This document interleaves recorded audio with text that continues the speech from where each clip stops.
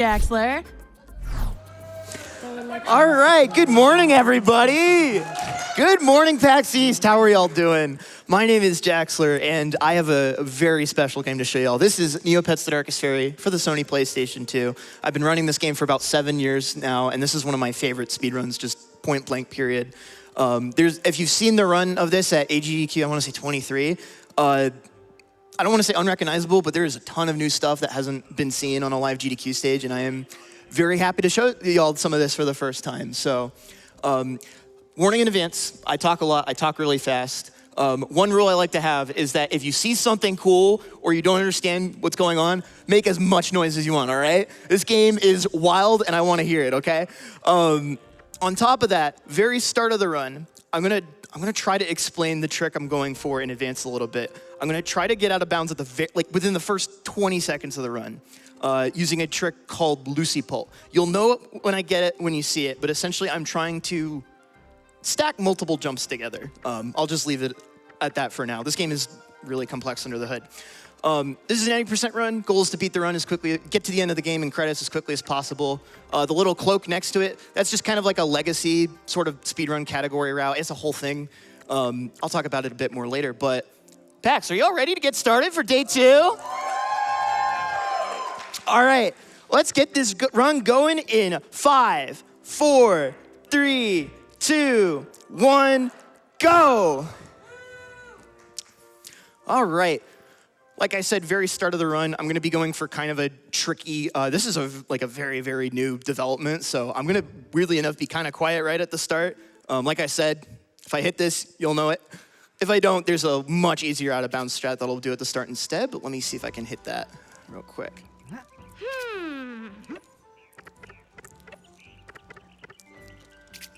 Give it a couple more tries. Come on, Lucy. Nope.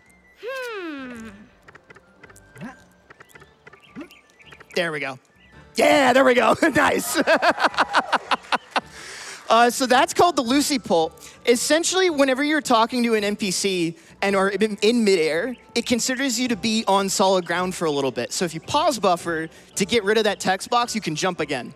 And if you stack multiple jumps, you can go flying and go out of bounds. That is the Lucy Pull. Shoutouts to Clagnarok for teaching me how to do that.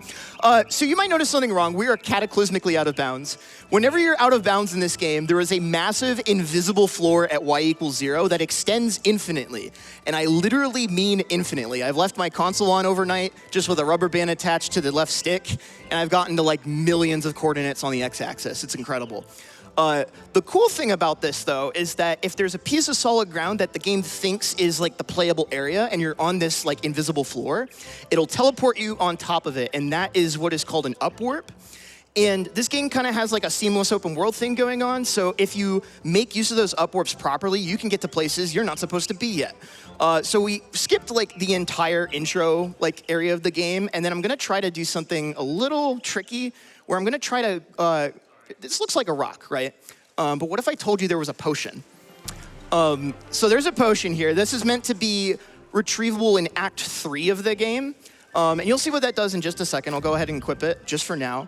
And then I'm gonna do a little bit of a tight out of bounds thing. I'm looking to get stuck against the invisible wall. That's the one I wanna get stuck against. Wait for the camera flip. You're gonna notice things disappear a little bit. Boop.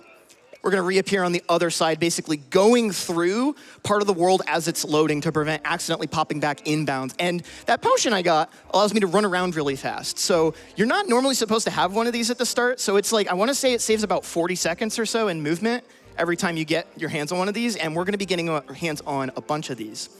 But before going through further and progressing the game, I'm gonna do another upwarp here. We're going to Shadowglen Woods. Now, because I like skipped the intro, I don't really at any point ever need to go to Shadowglen, but there's one little thing that we're gonna grab along the way here. So I'm gonna do blink and you'll miss it, a little upwarp right here. I'm gonna grab a leaf mote kind of as I'm falling midair. Nice, in order to skip the text box. And then we're gonna grab this yellow flower here. This may not look like it, but that is a mission critical side quest item that I'm gonna need later. I also didn't want that light mote, but we'll take it, why not? All right, so we're back in bounds now. As I make my way out of here, we should probably talk about how gravity works in this game, because it is strange. Whenever you jump in this game, in order to make the jump and platforming a bit floatier and easier to control, it cuts your gravity to 1/3 of its normal value until you land. But there are ways of interrupting that process so that before you land, it keeps your gravity at that 1/3 value. And I'm gonna set that up by jumping into this cutscene so that it gets interrupted by that text box. And doing that will allow me to do a pretty difficult strat here called an L2 jump. That should clear, nice, that's the first one. Nice, and we get out of bounds, awesome. So essentially what I'm doing is I'm using that lowered gravity value to get a little bit of extra coyote time to allow me to jump basically where they didn't put a water kill plane and get out of bounds. And that just saves a little bit of a time doing a bridge parkour section. And now we're actually heading into Meridel 4 minutes into the run. And so something I'm gonna do immediately as I walk into Meridel is open the consumables menu and hold down square during this entire cutscene. I've already been doing it a little bit already, I just didn't have time to tell you yet. This is called the text skip glitch, and I have no idea why this works. I don't think anyone knows why this works, but if you walk into any triggered dialogue, such as a text box that just pops up, or a cutscene dialogue box, if you go into that with the consumables menu open and you hold down square, it will just skip and mash through all the dialogue for you faster than even a task could mash the square button. So this whole cutscene's playing out like we actually got involved with those story events. And here comes just completely skips it. I was so happy when this was discovered because I'm a bit of a masher myself, and having to mash less is pretty awesome. Okay, so we have to chase down and do this part of the main progression here in order to open up all the shops. And while I'm doing that, I'm gonna try to the best of my ability, explain the wild glitch that you're gonna see me do afterwards. So, that yellow flower that I got in Shadowglen Woods has a very important purpose. If you give it to the potion shop guy, he will give you 500 Neo points in return. And so the way that the game handles that is it has a text box with a line of code at the end of it that will give you the 500 Neo points, right? After you're done talking to him, it doesn't quite clear that text box out of the game's memory. Instead, what'll happen is the next time a text box gets loaded in off the disk, it'll pancake it on top of that memory location. And so because of that, if we read a text box that is shorter than this one with the side quest reward, we can do some strange things. So we're gonna go ahead and get that reward, get another potion here just to speed up our movement a little bit. And then we're gonna go to a very specific area in Meridel Village. And if I talk to a very specific guard during one of his very specific lines of dialogue because of some rounding error as well as that leftover text box metadata that we have set up, essentially, you'll see in just a moment, we can duplicate that 500 Neo points from the side quest reward infinitely. And so I'm gonna be sitting here a little bit, farming up some money, and he's gonna make some great sounds. Oh, he did the humph. And so there's actually a couple of different ways to trigger this depending on what category that you're running. But this is the kind of the any percent setup, if you will. It's even funnier, in 100%, we actually, instead of robbing this guardsman blind, we talk to a signpost instead. So something important as well, I'm holding down the X button to make the text scroll faster. This is actually critical for this setup, because when you're holding down the X button, the text scrolls, I wanna say 5/3 of a character every frame, I think is the number. And so you might remember from algebra that 1 divided by 3 is 0.3 repeating. But computers aren't really good at storing decimals with a point something repeating. So it just truncates that decimal after some point. And because of that, rounding error accumulates, and it actually, under the hood, lets you, glitch the text parser of this game. It's really wild. And if you ever have more time on your hands after PAX, after you're done watching all the cool runs that we got going on later today, there's a great video by Monster860 that goes a bit more into detail on the code side as to how that glitch even works. I also want to shout out the fan community for this game, because that glitch was actually not found by a speedrunner. It was found by a casual player who was just talking to a guardsman inside Meridel Castle, and just all of a sudden had another 500 Neo points. So huge shout outs to Monster860 for reverse engineering that and providing us with some setups that we can use in real-time speedruns. So what are we going to do with all of that money? Well, we saw some of those green potions earlier that allow us to run around really fast. We're also going to buy a couple other things. We're going to buy 3 potions of power, and then 1, 2, 3, 4, 5, 6. Got to make sure I don't buy too many, otherwise things become chaos for me on the routing end. We're going to go ahead and buy even more speed potions. These will do us for basically the rest of the speed run. We're going to go ahead and fall in the water. You'll see me do that a lot, where it will take me to a default respawn location whenever I fall in the water, and usually that gets me closer to my destination.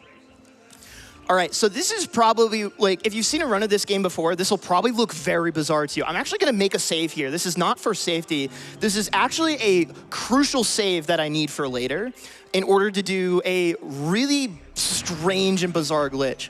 But now that we've made that save, we can go ahead and pop that potion of Mirka speed, and I'm gonna do something here called a speed clip, where basically if you have one of these speed buffs active and wedge yourself into a corner, it'll just give up and let you clip through it. So there's supposed to be an invisible wall there. I just said no. And I'm gonna be going for a really cool strat here. So my goal is to get something called the Cloak of Heroes, hence the name of any % cloak. But in order to do that, I normally have to be in Act 3 of the game's story progression. I'm in Act 1. So I have no business being able to get this right now, but we're gonna use a really cool, hold on, okay, I did have the gravity value I need. We're gonna do something called air spins, or the Cop Tour glitch, in order to get myself to do some wild stuff here. Give me just 1 second. That might be, no, that's not gonna work, okay. So, what's happening there is I'm giving myself that 1/3 gravity value, and then I'm running off the ledge and doing a spin attack. That allows me to kind of float in midair. And if I hold down the combat strafe button, I can keep air running for a little bit. And I can chain it twice. And then I'm gonna pause buffer.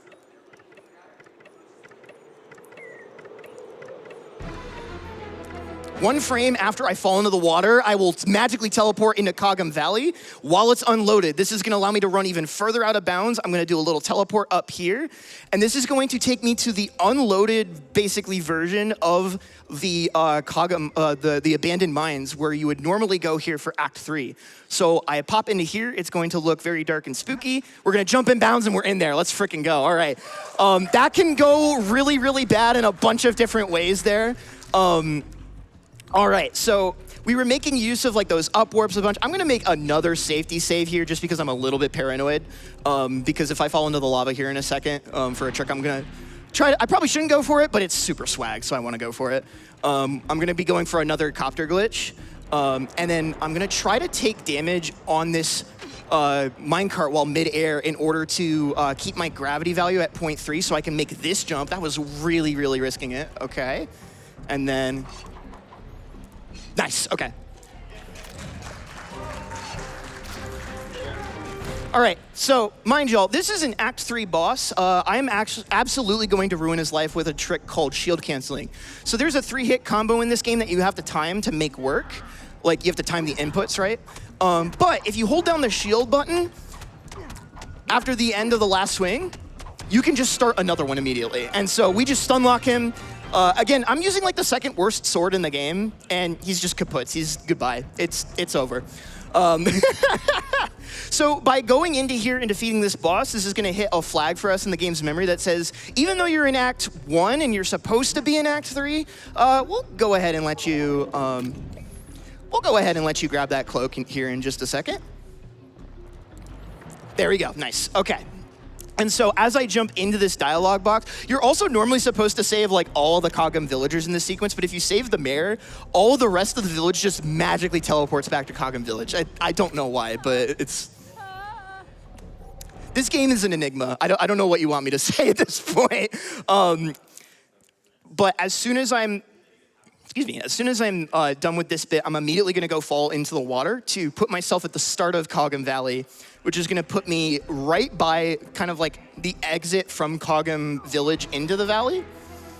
So we turn around, pop another potion, and you're gonna be kind of noticing that I don't really have too many potions, and I've been kind of liberal with my usage of them. That's pretty intentional because of a very bizarre glitch that we're going to go set up here in just a second. Once I get the cloak, we're actually going to make use of that save file that I made earlier. As we're going up the ladder, gonna set up the text skip glitch. And essentially what you're going to see me do here in a second, the item that we're getting is called the Cloak of Heroes. It's a disguise that you can put on. It's a glorified potato sack that you can equip in order to use it as a disguise to get into Meridel during Act 3. But it has a lot more utility to us than the disguise. We're actually never going to use it as a disguise, in fact. We're going to use it to do crimes against game design is the best way I can describe it. But we're gonna, before we actually get to see a lot of it, we're gonna do a really cool glitch called cloak storage. We're actually doing basically 2 glitches at the same time, believe it or not. So I'm gonna stand next to this. We're gonna equip the cloak. I didn't mean to buy that right away, so we'll have to use this one instead. One sec. Good. Okay, so what I did is I pressed select, and while the game was lagging, because this is a PS2 game, I pressed my weapon attack and bought a new item for the first time at the same time. So now you're gonna notice there is a red juppie floating in front of my face. That will persist until the end of this run. Don't worry about it, it will come up later. That is important for later.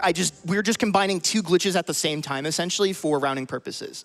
But essentially, by forcing the cloak off as I'm loading a new save, it basically smuggles the cloak into the loaded save file, even though this save file has never unlocked it. So you'll see in the menu right there, I have the Cloak of Heroes in my inventory despite never unlocking it normally. And so that essentially not only allows us to avoid all of the backtracking to get back to where we're headed next, which is Illisen's Glade, but it also kind of turns back the clock, giving me back all of those speed potions and that potion of power that I used in order to get the Cloak of Heroes in the first place. So essentially, that's also allowing me to skip duping a lot more money than I did when I was robbing that guard blind.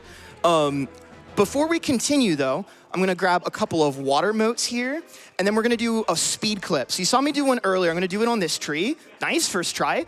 So you just look at that tree the correct way, and you clip out of bounds. And then right here, very intentional, I'm gonna try to grab a ledge here, and hopefully I can get a low gravity value. One second. That looks much better. Okay.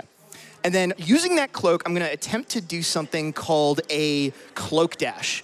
So I'm gonna equip the cloak and then jump and then buffer a pause at the same time, unpause. This is allowing me to basically carry the run animation after I jump, giving me a ton of speed and letting me go out of bounds even further and over a kill plane.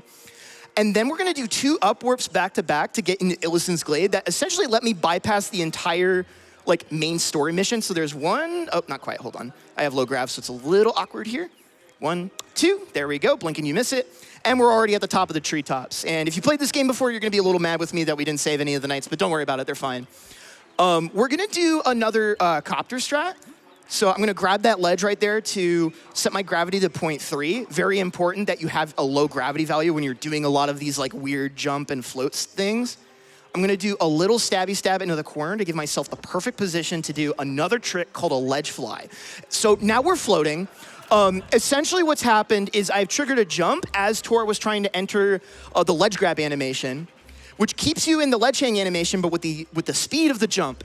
And so by doing, hopefully if I don't get shot out of the air, this will let me hover straight into the boss arena just like that. And then, Lord willing, I'm gonna try to go for a quick kill, or most of a quick kill on Narvis here. This is kind of the first big boss in a casual playthrough, I'd say. Maybe. Okay, we got halfway, that's pretty good. So basically, if you do rapid jab attacks in a very certain rhythm, you can just stick the weapon in him multiple times, multiple back-to-back frames. So we're just gonna take a safe kill here because he's starting to misbehave now. I'm trying to avoid a cutscene that plays, you got the cutscene, where if he hits you enough times, it's oh, you're not strong enough. Except that I am strong enough. I'm trying to manipulate the boss. Okay, there he goes. He'll be open now. Should be dead soon. He's being a little bit of a diva today. Just kind of, instead of blocking the shots. He didn't die, that's wild. Okay. Please go away. Thank you. Normally that fight goes a bit smoother. Typically, though, when I'm showcasing this game, it has a history of not, but you know the vibes. So, by doing this fight and reaching Illison, this hits a crucial flag that will allow us to progress from Act 1 into Act 2. But the problem now is because we never ended up doing the story and becoming a squire and all that jazz, I can't get into Meridell Castle. I am basically soft-locked out of doing that if I wasn't doing glitches. So we're going to make use of an out-of-bounds loading trigger that's kind of like cut content, as it was intended to be like an alternate method of getting into Meridell Castle during Act 3 in like an earlier version of the game's like story and progression events. But the trigger is still there and accessible if you know what you're doing. So I'm gonna do another speed clip, just kind of wiggle through the wall and it will just work. And now I'm going to run to what will look like a random assortment of locations, but this is to manipulate the loading triggers so that I can get basically inside of Meridell Village, but in an unloaded state. And if I do that, I'll hopefully be able to access the trigger and warp basically what we like to call wrong warp myself into the castle. So pop another speed potion here. That's something I have to keep in mind as well is sometimes when you like fall into water, certain things happen, potion effects will disappear, so I have to make sure I'm stocked up. Again, don't worry about the red juppy just floating in front of my face. I'll talk about it later, I promise. There's a hard trick coming up, just trust me. Okay, this is gonna load in after a little while because real PS2 hardware. And then this is kind of the tricky part. My goal is to hit a loading plane mid-stride and then reach the trigger before the PS2 loading speeds have time to catch up. So specific camera angle, specific stick angle, run off the edge in a specific way, take this direction. Hopefully it will, boom, perfect. I see that little camera flip. Once it goes dark, go to the left a little bit, cloak, uncloak, this will give me vision back, and we are magically inside of Meridell Castle now. All right. So, Act 1 is coming to a close pretty quickly. I'm gonna go take a quick nap. This will reset my ability to do glitches with like the Cloak of Heroes that we got. Why it's complicated, I don't know, it frightens me. But we need to do that here because we're gonna do another ledge fly off of Tora's bunk bed actually, in order to go up here. So normally when you, like the y=0 plane is like on the below, but in this area, it's on the above. So we can fall into that cutscene right there, triggering the collapse sequence. And then we used to have to do like one of the worst like ledge flies ever crafted by human minds here. But someone figured out that with this thrust attack that the game only tells you about in the game's manual, you can do, if I can get the input, this is probably why they didn't put it in the manual because it's like impossible to trigger. There we go. You can stab through the wall, hit the trigger for the cutscene, and instantly end Act 1. Why? But we did it. We made it to Act 2, everybody. Oh, my goodness gracious. All right, so Act 2, we're getting introduced to Roberta now. So we are a whole new character now. Roberta is a sorceress, so she has like a wand and like ranged attacks. I think a lot of people casually think she's kind of garbage in the gameplay department, but especially in some of the longer category speedruns, she's actually like super OP if you actually take the time to invest in her. But Act 2 is interesting because we don't have a lot of the stuff that we would normally from Act 1 because the inventories merge going into Act 3. So as a result, all of the like the strats and time saves we found here are like very nickel and dime strats that are like really tough, and it's one of those things where it's like, oh, we're just running around kind of doing what we're supposed to, but this is like a really easy segment in the speedrun to kind of get punished for bad movement. Something I've been doing all over the course of the run is holding down the L2 button when going over rough terrain. Similar to games like Ocarina of Time, it has an auto jump system where if it thinks you're about to run off a ledge, it will do the jump input for you. But in this game, it's a little bit excitable, is the way I would describe it. And so because of that, it can often trigger jumps when you're not expecting it. And generally speaking, your movement is fastest when you're on the ground, especially when you're under the effects of the Potion of Miracle Speed. In midair, you have like a constant speed. While you're on the ground, it can be a variable speed. So a lot of times you'll want to avoid being in the air whenever possible. And so by holding down this L2 strafe, it's basically enabling me to run off ledges and still be in the running state, preventing those auto jumps from happening. And there's little moments that you'll see me do that all over the course of it. And there's a lot of little like stick adjustments that I have to do, which I'll talk about a little bit once we actually get inside Fiora's palace here. But we're seeing some story cutscene here. This is another great spot where the text skip glitch comes into play, where I can just hold down the square button. You can see how much text box we're skipping, by the way. It is Frankly disturbing how much yapping that goes on in Act 2. But we're going to do a couple of things here. Because Roberta is of noble origin, she is the niece of the King of Brightvale, she actually starts out her chapter with a little bit of extra money, so we can buy 2 potions of Mirka speed, even though we don't have any at the moment. Oh, I should also probably explain the floating fruit. So, when I smuggled the cloak into the save file I made earlier, I also bought a new consumable for the first time while I was loading the file. That basically interrupted like the new item pickup cutscene. So the game constantly thinks that it's playing a new item pickup cutscene. So now, as long as that fruit floats in front of my face, every time I get a new item, a cutscene will not trigger. And that sounds really like minuscule, but it actually adds up a lot over the course of the run.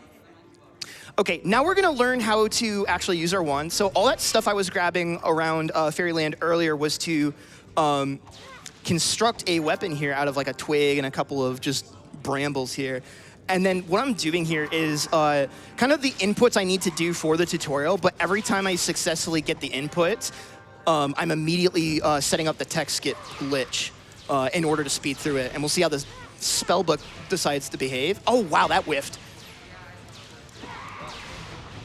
All right, whoever was complaining about Roberta earlier, you're valid. Thanks, Roberta. So after we do that, I'm actually gonna wait a little bit before I start running and then pop my Mirka speed potion. Because we only have 2, we need to budget these very appropriately, and we wanna use them in order to perform some speed clips later. One at the end, kind of towards the end of this potion's life cycle, and one towards the start of the next one's. And if I can preserve the second one, even longer, it'll make a trick that'll be going for at the end of Act 2 a lot easier on me APM-wise. So again, you saw that little like mini jump right there where Roberta auto-hopped, and when you're under the effects of this potion, when you're in midair, it's almost as if you don't have the potion active at all. So I'm doing this combat strafe running a lot as well, right? But in casual like play, if you are familiar, you normally can't like move left and right, otherwise you'll do this weird sidestep animation, and you can't turn the camera either normally. So I'm actually holding a very precise angle, very slightly off center left or right from forward. And that allows me to actually move at a strafe angle and turn Roberta using the camera. And that's kind of how I'm getting around in this combat strafe without losing any speed. And then right here off of this pot, we're gonna go for a speed clip with a little bit of a wiggle, just like that. Nice. This is also a fairly recent development.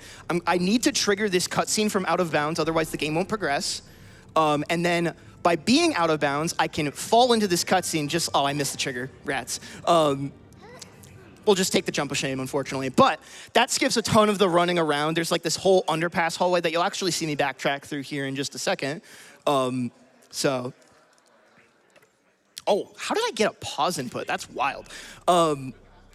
Yeah, by the way, if it looks like the game is just like freezing or stuttering or something like that, that's normal. This game, again, is a PS2 game, PS2 exclusive, so very ambitious. You know, I think a lot of people are just like, oh, this is Neopets game. It looks like, you know, kind of weird, kind of janky. And it's definitely janky, but I unabashedly love this game. I've been playing this game since I was 7. I've been speedrunning this game for coming up on 8 years now. And it's just, there's not really any game quite like it. And not just because it's a Neopets game, right? It's also just like the way it kind of handles exploration and just how much content there is to explore outside of the main story. It's just so cool to me. So if you get the chance to like get your hands on a copy of this game, please by all means play it. It's a lot of fun. You're also gonna see me do a tech here affectionately called grunt tech, where by alternating between left and right, obviously it'll make Roberta make that grunting noise, but it will also alternate between pushing forward and pushing to the side and then pushing forward again, which sort of cancels like the lag between every advancement forward of any pushable block.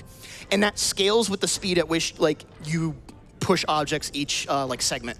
So for these bells that we need to ring here in just a segment, this will look very, very silly. Yeah, so you just like go crazy fast. And I'll input a jump there just to get a little bit of extra movement during that cutscene. And then as this cutscene is playing, I'm gonna turn around and run behind me and try to jump into some of these barrels to break them so that they're out of the way for a speed clip I'm gonna try to perform to avoid running all the way back up to the top of the clock tower here. So I hella overshot in my movement while I was off camera. And we're out of bounds, just like that. turning around over here, I'm going to pitch kind of a weird angle over here, and then kind of, okay, I hit an invisible wall somewhere along the way, make my way up here, and this immediately brings us back to Jordana, who's like, hey, this Darkest Faerie lady, she's really bad. Here, have this MacGuffin that will make you immune to her powers. So we get that, and then I'm gonna immediately just warp over to that door because honestly, I have no idea why that warp happens, but it does save like 5 seconds, so that only happens when you do that out-of-bounds skip that I did. For some reason, if you bypass going through that door like you're supposed to, after you enter that room, it will just snap you over to that door. Sometimes with this game, I just shrug and just nod my head and push the buttons fast. You know the vibes. So now we're just kind of going back and forth, hitting the necessary cutscenes we need to progress Act 2. We're trying to get out of Fairyland here so that we can actually go play the fun part of the game. I'm joking slightly. But before we do that, we're going to have to do a puzzle that kind of lives in infamy if you've played this game, especially as a kid. This hardwalled me when I was a kid, and I had to have my older brother beat the game for me because I couldn't understand the endless staircase puzzle. There's actually a very recent discovery that allows us to kind of mostly bypass it. This is going to require a tech called door jumping. I'm going to go for it here, and this is going to require a little bit of setup here. 1 second. So we're going to get all the way up here. Oh, I didn't get out of bounds. Okay, try it again.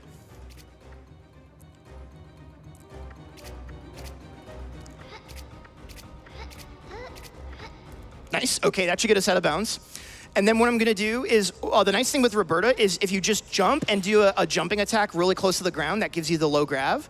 Then I'm going to run off the edge. 1, 2, hold forward, gets me into the door just like that.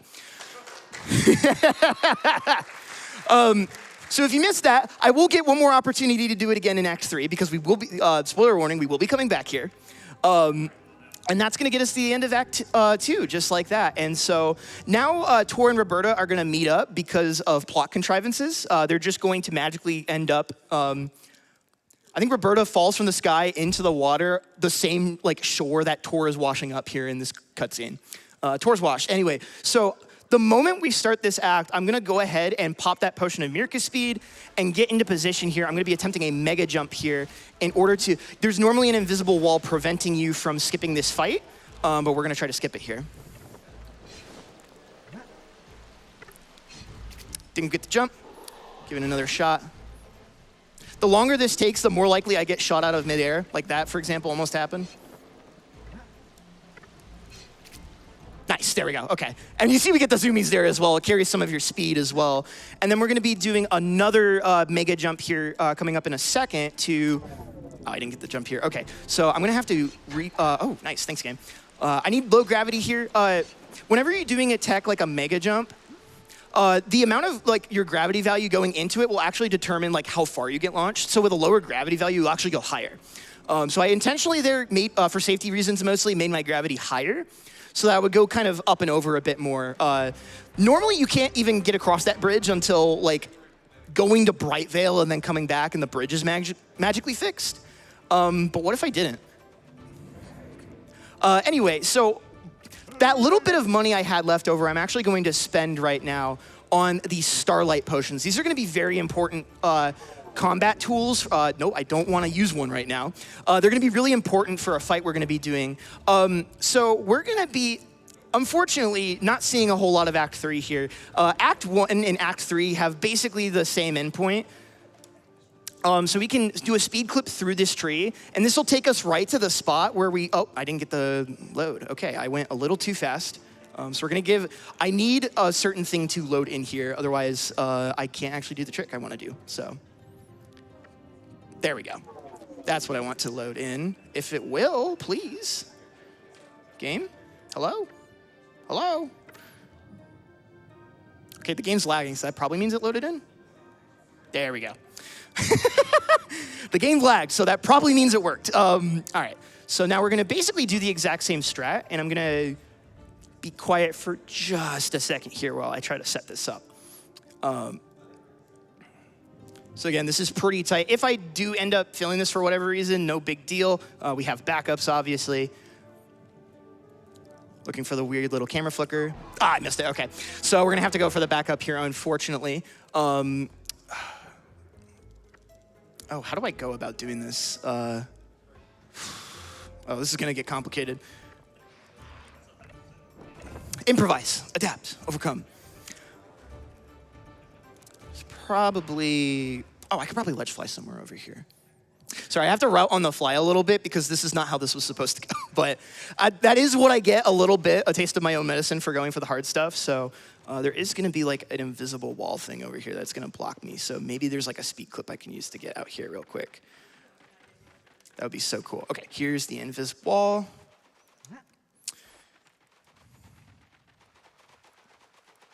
Yep, okay, I was right. There was a speed clip. Excellent. Never done that before, by the way, but sometimes you can just improvise. First try. Is there a wall on the other side, please? Oh, no. Okay. We're going to have to improvise another one here. Oh, wait, no, we don't. Okay, perfect. Okay, I get to do the strat again. Awesome. I thought there would be another invisible wall there, but a lot of times invisible walls in this game are one-sided, so you can kind of, and this speed clip can be a little argumentative sometimes, but we got it just like that. Then please don't unload on me again, or pause. Don't disappear on me. Good, okay.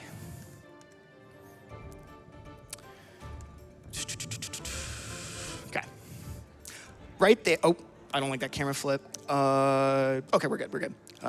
Sometimes the camera is like an actual physical object in space that can get caught on things. So I thought that meant I did the strat wrong, but.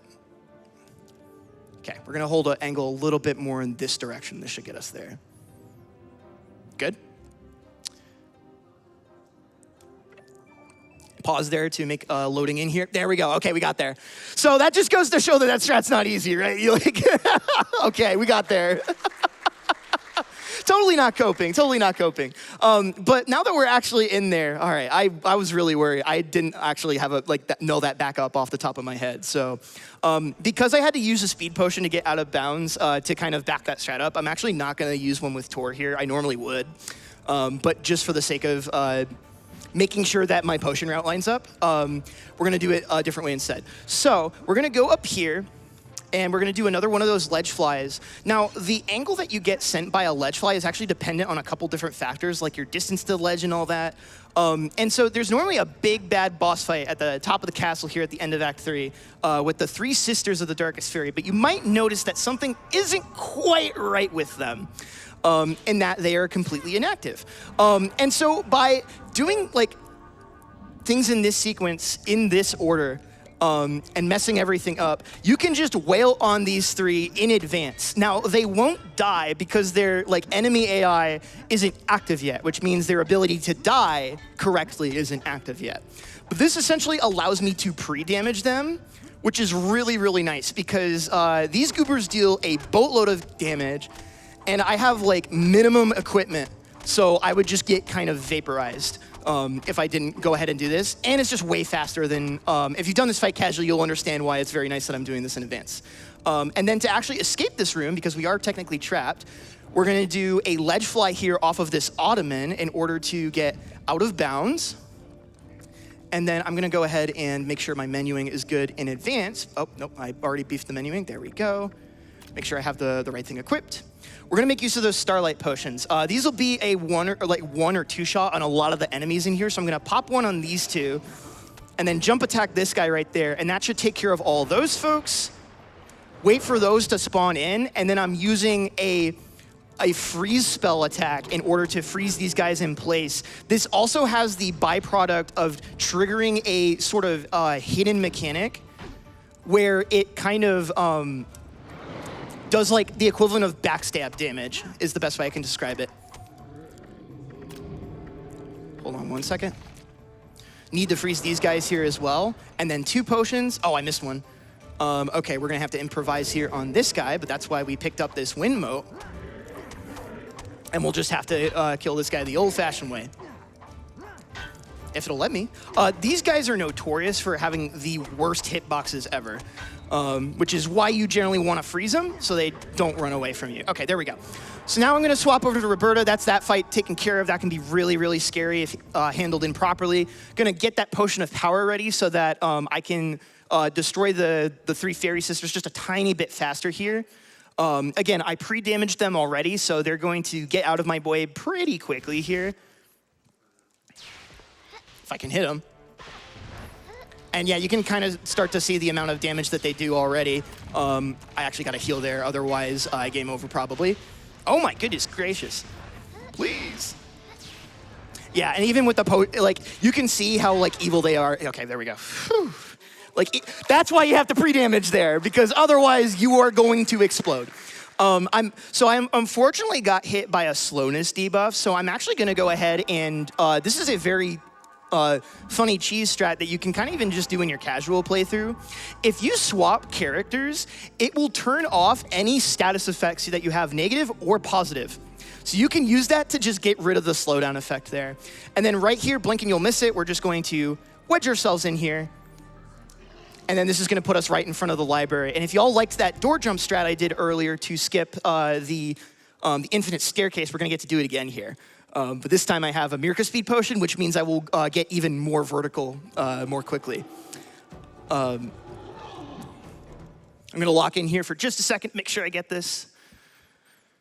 So essentially what I'm doing is I'm talking, oh, that's right, you can't do it in this act, I forgot, because you can actually leave the door. Okay, never mind, I lied, my bad. So now I'll show you how we used to solve the puzzle in a speedrun strat, which is still pretty interesting.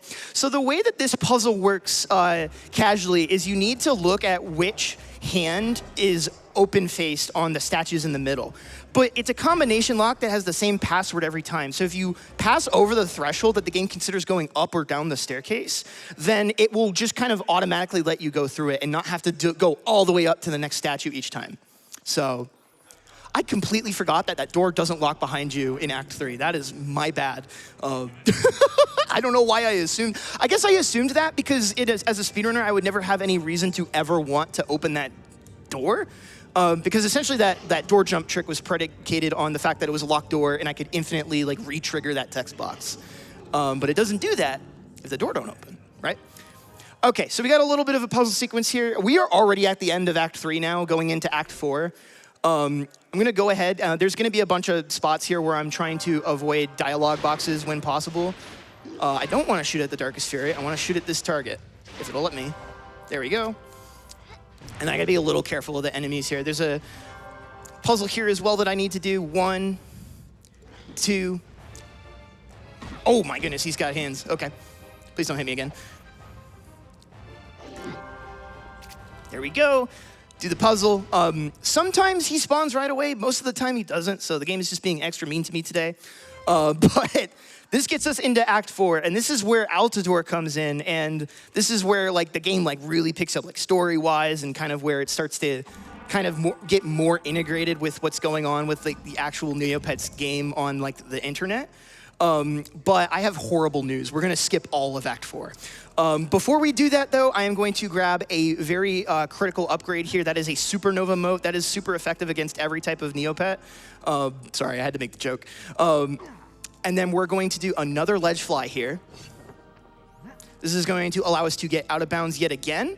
And this elevator, you are only able to access after saving all 4 districts of Altador. So we have just completely bypassed basically the entire act.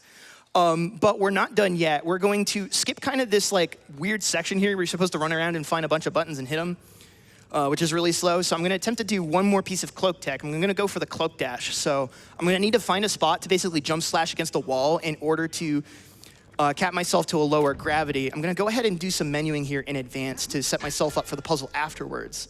And then let's see if I get this strat.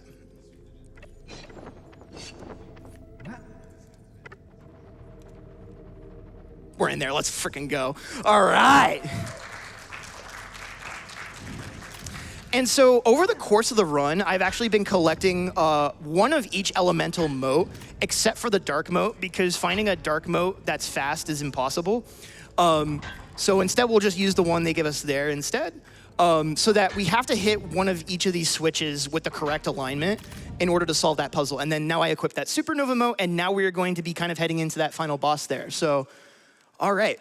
So this game was a little bit rushed. The final boss fight in this game, unfortunately, they didn't really get to fully realize what they wanted to do with it. And so as a result, It's going to go by pretty quick. For tour, what I'm going to be doing is something called quick spins, where I'm going to try to get it after I get an opening on the Darkest Faerie by reflecting a magical blast back. I'm going to attempt to do a spin attack in such a way that she doesn't try to knock me back immediately afterwards. And if I do that, she'll do her next magic blast attack a bit faster. It's pretty tricky. Let's see if I can hit some of them at least.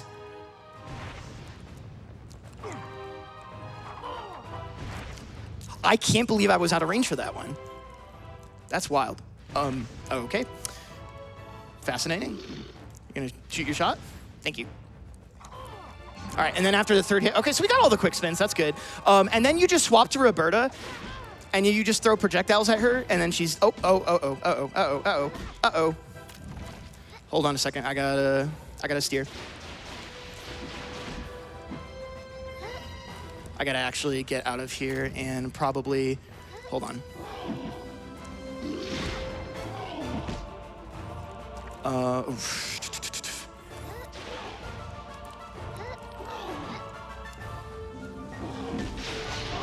This will get rid of the enemies, hopefully. Okay. Saved. Okay, we lived. That was almost really, really bad, but we lived. All right, usually it doesn't go that bad, but I got really unlucky there, and she summoned an extra enemy. So I might actually have to switch to Tor. Yeah, I'm gonna actually switch to Tor here again, because I'm a little slower on the speed here. But we are gonna go ahead, and we are basically done with the run. We have one more FMV cutscene to skip, and then as soon as we fade into the last cutscene here, that will be time on the run. So we'll be getting ready on that very, very soon here. All right, so there's gonna be a bunch of people here that show up that I didn't bother to explain who they are, because there is just no frickin' time to explain any of the lore in this game with all of the madness that goes on in this game. And then time is in 3, 2, 1, time. Woo! All right. 45-10's not bad. So for context, I have I want to say like a 37 flat. When you're actually speedrunning this game at a world record level, it is actually fastest to turn off the music. Because if the music is off, it doesn't even load in, and it makes your loading times like way faster. It's actually ridiculous. But I didn't turn the music off on y'all. This game's soundtrack is amazing. And also this cutscene is amazing. Darkest Faerie gets turned into a statue. Rip Bozo, roll credits. I want to give a huge shout out to the Neopets, the Darkest Faerie speedrunning community. I mentioned Monster860 earlier. She actually made a series of practice tools for this game so that you can mess around with stuff, mess with in-game flags. It's really cool. It works both on console and other means of playing the game. I'll just put it that way. Shoutouts to Monster. Shoutouts to a bunch of other people like Deesh, Clagnarok, Celestial Shy, Neo Legend, Liz. I'm gonna miss a bunch of y'all, but there's a huge community around this game as well. If you're interested, we have a Discord group. You don't have to be a speedrunner. We've got a lot of modders and just fans of the game in the community here as well. You can find a link on speedrun.com if you look up the Neopets page. Or if you're here at PAX and you want a link, let me know and I can just probably DM it to you or something like that. I'm chill. Thank you all so much for being here this morning. I wasn't expecting this many people to get up at 9 a.m. to come see Neopets. Y'all blew me away. Thank you so much. That means the world to me. Enjoy the rest of PAX East, everybody. Thank you so much.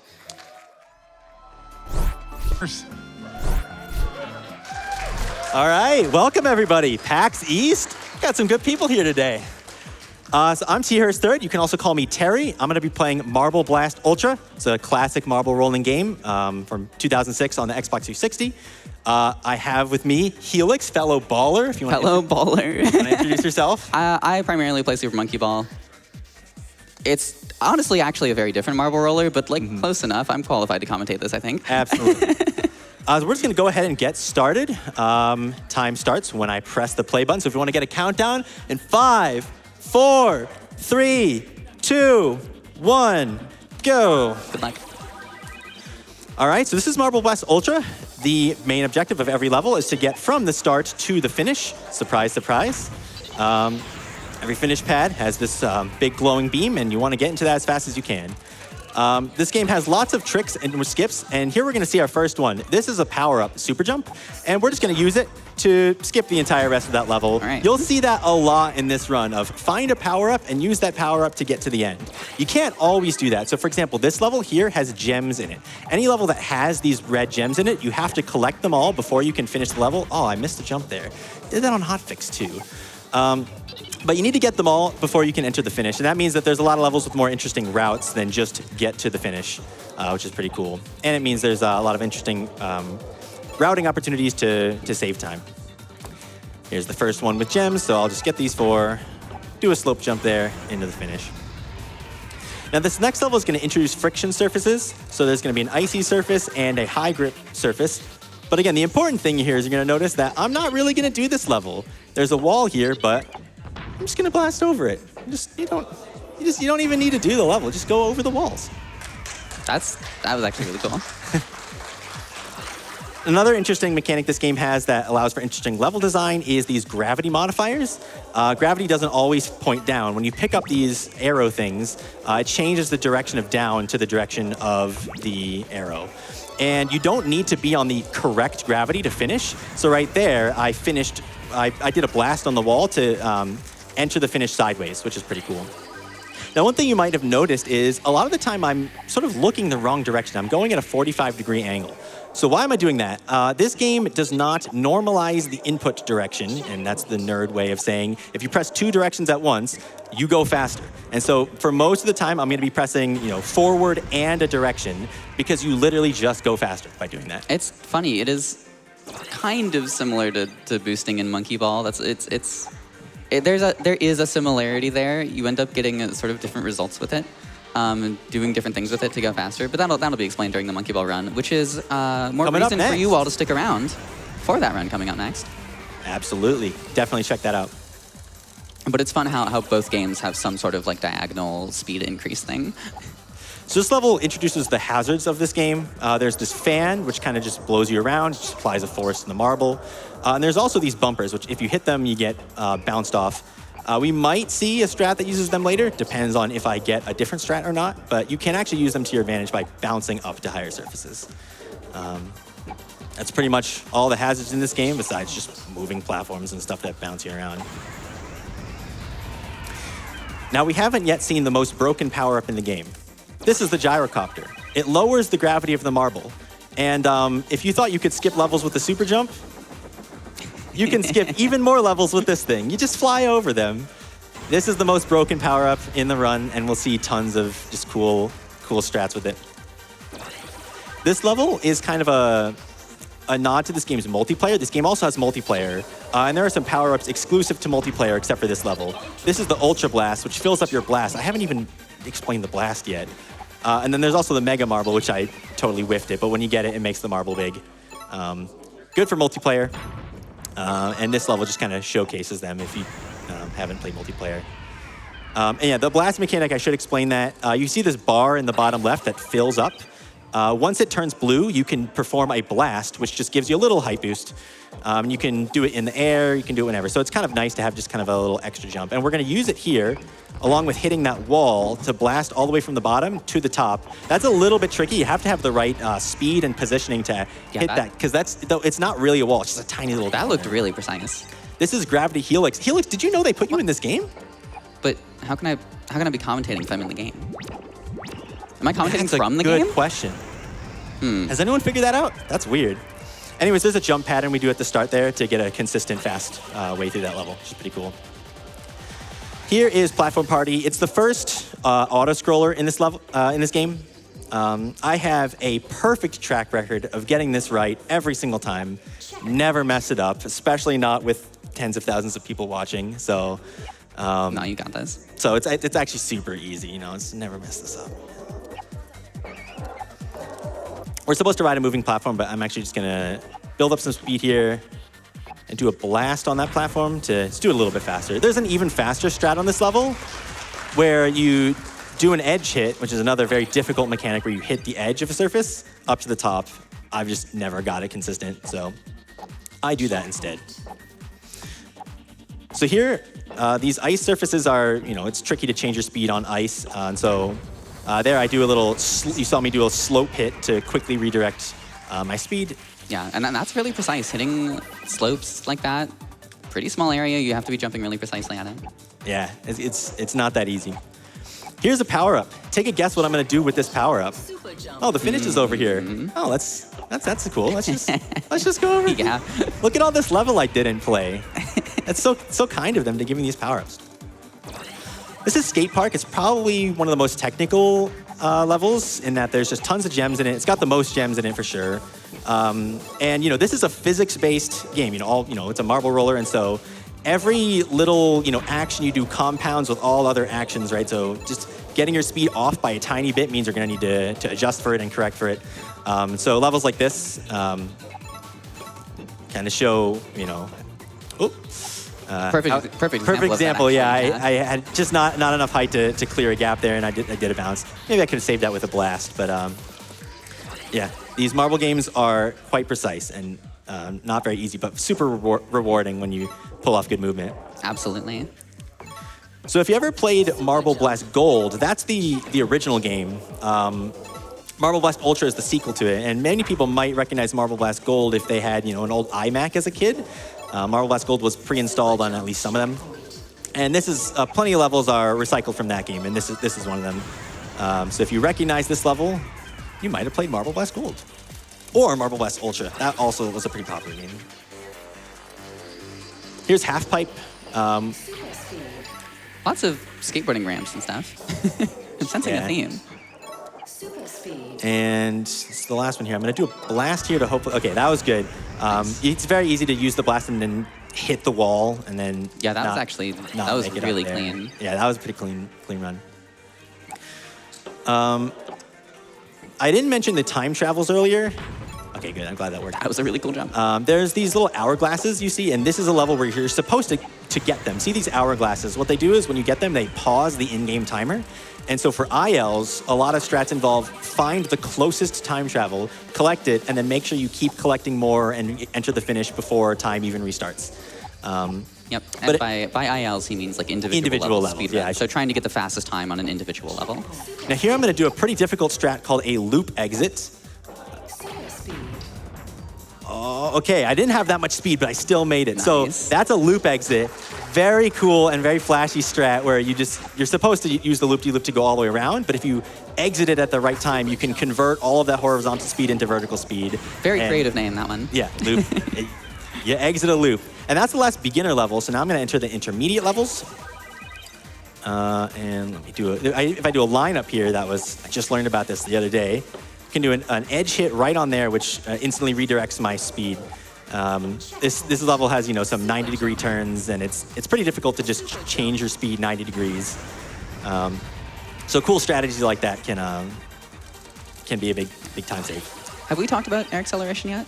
I'm not sure we've talked about that. We haven't yet. So in this game, there's kind of a maximum speed that you can achieve when you're rolling. If you're past that speed, you don't accelerate anymore if you're on the ground. But when you're in the air, there's always a slight air acceleration if you're pressing direction. So a lot of this game, I'm going to spend... I messed that up a little bit. I'm going to be jumping. And the reason I'm jumping is because I'm past that speed. Oh, really? Come on.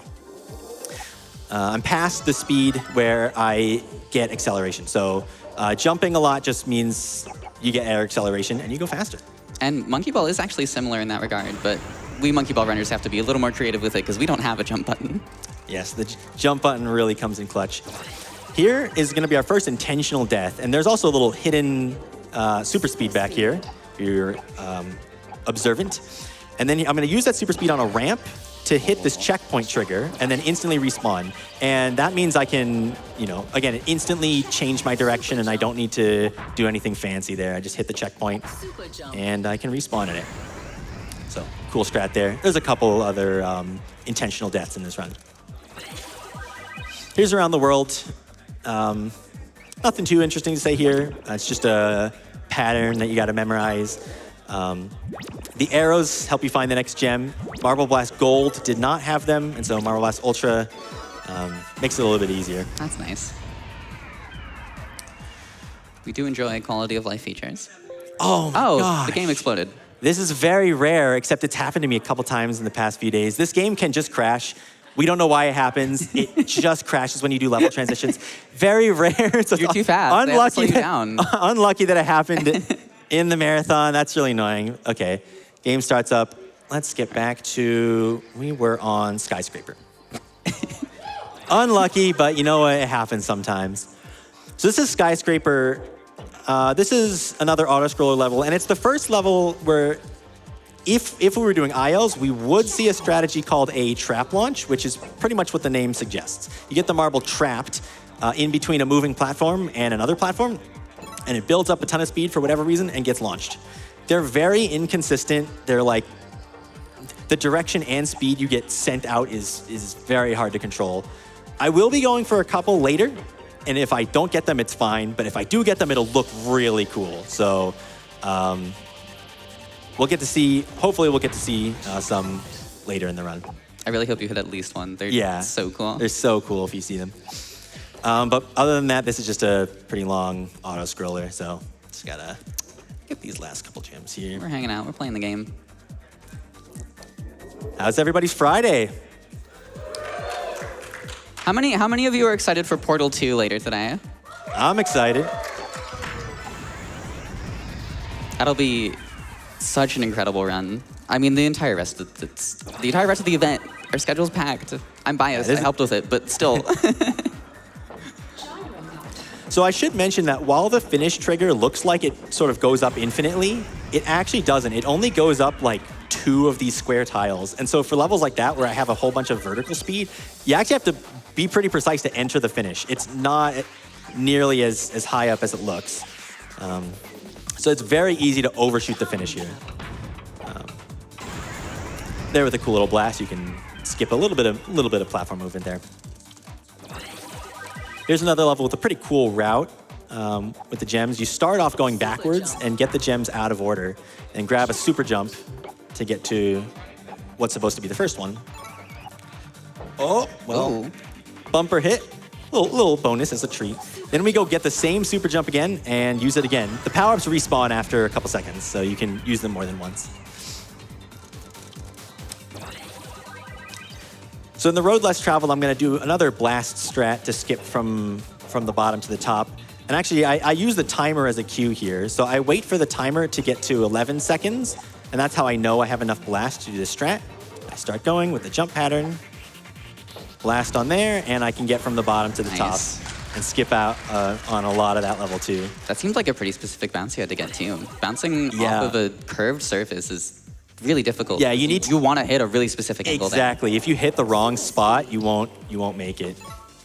So you gotta grab this super jump, and then if I get this gem, I can use the super jump from earlier to go there. And that's another level where you're supposed to use that super jump to get a whole bunch of time travels. But again, we haven't yet figured out a way to pause the real world clock. If we figure out that technology, then maybe we'll incorporate time travels into our runs, but not yet. Here, these beams are really tricky to land on there, but... I mean, maybe you will. I'm able to be both in the game and commentating. So. True, yeah. I think technology will get there one day. Sorry, go on. Here's obstacle course, and there's a really cool strat that's pretty tricky, but let's see if I can get it. Land on the slope, do an edge hit into a moving platform, into the finish. Okay, that really was cool clean. strat. I'm glad I got that first try. That one's pretty tricky, so getting it first try is super nice there. You made it look so easy. Yeah, the beginning is the hardest part, just making it onto the slope. I looked at that and I'm like, I could do that. I could not do that. At least not first try like that. So here's a gem, another gem level. Now hold on, the finish is right here. Why can't I just go into the finish? Oh, you can't finish with all. I forgot about that. I need the gems. Okay. All right, my bad. So let me get the rest of these here. Got to do a little bit of cleanup. And super speed into the finish. Nice speed control around that turn, too. Yeah. It's also possible to phase through the finish. I had it happen on this level. I don't know why. All right. You know, actually possible in Monkey Ball, too. Yeah. Now, this level, I did a pause strat at the beginning, which I'll explain later, but this is the first level I'm going to attempt a trap launch. Again, they're really tricky, but let's see if I can get one here. That's not going to go far enough. Let's give it a couple more tries. Yeah, you saw it. But I'll give it a few more attempts. And if I don't get it, I'll just do it the normal way. But It's super cool. I gotta try it a few times. Sometimes you can save it if you get a bad one, but not quite in that case.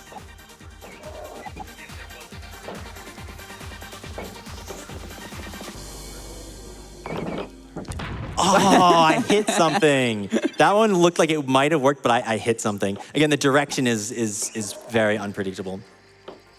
I'll give it one more shot. I was gonna say, you gotta give it at least one more. Tiny one. Well, you saved that saved one, it. So, yeah. Oh, never mind. All right, that was it. You saw what it could look like. They're really flashy if you get it, but that's all right. So we'll just do this a normal way. So I guess if the hosts have anything you want to talk about, what's upcoming or whatnot, here's a great time.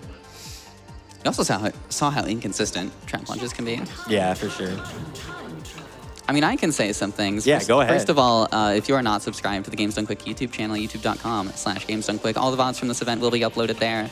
I mean, that's where everything goes, right? Hotfix, which is our regular near-daily programming when we're not doing events. You know, mainline events, AGDQ, SGDQ, that kind of thing. That's all on our YouTube. Go make sure you are subscribed. And if you're watching the VOD on YouTube, thank you. Make sure to like the video if you're enjoying the run. I hope you are. Yeah, I'm commentating. I may be a little biased. And also, don't forget that SGDQ run submissions, volunteer applications, registration, all of that is open right now. Oh, good. There's a checkpoint. That's fine. That's good. Okay. I mean, hey, I can talk about SGDQ for longer. That's in Minneapolis, Minnesota, July 5th through 11th. I will be there. I would love to see you there. Make sure you go register. And run submissions, volunteer applications are only open through March 31st, which is coming up very soon. So make sure to get those in. So this is Black Diamond. This is the best level in the game. When I was a kid, I loved it. And as an adult, I still love it. So you can build up a ton of speed here. And using some precise slope jumps, you can just soar over this level. Here I'm going to bounce, and I use my blast here, which will let me get onto this sloped surface. And now I'm just soaring with a ton of speed. And again, here I actually have to intentionally let go of the keys to slow down a bit. Because like I mentioned, you can phase through the finish, which you don't want to have happen. All right, here's a level with tons of ice surfaces, which are terrible. But here, I'm going to be using a pretty consistent edge hit to go from the bottom all the way to the top, which is just so nice because, you know, trying to change change your direction 90 degrees is terrible, and doing it on a slippery ice surface is even worse. Whoop. Okay, we're fine. Nice save. We're fine there. Wow. So getting that edge hit, letting you skip like 3 90-degree turns is just so nice. The amount of edge hits you do in this run is ridiculous to me. Like, as a monkey ball runner, those are so tough. Yeah. I think, admittedly, the collision Having in this game seems a bit more consistent, and having a jump does make them easier to go for. But still, they're so ridiculously precise. The fact that you can do them so effortlessly is so impressive to me. Yeah, and that's thanks to a lot of people who have found consistent setups. And I'll be giving tons of shout-outs after the run. Here's a cool one where we get to finish the level upside down by taking a super jump and then using it later. So that one's pretty flashy. Here I'm going to go for a pretty difficult strat at the very beginning.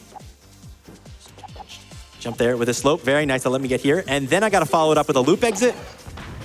Beautiful. Oh my God. Wow, that was really executed. good. And that sent me in a good direction too, because sometimes the loop exit can send you like up and it's not as fast. That was beautiful. Wow. All right, here's a level. Here's a gyrocopter. Oh, wait, hold on. Super jump. Oh my gosh. Jump help? Okay. Hold on. I missed this. We're doing it again. Run that back. Run it back. Everything that could have gone wrong. Run it back. Let's do that again. Gyrocopter. Let's not hit anything this time.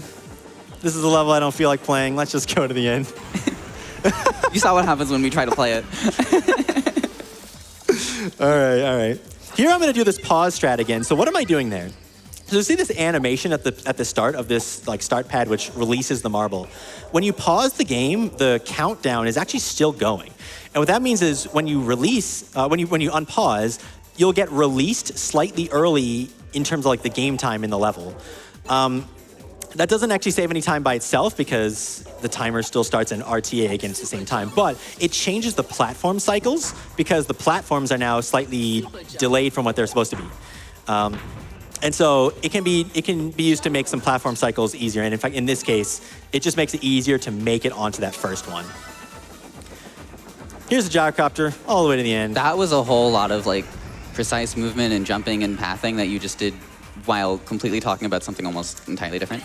Like, I'm impressed again. So that was the last intermediate level. We're on to advanced. This is the last section of the game. And it contains the hardest levels. Super jump. Nice. And it contains some cool strats I thought I was going to go over. Again, it does not, that finish trigger does not go up very high. Here's a shortcut that you might have found yourself if you ever played this game. You just kind of like, you just go over. Like they've like made it like jut out, so it's easy to do that. So easy shortcut there. Skips out on all the bumpers too. Now here, Ordeal is, there's going to be a really cool strat in this level. So there's a super speed at the start that you're supposed to use to get up this ramp. But what I'm going to do is I'm going to grab the super speed, but then just go up the ramp without it, and then make my way through these bumpers and use it into the gravity modifier. Very nice, and it just fly into the finish. And that's really nice too, because you can see all these like moving bumpers down there. Those are what you're supposed to go on to get to the finish, and they're so inconsistent. Like they just bump you everywhere. So having a strat to just bypass all of that is so nice. So I get that gem bounce up. Now I'm going to use my blast here, and when I respawn, I actually still have my blast. And the reason for that is on the same frame that I blast, the upward boost from the blast makes me hit the checkpoint. And so for whatever reason, due to like how the order of operations go, the game remembers that you hit the checkpoint, but forgets that you use your blast to get there. So you get your blast back, which is kind of nice. Gyrocopter plus super jump combo. Very powerful combo. Yeah. I'm just gonna wait. If I full sended that, I would have totally gone over. So, yeah, cool route in that level. This one's another auto scroller, which I've never messed up. They're so easy. I would never mess this one up on a hotfix. It would never happen.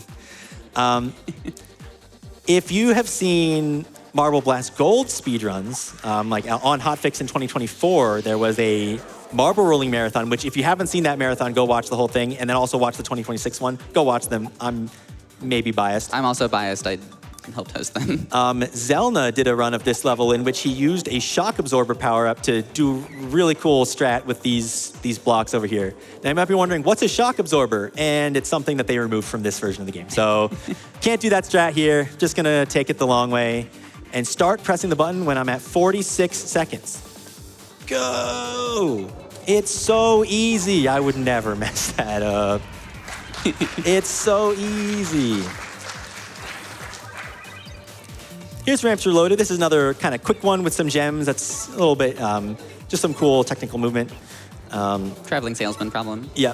And here I use a blast here just to set up the jump pattern right after. You don't need to use a blast to do that at all, but it's just like, it makes it so consistent. And I think that's really a creative part of routing, is using things even when you don't need to use them, but in a way that still helps you. I just thought that's cool. I was just thinking, like, I really enjoy the routing of those gems levels. It seems very creative. So this level, you're supposed to use a bunch of different gravity surfaces. Like you can see there's a gem down there, which is on a different gravity surface, and the finish is also on a different gravity surface.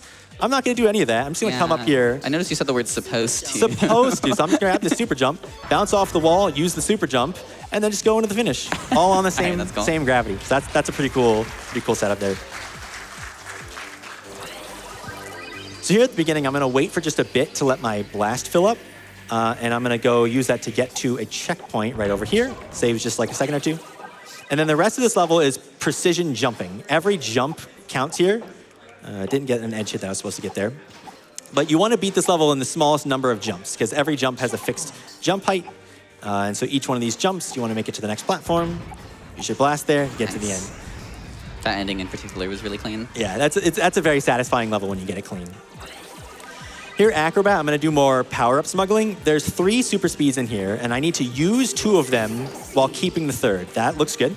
So now I have a super speed in my inventory. Get this gem. And did I mention? The super speed, when you use them, it depends on the angle of the surface you touched.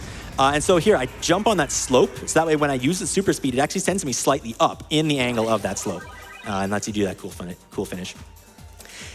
Endurance. This is another level. There's a trap launch. I'm gonna try it. It's Honestly, this one is terrible. This one is terrible. My success rate with it is very low, but that's not going to stop me from trying. You'll get it. Oh, send me the wrong direction. Send me the wrong direction. I'll give it a few more tries. It's right at the start, so you might. I was going to say you could probably try might as this well one go quite a for bit. a few You're tries. at 25 minutes, so I don't know how much time you think you have, but That's not going to make it. Close. Try it a few more times. I'll give it like 3 more tries. okay. And if I get it, it's really cool. Oh, sent me downwards. Just a tad too early there.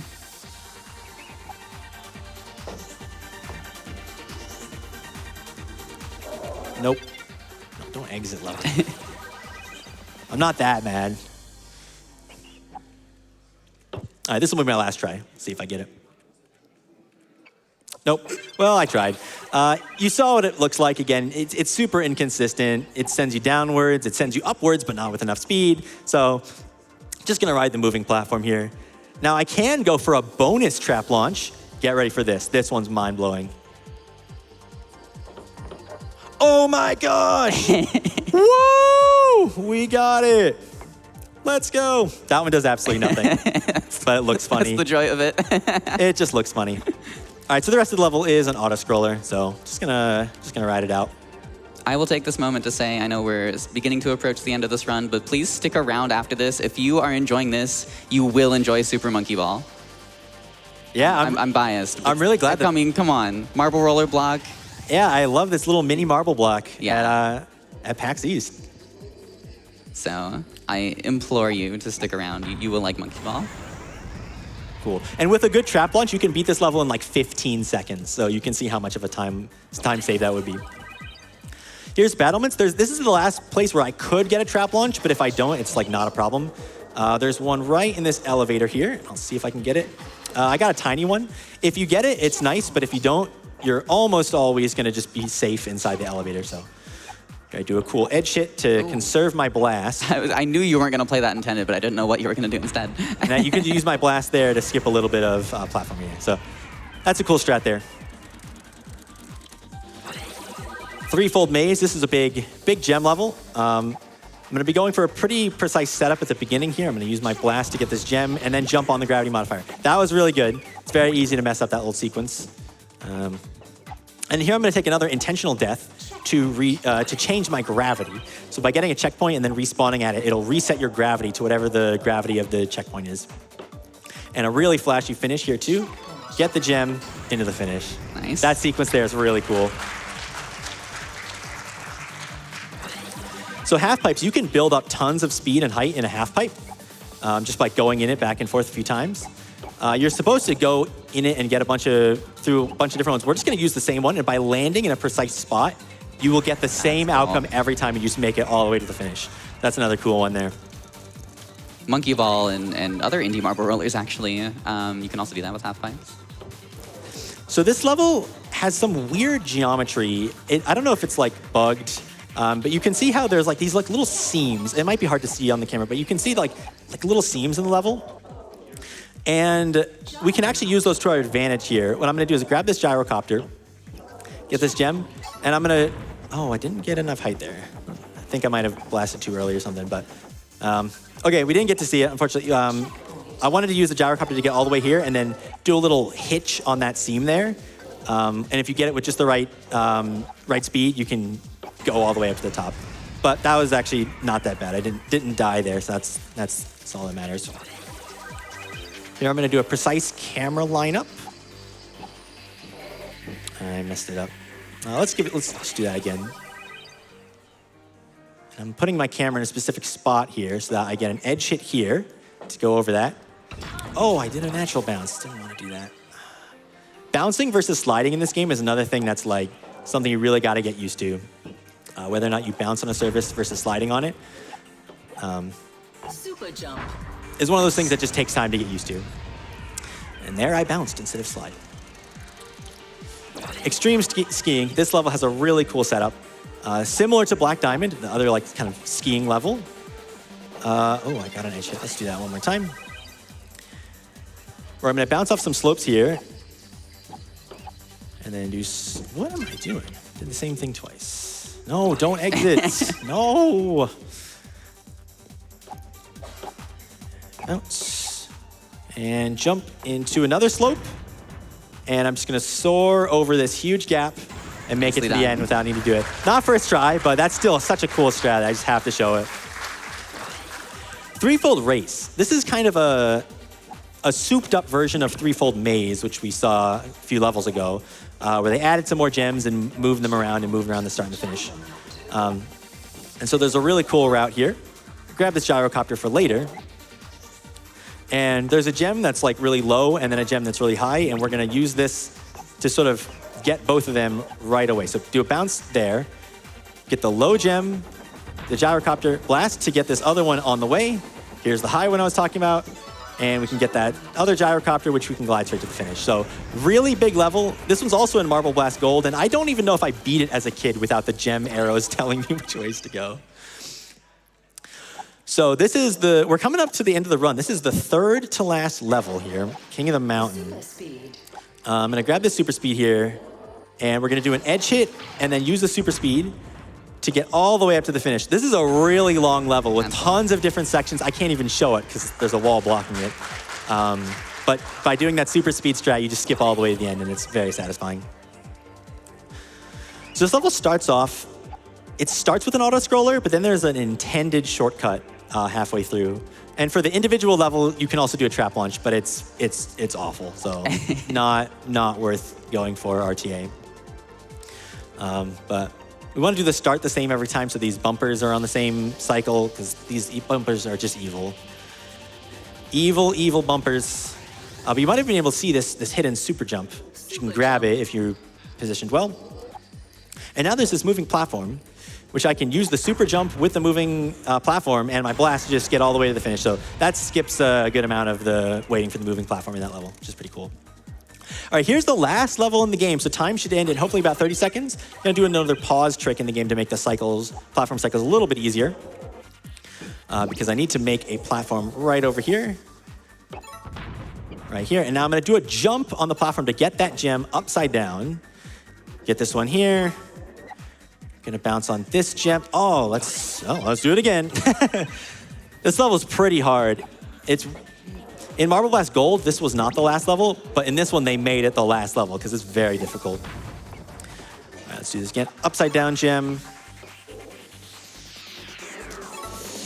Let's land on the beam and not get hit by the evil, evil bumper. And here's the final maneuver in the game. Let's get gem number 5 and gem number 6. And that's time. Wow. That was a really scary ending. Yeah. Great run. Yeah, that was pretty good. That was lots of fun. Thanks for having me on the commentating. Yeah, absolutely. Thank you so much to Helix for joining. Yeah, that was Marble Blast Ultra. Really fun game. I'm so excited to be able to showcase this live in person at PAX East. I want to give some shout outs. If you thought this looked fun, try it yourself. This game is, a really accessible speedrun. I think there are, lots of hard skips you can learn if you want, but just start small and learn it, and it's really fun. I want to give some shout outs to the people who helped make this run possible and found routes. So the original Death Pony found tons of strats a long time ago and made some of the first speedruns a decade ago.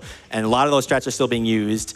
M2K Marbles, current world record holder, found tons of strats. Linguini15 in the chat found some, did I say the chat? You did say the chat. This is the in-person chat. He's here. He found a bunch of strats. Chat has become a fourth-person pronoun.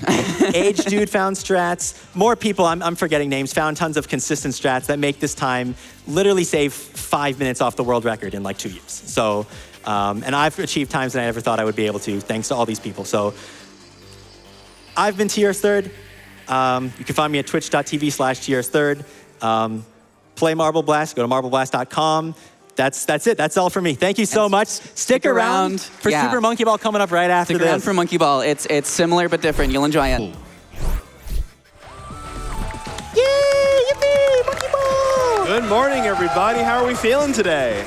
Super Monkey Ball! Are we ready, chat? Happy Friday. So, I guess from from whatever direction you're looking at. I'm Peas. This is GZ. I'm Dynamite, yep. I'm Claus. I don't play Monkey Ball. I'm just here to be funny, I guess. Yeah, It's really funny. we're the best. These guys are really good at Monkey Ball, and you're going to see that throughout this entire run. It's kind of beast. Yeah, and this run is a little special because this is a relay. I'll be handling the Monkey Ball 1 stages, and GC will be handling the Monkey Ball 2 stages. Kind of similar to, like, playing, Monkey Ball co-op, if that makes sense. So. Yeah, we've both been playing these games for a really long time. I've personally been playing since 2014, and it is currently 2026. So I'm really old, basically. And I've been playing Monkey Ball for 21 years this year. So I mean, it's crazy. Despite how I look. Anyway, so let's get rolling in 5, 4, 3, 2, 1, go. Should have said ready, go, but I mean, we're going to hear that like a billionth times, so. Yeah, so in Monkey Ball Deluxe, like we mentioned, it is basically a combination of Monkey Ball 1 and Monkey Ball 2. Every 10 stages they switch, and I do just want to give a quick shout out to Nambo for helping us with this practice mod that you're seeing. That's the input viewer, and also one thing that is new for this run in particular, we can hit a button combination to switch between all of Peas' customization stuff and all of mine, so you'll be able to see who's playing. Peas plays his baby, and you'll see that like blue input gate, which Shovel will explain to you soon. And for me, mine will be red, and I'm going to be playing as Mimi. So that's how you can tell. But boosting. What? I know this one. Yeah. This is the only thing I know about Monkey Ball. Essentially, the game calculates how fast you go by how far away you are holding from the center. So you can look at that input button.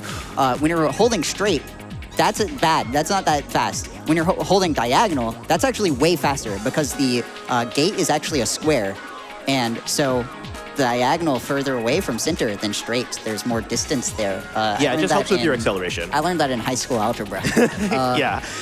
It's you'll see that at the start of stages very often where these runners will hold diagonal for a little bit, hold the other diagonal, and it'll Thank do a God. swing I also back. just want to say that was like one of the hardest stages in the game. Oh, yeah. Please clap. He absolutely decimated that.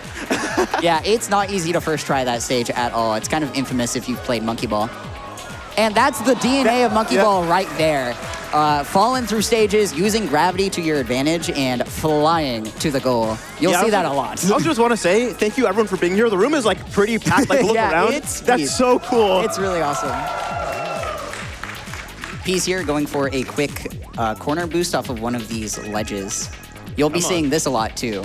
Yeah, this is going to be really difficult just because he has to get like a little hit off of that like last lip. Let's just reset while holding full diagonal inwards so we can make that jump. It's like really difficult. There's a pause strat to do it, and it's like 2 frame perfects, I think. There's like a backup, but it is really difficult. Low-key Sega games have you do evil things on the control stick. It's not okay. Yeah, like this in F-Zero, I think, really. Come on. Come on, game. Be nice to me. Give me the clip. Thank you. Yeah, that barely worked. Yeah. Having to do that pauses, by the way, is really difficult. Yeah, should we explain that? So, I will, quick excuse. Different inputs. So that's actually a quick segue into what we're going to talk about here in terms of input. So essentially the way we do pause stress is that we look at the timer to get a specific frame. This game is not RNG by any means necessary. It's pure execution for the most part. So those 3 times that I missed was because of how I was holding my inputs and the game, just not giving it to me nicely. We're just going to throw ourselves off the bonus stage, and it's now GC's turn. Yeah, so we're going to swap over to our other runner. You'll see that our category is expert pauseless. That means that we're going through every expert stage and we're not using pause strats. Like Peas was explaining, you can pause the timer, pause the game at any point to essentially recreate what is essentially task strats. Exactly. By using the in-game timers and specific frames and directional inputs to basically do anything you want. It's kind of busted.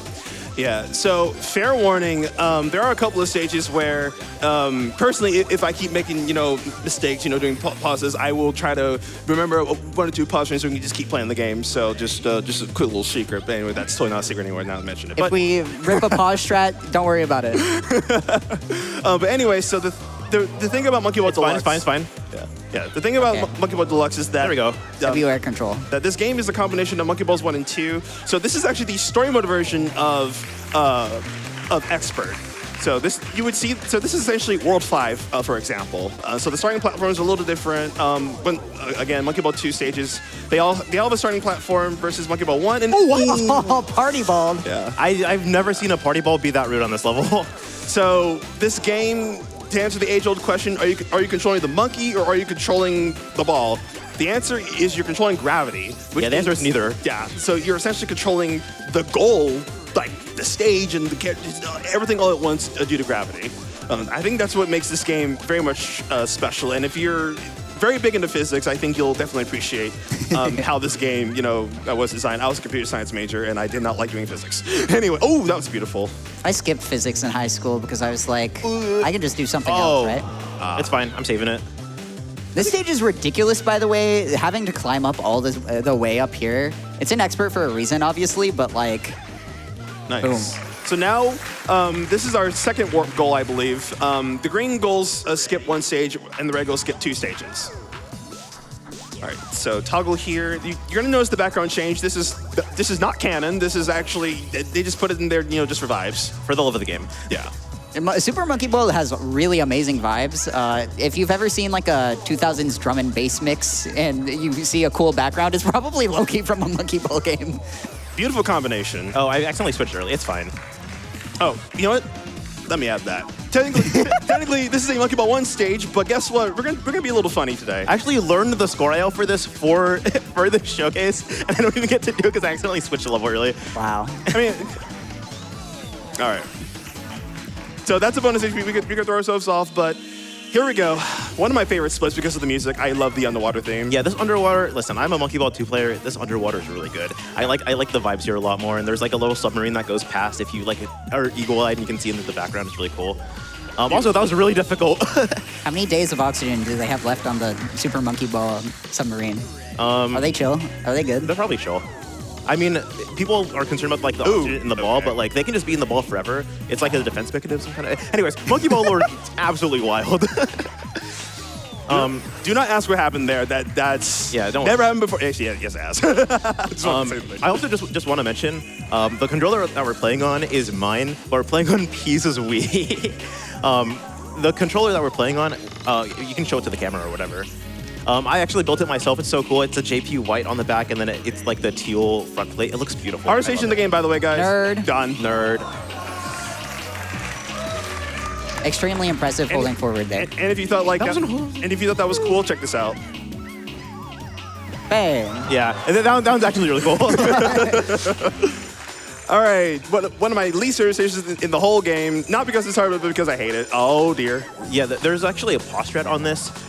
Not very viable for pauseless play, but you can like kind of hold against the wall and then a bumper will come and bump you up so you can skip all of like the maneuvering around. It's really difficult, but it's like pretty cool. That's just one of the things that we can't do, and we have to actually engage with the mechanics of the stage, which make it really hard. You have to do that, dude. Yeah. Oh, when I have to play the game that the developers made. Can I spew a take and you tell me how hot it is? Yeah. I love this stage theme. Oh, The it's so background good. here is so good. It's actually gorgeous. Raise your hand in the audience if you would visit this place. I'm not saying, okay, that's a good amount of hands. I appreciate that. That's a lot of. That's a lot of hands. This is like play Super Monkey Ball. That's a dumb bit, but I agree with it. Oh, beautiful one up. Beautiful one up. Man. Listen, if anyone has Rotten Tomatoes in the audience, whenever we're not funny, just feel free. All right, let's see if we get this. Yes, we do. Bang. Optional strat, but hey, we like having fun. All right. It's time for me to play again.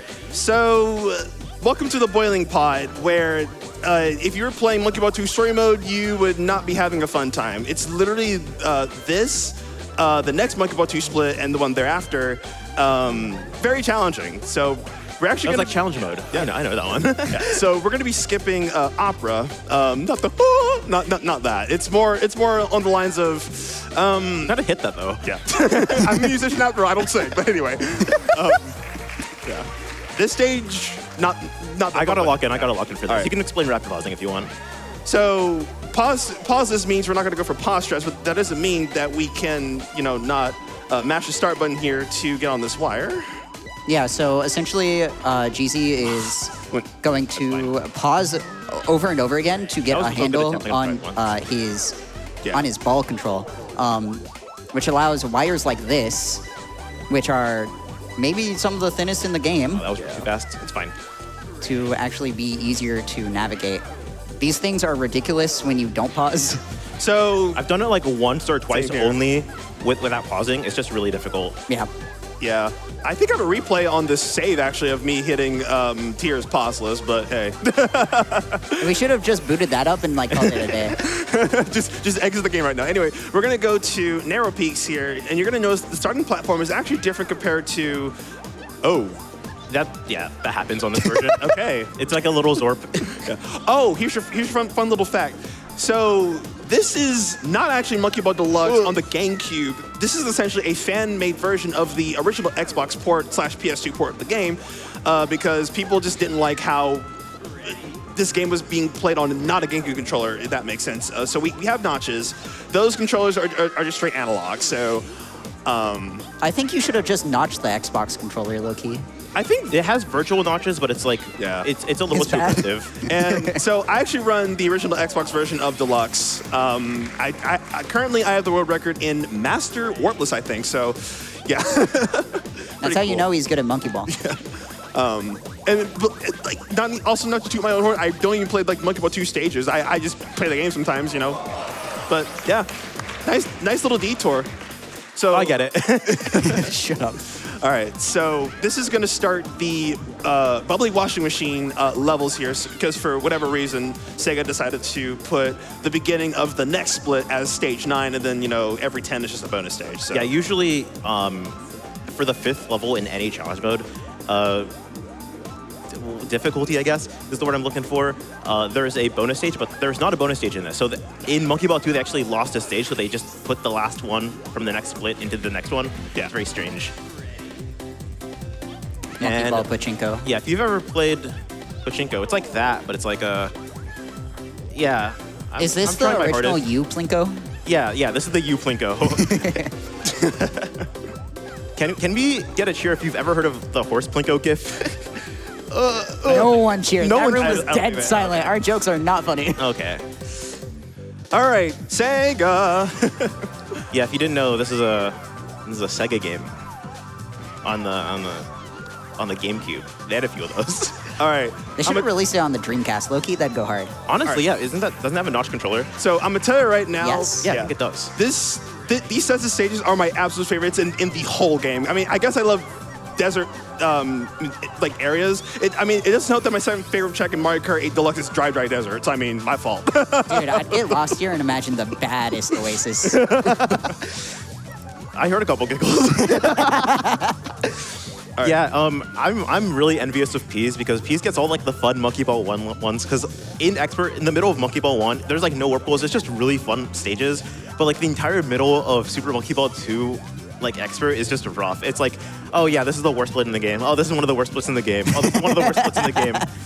And then it's all just like, here's like an 8-frame pause strat, I guess, like half fun. This is a 27. Yeah, that's fine. All right, it's time for my favorite stage in the entire series. Let's see if I get this. Dude. This strat's really cool. Boom! That bounce on the one horizontal spot is way harder than it looks. You really need to be able to control your ball like expertly to be able to do stuff like this. Expert. Pause this. All right, I'm gonna give this a couple of tries. Yeah, this is really difficult. There's a couple of different pause strats that you No can do way. for this. No. Oh, whoa! There's a couple of different pause strats that you can do, and they're all multiple frames. Some of like the worst backups are like 3 or 4 frame perfect ones, and he just did them pauseless. That is First try. absolutely wild. Ridiculous. Yeah. All right, this stage is a bully. Let's see if we get unlucky here. If you didn't know, we're kind of good at this game. Oh, we got it. I couldn't tell. That's really hard because there's such a small lip that he's trying to get a bounce off of that a lot of the time if you mess up even slightly, you just zorp over it, which is, I think, what's supposed to be intended anyways. Do we want to explain what a Zorp is? Oh yeah, so a zorp is when you go over a lip that should give you collision like a little jump or something, but it just doesn't give you anything. You just go straight up. Yeah, it just kind of eats your momentum off of. Oops, I can slope. RB. Oh, you got it. Yeah. Yeah, so now we are formally in the bubbly washing machine, and it's me playing, not Buse. Yeah, my fault. It's fine. One of the hardest splits in the game. There's a lot of pause strats that traditionally you would do here, but because we're playing pauseless, I really have to kind of lock in, more or less. I want to go to the Monkey Ball Hot Spring, low-key. Like, this place seems awesome. Well, I mean, so what happens here in the story is you're like shrunk down. Dr. Badboon tries to eat you. Don't worry about that. Numbers. Can we boo this guy? And then you escape from the soup, which was like the last level that I played. I can't take it seriously because it's just really funny. Can you lock in, dude? What? Let me explain this lore. So basically, as GC said, Badboon shrinks. Basically, he wants Mimi like all for himself. And it's really weird, blah, blah, blah. Shrinks them, and he's basically taking a bath, and literally, the cutscene after this, they tickle him. Yeah. Don't worry about that. It's fine. None of those words were okay to say on GDQ. I knew those words individually. I didn't know that they like were buddies like that. This game is ready to eat for everyone. Like, 2002 ready to eat for everyone, and yeah, whatever. That's a deceptively hard like cut. It only saves like a second, by the way. I failed it like 3 times in a row earlier, and I'm like, I think I got it. Yeah. I've seen some evil strats on this stage. Yeah. They're really cool. If I was a worse person, I could have went for a strat where you get hit off of like the big sieve and you just shoot yourself like into the goal. It's awful. It does suck. You essentially have to clip through the side of the goal, from what I understand. Yeah. To be able to actually do it. It's stupid. Yeah, I'm gonna lock in here on Flock. This isn't like a very difficult stage, but I'm gonna be trying to go for a cycle skip here. Because you can talk about the different strats on this level. So primarily, we would actually go for what the community calls the mother of all pause strats. Essentially, you look for 5961 and you hold up, and you basically just go into the goal with minor adjustments here. But since we're not going to be using the pause button as much, that's unfortunate. This stage is literally a cutscene, and honestly, when I see GC play this stage, I think about their main game, which is actually Monkey Ball Touch and Roll, which has a similar stage to this, minus the Monkey Ball 2 starting platform. And there is, I think there's a cycle skip that's much. There's a cycle skip, and it's not easier, but because the stage moves faster and like the game is a bit floatier, you're able to like hit yourself off of one of the platforms to like get a couple of skips like that. It works completely different than this, and I miss her every day. Also, I want to mention, if you're a Monkey Ball fan and you don't know what touch and roll is, that's the one on the DS where you use the stylus to move the monkey. GZ's even good at that. I'm better at that than this. Okay, I didn't want to say it, dude. If you want to see that run, GZ did an excellent run at, what was it? Last GDQ? Yeah. SGDQ 2025, yeah. Which was phenomenal. The crowd was like full. It was like this. It was but, like for this. An entire like ballroom. Yeah, it was ridiculous. Yeah, and I cried at the end, like a big baby. So Yeah. I never thought you would admit it. yeah, it's publicly. fine. That's okay. But yeah, World 7, or at least this split, I think there's a lot of pause strats here in this one as well. It's just a mixture of pause strats and really strong movement there, because the stages, they're not short by any means. Yeah. So This stage was really cool, by the way. yeah, we're just gonna down there. Ooh, a little too early on that. Very slightly early. I'm trying to get like the faster version, but I'm just gonna go for the easier version. Ooh, I can show off my backup. Yay! Yeah, so I can do this. Oh, that's a backup. Right. Oh, beautiful. Nice. I love that backup. That's it's a so backup, cool. by the way. Yeah. All right, so this one, remember to take the red. This one too. Yeah, take the red goal on this one. Yep. All right, so we're just gonna go on one of the. We're actually gonna take 2 braces here, not all 8. We're just gonna roast this up here. Low % bracelets. That's up here. That's a Dude. 48. Beautiful. All right. I can't believe Ariana Grande stole a song title from What's that song called? Oh. Yeah. Oh, going from that like absolutely wild Actually, skip hold on a second. to the RB didn't work. Whoops. All right, there we go. Going into curvature, which is one of the hardest Monkey Ball 1 levels, which is saying something because Exam C is also there. At the very end, he's gonna have to lock in because there is a wire that is as thin as the one on Tears from before, but it's curved instead. Like you can see a piece has to go in a circle. And once a piece gets through that goal, I want the crowd to be as loud as possible. That's really difficult. Yeah, it's devastating. Yeah, and this stage is really long too. So Let me like get a one-up real quick, because if I get a one-up on this wire, that's going to ruin my vision. So we're gonna... True.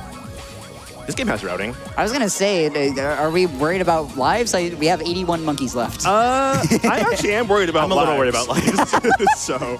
It's like we're at the very end of the like bell curve where it's like you know that you don't know anything. And that's beautiful. Took that one a little. Normally I would get like a 38, but I wanted to play very safe there because after all, this is challenge mode, and lives we have to be very very careful about getting a little greedy. Yeah. All right, so this split is honestly cool. I love the music in this. It's really good. Yeah, this is like one of my favorite worlds. One thing that's actually not super noticed in this world is every time you spawn in all these Monkey Ball Run levels, the goal is right in front of you. Like you can see it, and it's just, if there was no obstacles, you can hold forward straight into the goal, but all these levels have obstacles, so you can't hold forward into the goal. It's really interesting, actually. You'll like notice it now that I say it. Yep. I didn't know that, Loki, and now I'm noticing it. Oh, this is where It's really cool. This is where I wish we were playing in the Monkey Ball 1 engine, because there's a really cool, I believe, 3-frame pros strat here. Probably like one of the only higher than 2-frame strats like that I know in Monkey Ball 1. So this one of my favorite stages. I think this is like maybe my 3rd favorite stage. I've lost count. Oh, so. I know this one. Yeah, you run this one. This was also a Summer Game Tournament.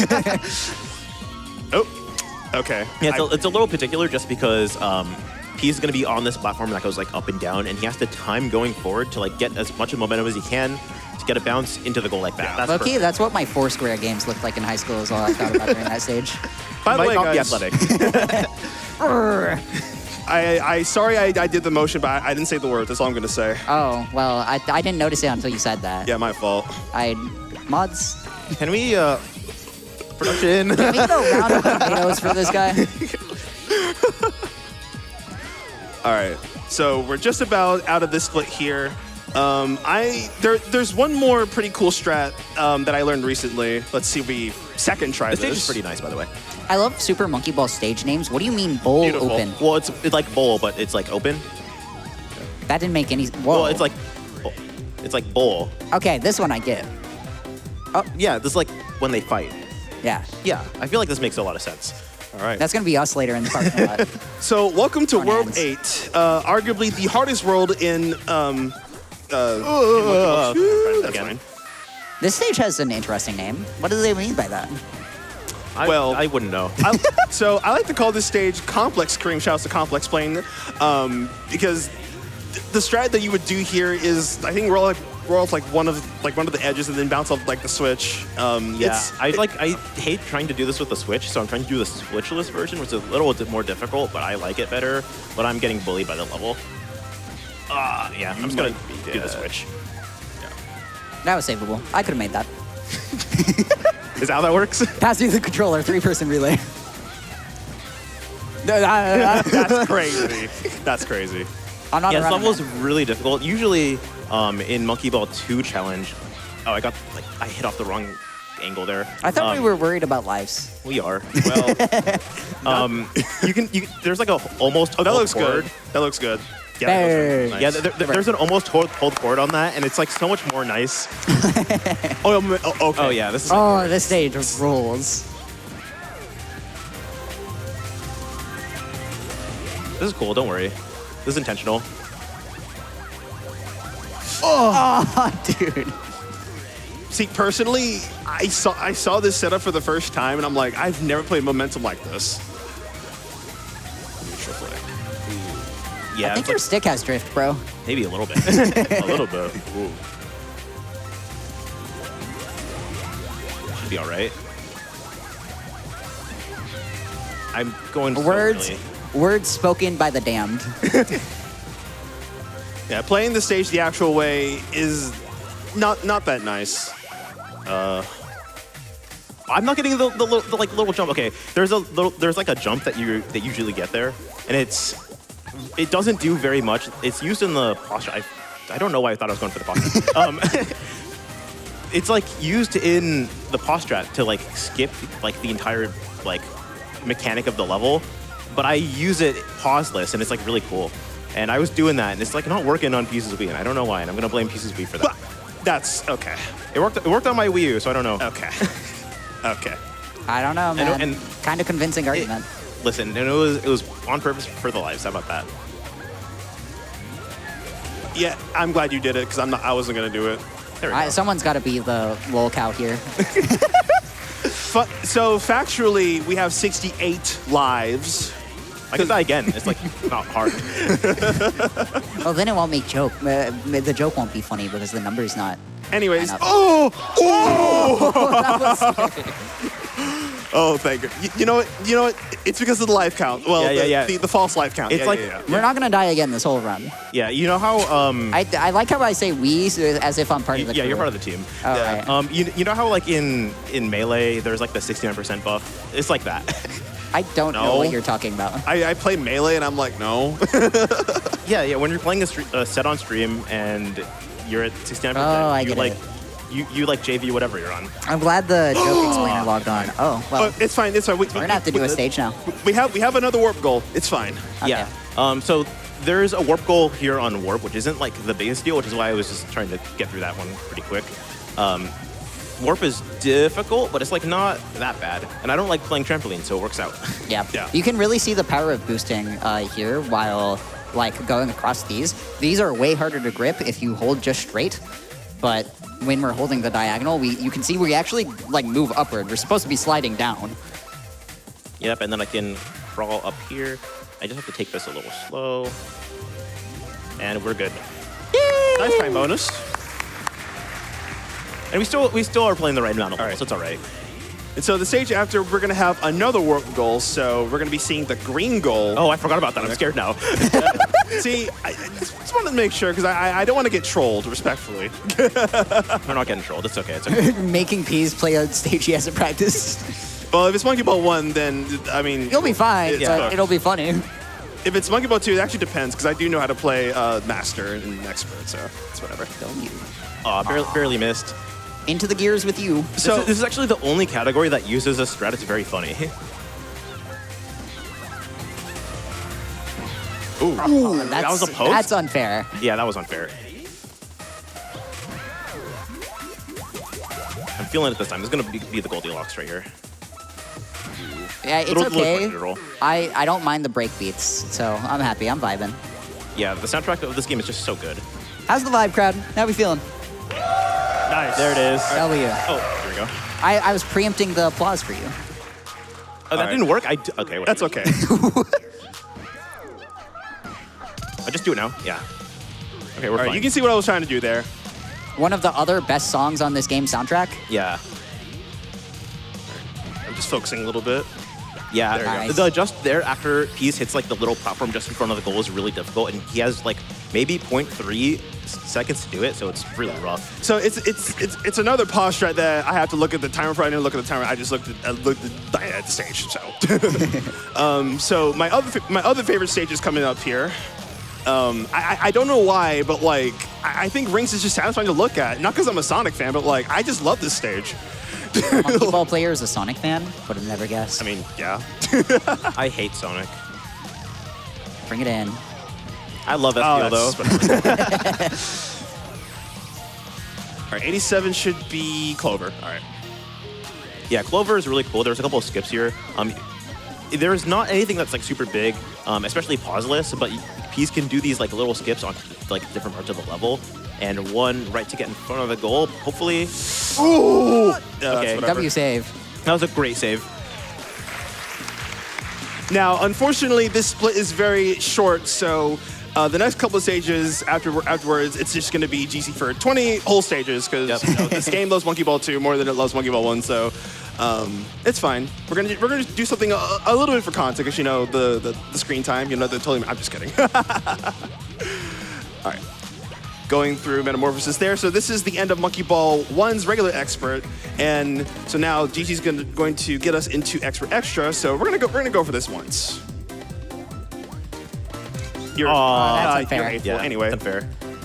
all right. Goodbye for now. Do RB. Okay, that's fine. It worked out. All right, so Yeah, so I got to play the next 20, and then I also end the run. So Wow, works out. greedy. yeah. Well, So- yeah, but he's got to start it. So That's fair. Yeah, so Monkey Ball 2 actually has more stages than Monkey Ball 1, so it actually makes a little bit of sense. And there's actually 2 Deluxe exclusive stages that we have not seen yet. One of them replaces the GameCube stage, which we'll see at the very end, and one of them is Expert 100. Is it an Xbox stage? I wish. That would be so that'd be cool. really difficult. That would be, Now- but it'd be beast. Now, fun fact, in the files of PS2 and Xbox of Monkey Ball Deluxe, the GameCube stage exists. Don't ask me why. They thought about it for a second, and then Microsoft got I mad. like barely didn't have enough speed for that. Well, Sony and Microsoft got in their heads. yeah. What I was trying to do there was there's a pause strat where you just get a bunch of speed, and you can land basically where I am, and then get it to the goal. Just barely. I was trying to do a pauseless version by backing up and getting a bit more speed, and it's just really difficult. I barely didn't have enough speed to like make it. All right, so unfortunately, we have to play the stage of Guillotine. I am not a fan of this. I didn't like it as a kid. The IL strat / pause strat for it is really cool. Essentially, you get hit by the guillotine straight into the goal. Very satisfying to perform. I hit it maybe a couple of times in ILs. All right, you should not get... Okay. You cut that close. No, smack me anyway. Please do not hurt the monkey. So, They're safe inside of the ball. That's true. I think this is like... That's safe. Yeah, this is perfectly safe. Okay, friends, I have a question for y'all. Do you think that the Mario Bros would go into something like this? Because let's be honest, Nintendo's scared. Listen, I think II is stronger than Mario. I'll say it. you have a point. Dude, did you hear II's in the Mario movie? It's crazy. I think they should just add the entire like Sonic Racing Cross Worlds cast into the Mario movie. Mega Man's in the Mario movie? I mean, Sonic, Mega Man, and Pac-Man are Mii costumes in Mario Kart Deluxe. So I mean, Nerd. Nerd. Anyway, Moon Basin is cool. Look at this. Oh! Just barely. Okay, never mind. That was karma. all right. First try. Question mark. First try. I've never seen this get a stage little before. flip here, and then once I'm here, I go out. Bang. Nice. And we are almost done with the main levels here, thankfully. You air hockey? That's crazy. That's not supposed to happen. Okay, I'm gonna do it again, but I'm gonna do it better this time, right? I'm gonna just do this. This should go in, or not. Okay. One more time, but like better this time, I swear. We're gonna have to go on Pocket Watch for you. Bro. Okay. Lock This is in. gonna Goldilocks it for sure. this is really particular without like the pause strat. It's like a 0.08 That's window, I think. I will say you might be stopping a little too early. Yeah, I think I'm going a little early. What is this? Go in. Imagine. I want to see if I can save it. Okay. I'm gonna try the other strat. The other strat will work. The other try. strat's never failed me. Guaranteed. Oh, the other strat failed me. Oh. Okay. You got this. There we go. See, I just needed the reset, the medal reset, the monk medal. Dynamite found dead in a Dave & Buster's. All right. So this is the only, well, one of 2 Deluxe exclusive stages in Expert. What? I've never seen a clip there before. That's probably one of the first times anyone's ever died on Aspen. Okay. Well, no comment. I've genuinely never seen that before. Is that the replay? That's in the replay. Shout out to production. Hey, please be nice. I see Richard cheesing over there, okay? And next time we're getting food, think about that, okay? I'm gonna tell the waitress it's your birthday. How about that? That's diabolical. So charge is an example of essentially execution RNG. So ideally you do want to go fast, but you can go so fast and That looked really good. Nice. Ooh, okay. Vault. I'm fine. Oh, you're fine. Oh, The monitor went out. Look at the screen, look at the screen. Okay. Wait, we have a second one. Okay, I was started looking at the projector. I didn't know what to do. W adaption. Phone a friend, look it up. All right, so Strata, this one, how many turns are you going to take this? You know, just assuming. That's That's supposed to be the strat, by the way. It sucks. I'm just going to do a slower, easier version. I'm going to take not the green goal as well, just because I think the next level is very fun and whimsical. No, best picture quality change right. go away, picture quality, please. Our go away, monitor picture wants us to turn it to 1080p. We're playing on a Wii, by the way. I think if we turn this baby to 1080p, it would explode. It'd be like a phone screen on your whole ass computer. So, fun fact, this stage is actually named Puzzle in Monkey Ball 2, but I believe There's a different puzzle now. Yeah, so it is in Advanced Extra 3. Yeah. They added a second puzzle. Yeah, in Advanced Extra 3 of Deluxe, to be precise. So, see, I know a little too much. about this game. Blocks by the wall. Wow. There's a pause strat to get over, and it lets you skip a cycle, and I tried it, and it's hard, and I barely had a wrong angle. And that was the best it was looking in a long time. So, fun little piece fact. I don't like crushers. Oh, nice. Yeah, I don't like platforms where you either get pushed through the stage or, in Sonic terms, you get crushed, you die, and I don't like that. You can find out more fun Peas facts at twitch.tv/PeasSMB. Yes. A nice one up. I can call that intended. That was a We can vibe. do that. Dude, I wish I was soaring through the air getting one-ups. All right, so we saw 3 drums. They decided to add 2 more in Monkey Ball 2 and put it next for extra. Oh, that's why the soundtrack's so good. I suppose. Oh, and then what about the bass? What happened to the... Oh, no. Okay, That was goodbye. what I happened. think that's what happened to the bass. They took Yeah. it. I'm a big fan of jungle drum and bass. I like that one. Shout out to Brian Otto for putting me on. There we go. It's because that Brian Otto shout out. He low-key might be busy playing fake baseball. Honestly. Well, we were playing baseball. Nah, how about some basketball?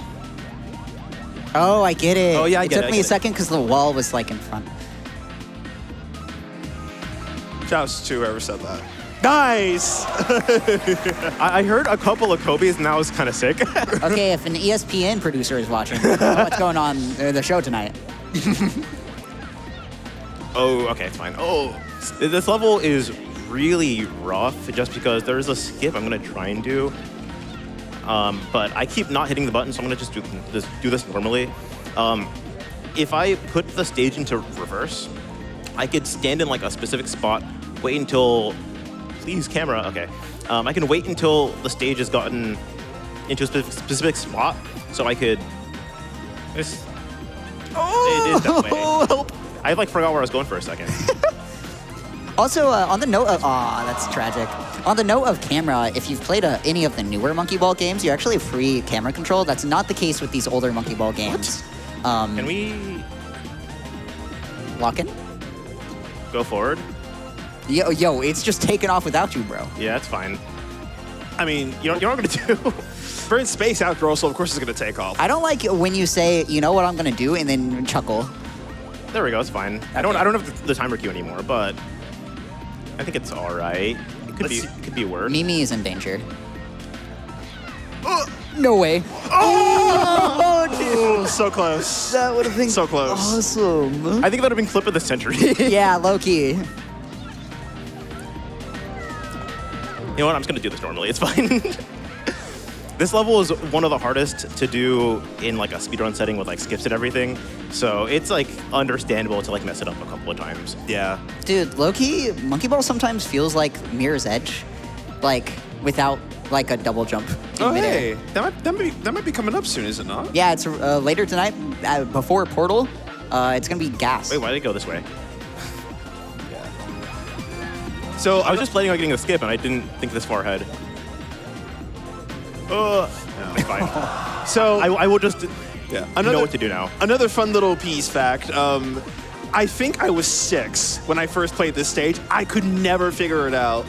3 years later, I somehow like got it, and I just taught myself master. Like, Yeah, it's really funny because I still don't know how to play invisible. okay, so this is funny. So we were doing like a Monkey Ball 2 race. I had like, and GC gave me a head start because I didn't play Monkey Ball 2. When we got to invisible, I was like a world and a half ahead, by the way. When we got to invisible, we finished within 10 seconds of each other. That's and I won nice. because And I lost. Generational throw, unfortunately. This is really difficult. This is like a 2-frame. I believe this stage also is different on second load. So what we mean by second load is the first load is the regular spinning and the regular spinning animation. When you retry or fall off the stage, you get a faster spin just like that. So, all right, here we go. Time to take us into Master. I'm gonna give this a couple of tries.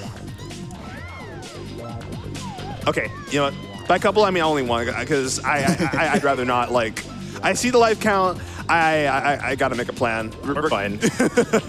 Because there is actually one stage that I do have to lock in for, which is thankfully in Master, so. So guys, everyone, take a breath, breathe. I don't know why they call this level breathe, I'm gonna be honest. Some of the other ones I could like kind of see the vision, but this, I don't get it. I get it. I bet my lungs look like that, Loki. All right. So we're just gonna right here for maybe a few seconds. And go Nice. in. Yeah, Monkey Ball 1 doesn't usually have any like waiting strats. I'm like thinking about it. All right, let's see if I can be cool here. Oh, okay, that was the wrong platform. It's the one without the banana. That's this one. Nice. There we go. Yeah, if you thought that one was cool, let's see if you get this. Dude, I've seen the IL of this stage. Evil. Nice. All right, and if you thought that one was cool, Yeah, there's a lot of cool extra levels in the Monkey Ball 1 section. You're telling me the harder difficulties have cooler strats? What? okay, that's fine. Apparently didn't work. I almost got the backup.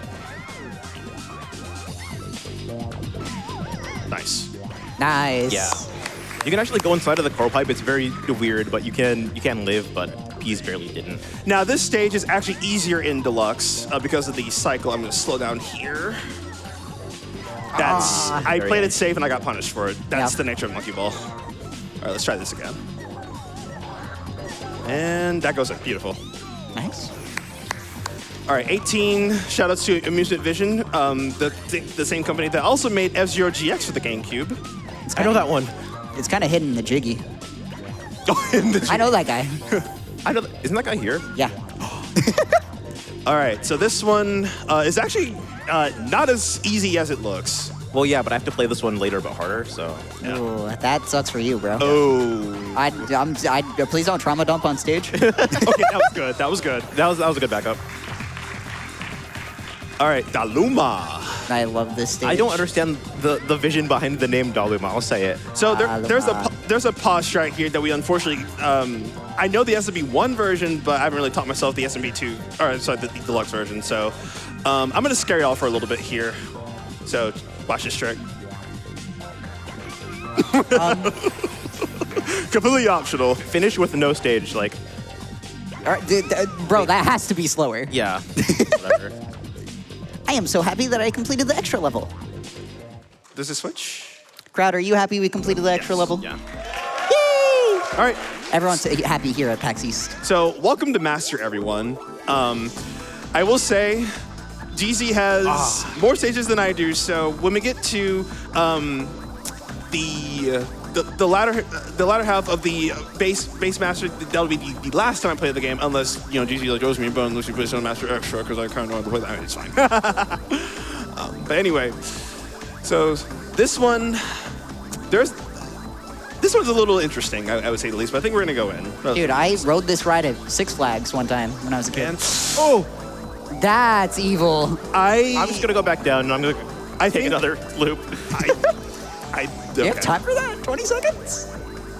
I'm fine. My personal vote is to retry, but I think we've got nice production, very cool. Hey, we see that. Hey, put that away. 3. I'm scared. 2. I can't believe it. Done. I'm the most unlucky gamer in the world. I feel like time over means that you should like be pulled off stage. You spent 60 seconds there, bro. I was going for a frame perfect as well. Wow, production replaying that one too, dude. Relax. What? These are some L adjustments. I will say we gotta be a little bit careful because I'm looking. Yeah, there's one station master that is actually the most difficult station in the entire game. So Oh dear. yeah, and I have to play it. So Hey, whoever game overs, if it happens, 100 gifted. Dude! Okay, you know what? I'm gonna retry it. Oh dear. hey, Actually, you know what I'm gonna do? I'm just gonna pause it. feel free to phone a friend if you need. I got it. It's fine. Cheater alert. It's not 33. Okay, you know what? Doesn't even know the pause strats. Peace, what is it? I don't pause this one. I Oh my pause god. this. Our pauseless relay is in shambles. I do pause Master Warpless, but like I know how to do this one without pausing. It might be 35, or I don't even know. 31, I don't know. We'll find out. Okay, it might be 35 then. I mean, I guess you're giving me a bit more of a break, I suppose. I don't know. There we go. Please? It was 35. It was 35. Woo! Hey, take that asterisk off the. Hey. Can you relax, dude? And they're replaying the pause, dude. Whatever. Okay, so Richard, so we're taking cylinder. Oh, and he laughs in our face like this guy, man. If you're messing with information on stream, bump up that estimate too. I will never be mean to Richard again. I will die if I am mean to Richard, so I will just be nice. Will he do it or like what? Okay, that's fine. He did it. All right, welcome to PAX East, everyone. Hope you are excited for, what is that, 1,000 hours? That's that. Why do we have a second hand on the, okay. I'm gonna say that's 1,000 hours and we just have a second hand. Okay, we're back to 50. I cannot believe that I got a clip that high. Okay. Everything will be okay. Okay, you might want to put a second asterisk. I'm phoning a friend. All right, let's see if I remember how to do this. I actually haven't. No, I have to hold up. Okay. I actually haven't died on this level since I've got here. I got it. I can't believe it. You low-key owned. I guess phone a friend. Oh, okay. We're having a blast here. It's the mental reset. It's the mental reset. Mental reset is watching your friend first try a stage you just... Be nice to me. Be nice to me. I need it.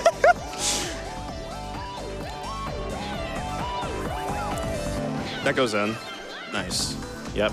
Okay. Yay! We're back on track. These guys are better at monkey ball than you, by the way. I just want to solidify that. Yeah, we're just having such a good time. We're giggling. Okay, that was glorped. Yeah. That was a little unlucky. And everything will be fine here. I will do the same thing, and I will... You will get zorped again. W. You know what? Everything is fine. Everything is fine. Everything is okay. Okay. I'm scared. Do this casually? That last platform is so short. It really is. Like, I don't understand how they wanted people to, like... What? I think your Wii is low-key haunted. Yeah, I'll say it. I've never had this much issue with Master before. Can I? Okay. You know. Oh, there we go. I was gonna mid-set, coach, but you know what? You got it. Yeah. Dude. He was talking before the event about how his, like, Wii's, like, GameCube ports are, like, kind of haunted. And I think I get it. My port 1 is haunted. Port 4 is normal. I don't believe you. Well, It's my Wii, not yours. So I mean, we're not the same. Listen, my Wii does not have these issues. And Spasmodic is a little bit weird, but I like neutral. It's like just perfectly enough to like make it every time. And everyone thinks that I do it weird. All right, and Carrie, this one's for your job to make it easier. If you're on Blue Sky right now and would eat one of the batteries on the side of the stage, repost. All right, W Clip Farm. What? Don't say what to that. Batteries are a little young. They look delicious, dude. Is this a battery or is this cake? I'm gonna try this once. Apparently didn't work. Okay. I think okay. I gotta say, the sound design in this game is so good. Like, that scream is just perfect. Yeah. I was given one shot to every version of the strat on this. So I'm just gonna do the normal way. Because the normal way would never be mean to me. Never ever. All right, and cue in 5, 4, 3, 2, 1. I was hoping that it would be. All right, the most wild thing ever. I was trying to clip farm a little bit. I'm sorry. That's fine. That's fine. I'll play Mimi here. All right. Yeah. I apologize if I go silent here because I had to put us into Master Extra. Yeah, this is real difficult. Okay, so Master. This is. So I'm trying to refer to this by their deluxe names, but this is the first Master Stage Monkey Ball 1. It's pretty straightforward, I suppose. Yo, I played Wave Master on my N64 when I was a kid. That's what that's called, right? Kinda. Kinda. Yeah. Holding up there is really not the most viable, just because there's like so many little gaps. You're just gonna get too much speed and like hit the goal, or you're just gonna go through gaps. There's a couple of really difficult levels here, just like Stamina Master, where he's gonna be going up this ramp here, which is super thin, and falling into the goal. It's rough. Oh, that's fine.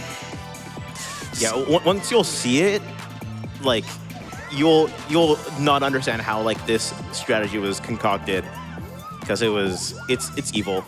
Yep. And boom. Oh God, I hate the stage. You know the strat is cool when immediately after doing it, they're like, God, I hate that stage. This one's also really sick. Yeah, Spring Master is super specific, but it like barely works. Yeah. Rolling out the red carpet to finish up the run. Shout out Dole for whatever reason. They make like bananas. They make bananas? Yeah, yeah. Okay, I see. That stage is also that is really difficult. It's a bit easier in 1 because it just starts immediately, but because in Monkey Ball 2 the cycle is different, it, like you have to like specifically like wait. That's fine. I have to go for this one. Yeah. Yeah. Come on. Okay. Yeah, this specific strat is like really difficult. There's a pause frame for it, and I think it's there we go. Nice.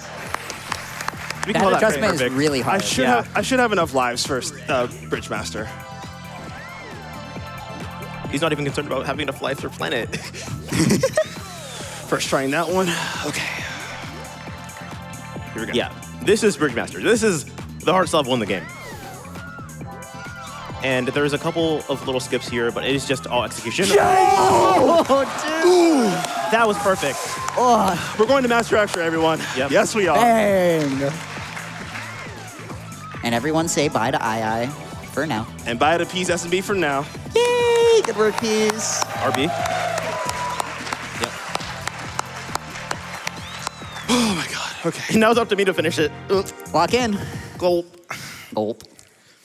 Yeah, so starting on variable width, this is just Master Extra, and Monkey Ball 1 did not have a Master Extra, so that's where the regular like Monkey Ball 1 Master Run would end. But we have a little bit more. Just under, Just dude. under. But yeah, sorry, I needed a minute after that one. Holy smokes. You were locked. Yeah, I'll say we're it. locked in. That's clean. So, Master Extra, very, very unique. That goes in. Yeah. And this one, we're going to take the green goal here because going to the red goal is actually slower, believe it or not. And I will say, feel free to phone a friend on the next stage if you need. I think I should be fine, hopefully. Yeah, I was trying to go for like the very slightly faster version that doesn't let me use the striker, but it's fine, I'll be striked. Whee! All right. And strike and party ball, dude. Yeah, we'll call that a fly ball, it's fine. Any baseball fans? It's PAX East, bro. Dude, didn't opening day like just happen? Like I'm a little That's surprised. true. Hey, shout out to Mega Cat Studios right outside, by the way. Really? Yeah. I didn't even realize that. I live like not far from their studios. Go say hi to Pablo for us. Yeah. We rock with that guy.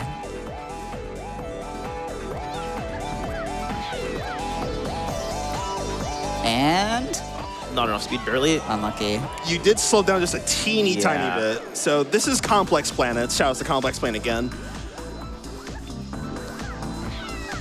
Okay, that looks good. With right air adjustment. Ugh. Oh, dude, Barely not still enough. not enough speed. Yeah, I'm gonna Goldilocks it. Probably this one, just because, like we said, is really specific. And if your boosting is any different at the very beginning, then you have to boost like a different Okay, amount. that one looked really good. Yeah.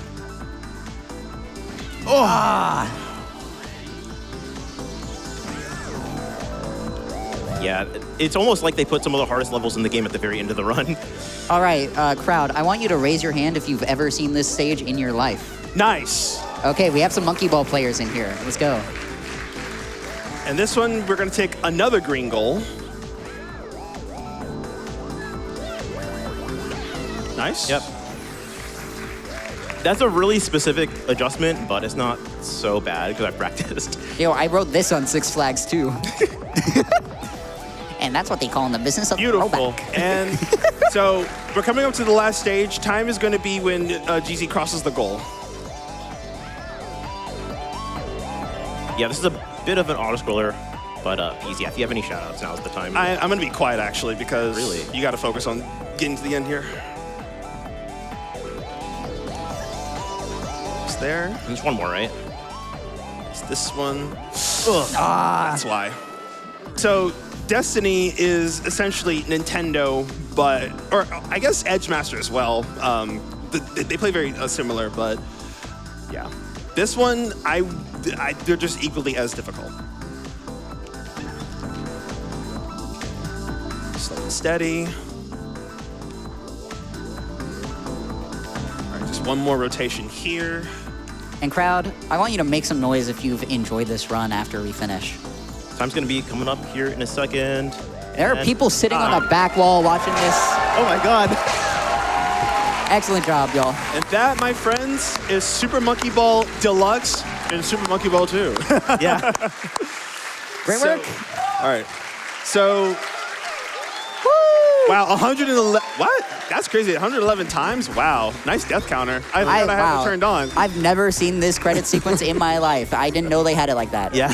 Yeah. Yeah. I will say, this is the first time me and Pisa actually did a run together like this. So that's why I was a little bit scuffed because we just haven't been able to practice because I got in last night and we just haven't been able to like see each other for long enough before now. But I mean, it was still a great time. I had a blast.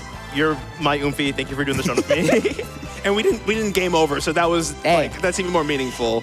So so firstly, shout out to you, GZ. You're like one of the first people I met in this community, and to share the stage with you with a game that we actually don't really play that often. Not and we're still anymore. like really good at. Yeah. So it's awesome. Shout out to the Monkey Ball community. I'm a Banana Blitz main. I want to submit Monkey Ball Adventure to this next GDQ. I gotta make a submission video for that very soon, so keep your eyes and ears posted for that one. Anyway, sorry for another day. Shout outs to my friends, wherever they are. I know they're watching. My house group friends know that I speedrun these days, so shout outs to y'all. Shout outs to my mom, who's been watching me play Monkey Ball ever since I was 5. Going on 21 years of playing Monkey Ball. Dude, she might be your biggest fan. And of course, shout outs to all of you in the audience. Like, Yeah, thank you so much for joining so much us. for coming Absolute through. packed room for this Monkey Ball run. And if you want to know, like when I go live and such, all my socials are PSSMB, Twitch, PSSMB, Twitter, PSSMB, Blue Sky, you know the So on drill. and so forth. Yeah, so. GZ?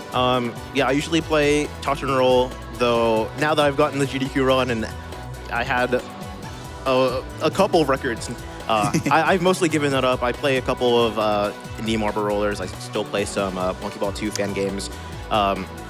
You can follow me, twitch.tv/GZ_hero. That's like all my socials except for my Blue Sky, which is prohero.stream. Yeah. Let me interrupt you real quick, because quick shout out to the developers of this fan game. I believe Brandon SMB, Toothy. I know Eucalyptus is on there. Yeah. Eucalyptus, Nabo for making this beautiful input display. Like the switcher for the cosmetics and stuff. Cosmetics, yes. I might be forgetting more folks who have helped to the SMB community Discord. There you go. But yeah, I just want to shout out everyone who has picked up Monkey Ball or wants to pick up Monkey Ball, because I see you. I was there, 12 years ago. And it's very weird to still be playing it and still be halfway decent. Thank you, Klaus, for being here. Yeah, thanks for having me, y'all. I had a blast. You can and- find me at Shovel Claus, I guess. That's it. Yep, and one last shout out that I want to make before we head off. Just check out like other speedrunning events, because there's a lot of them. Yeah, I know true. that I'm involved in a few, you're involved in a few, you submit to a few. If you like this, there's more than just the speedrun stage at PAX. Please check our community out, like literally everywhere. We have so much Speedrunners stuff. be running everywhere. Yeah. You just have to have the eyes to look for it. I think that's it for us. Thank you again for watching some Monkey Ball on this amazing Friday evening. Come back to the speedrun stage whenever you want. We have speedruns all weekend, and they're all incredible. Thanks for hanging out. Yep. Let's jam. Hello there, everybody. I'm Illegally Sam, and this is Rift of the Necrodancer. For anybody who's never seen this game specifically before, but you're familiar with maybe Crypt of the Necrodancer or Canes of Hyrule, both by the same dev studio, this is kind of like a pseudo-sequel / spin-off to Crypt of the Necrodancer, where obviously the music is a big focus. This is a rhythm game showcase. But however, it is a rhythm game showcase and not a speedrun, because this is a lot more of a traditional rhythm game. Air quotes around traditional. Or real quotes even. But regardless, this is basically a rhythm game with 3 lanes, not too dissimilar to stuff like Guitar Hero or Rock Band, or pick your flavor of rhythm game if you like something a little bit more niche. But the gimmick of this game is the notes are the enemies. And as a result, those enemies will be moving down the lanes in ways that you may or may not expect. We'll be going into further detail as you see them on screen, but let's just go ahead and get started, and we're going to be jamming to some good music for the next hour. Before we get started, though, Clay, you want to introduce me. yourself? Hi, I'm Clay. I'm here. We're going to see how well this goes. I learned a lot about this game in a very short amount of time. Yeah, this is a very difficult game to play at a high level, and that means there are only so many people that also play this game at a high level. So If you think that like looking at Rock Band or like Guitar Hero is like visually overstimulating, get ready, because oh boy. So yeah, we're just gonna go ahead and get started in 3, 2, 1, let's rock.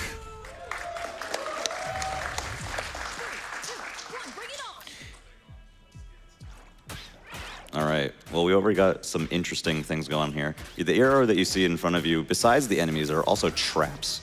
And one of the traps is that arrow trap that teleports things around. We'll get to the others as they come up. This one is another trap that makes whatever enemy you're looking at in completely unknown. So it's really great for the first song where I'm explaining enemy types. So easiest one of those big dragons, they're held notes. Slimes are your standard, just one hit. It's whatever. These skeletons are interesting. Because they start dancing back up the line like Thriller once you hit them once, if they're one of the yellow skeletons. Basically, everything has a power level, and the power levels are based on color. So if you see an enemy that's red or yellow, it's probably one of the more advanced ones, and will typically have more complex patterns, or it will take more hits to defeat. You'll also see enemies with shields, where instead of simply, hitting them and then they die, you have to do a quick hit, like a bump bump, for how many shields they have. For any musicians, it's an eighth note rhythm. Yeah, as opposed to I'm not a quarter note musician. rhythm. I go by bump bump and bump, so that's how I'm explaining here.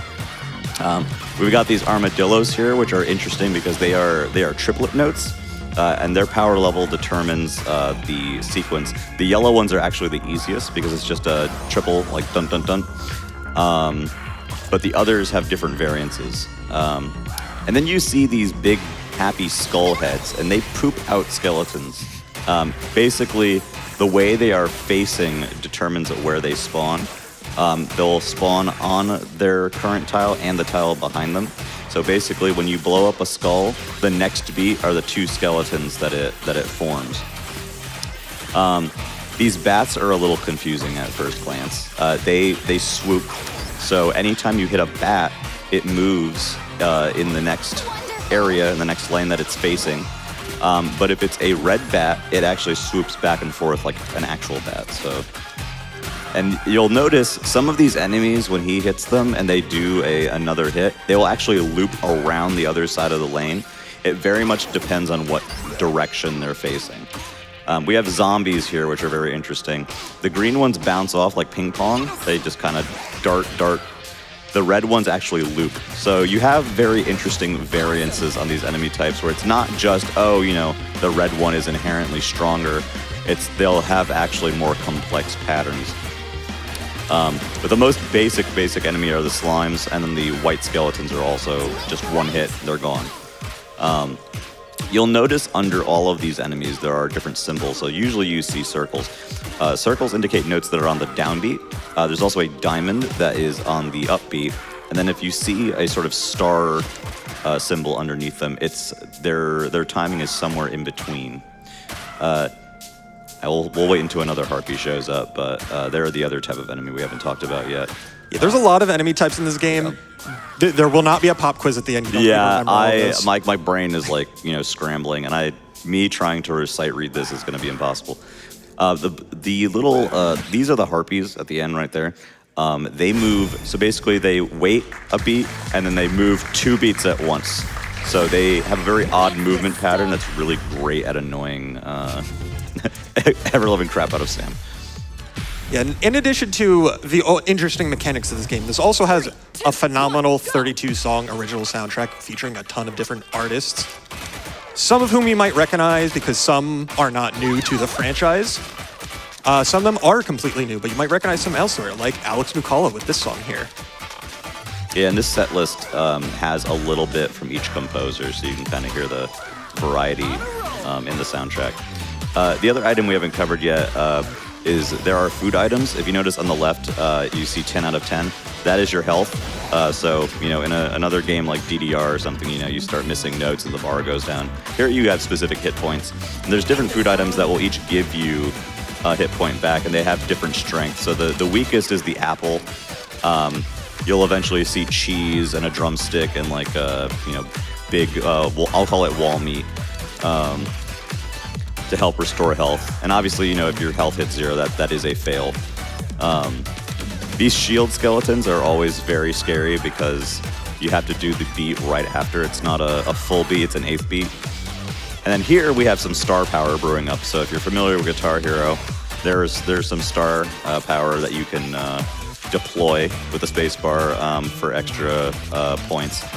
Especially if you're on Impossible like Sam is and you're doing a score run, you want to strategically use that star power depending somewhere in the song where it's most efficient.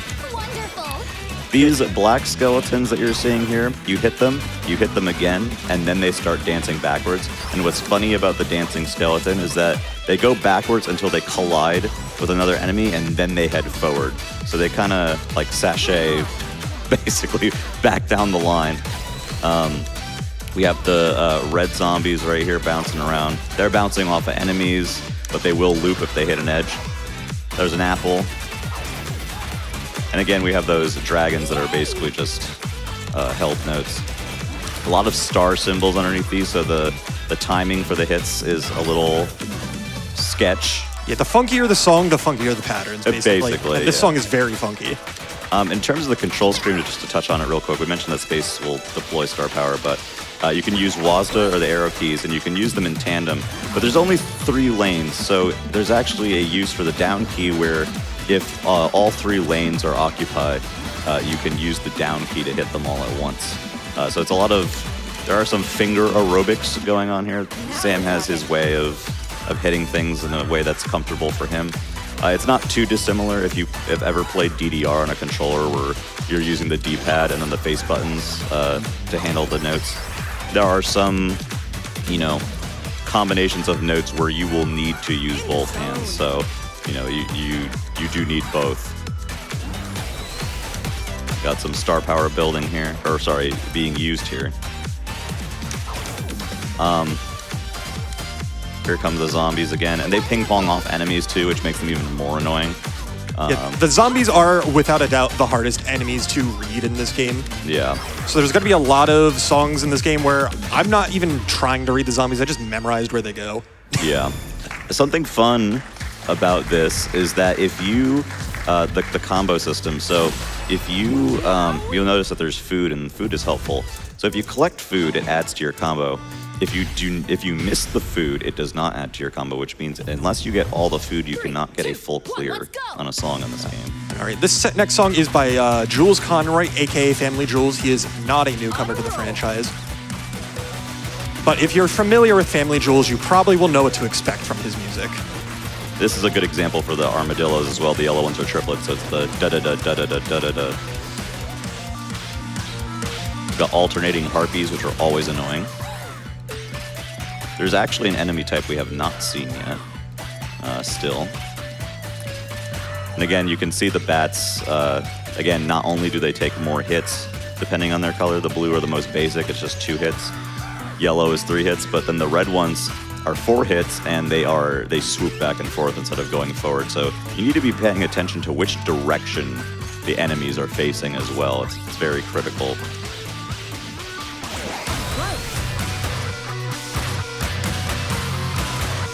And this is what happens when you start mixing the shield skeletons on different beats with different amounts of shields. Yeah, it's very confusing, at least for my eyes. I'm looking at this and I'm like, oh god. Obviously, this is impossible difficulty, so that's fitting. Yeah, there are 2 easier difficulties if this looks like it's actually impossible. Way too much. I mean, I guess it's named that way for a reason, right? Yeah, there's easy, medium, and hard, and those are significantly more reasonable for anybody who has not put a couple hundred hours into this game like I have. Yeah, it is a lot to, if for example, if you're like me and this is your first time, or was your first time really seeing the game at length, it was on impossible, and I was like, oh, okay. So we got blue harpies. When you hit them, they bounce back 2 beats, and then you know, they'll go through their pose again where they sort of do that like little squat, and then they fly forward. We have not seen the 3rd harpy yet, which is evil. That's probably going to come up soonish. We'll talk about it then. This is just a lot of skeletons, and it's nice that the white skeletons at least are very basic. They're just 1 hit, but it's the shields that really trip you up here. Popping out some star power again for the score. Yeah, the vibe power in this game is very useful if you're going for high scores, but even if you're just trying to clear these songs, you do not take damage while vibe is active. Yes. And so when you're first trying to beat songs on higher difficulties, you are 1000% using it as a crutch, and that is what it's there for. Yeah, especially when things get very complicated very quickly. Which we'll be having very soon. Yes, as it always seems to. Specifically in this song. Yeah. Because if you thought any of this wasn't hard enough, get ready. Yeah, they're lulling you into a false sense of security here. Here we go.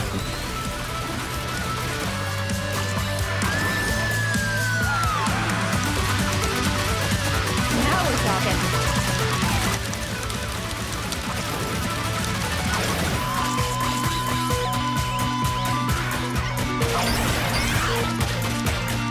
And again, it's really just memorizing how the different types work.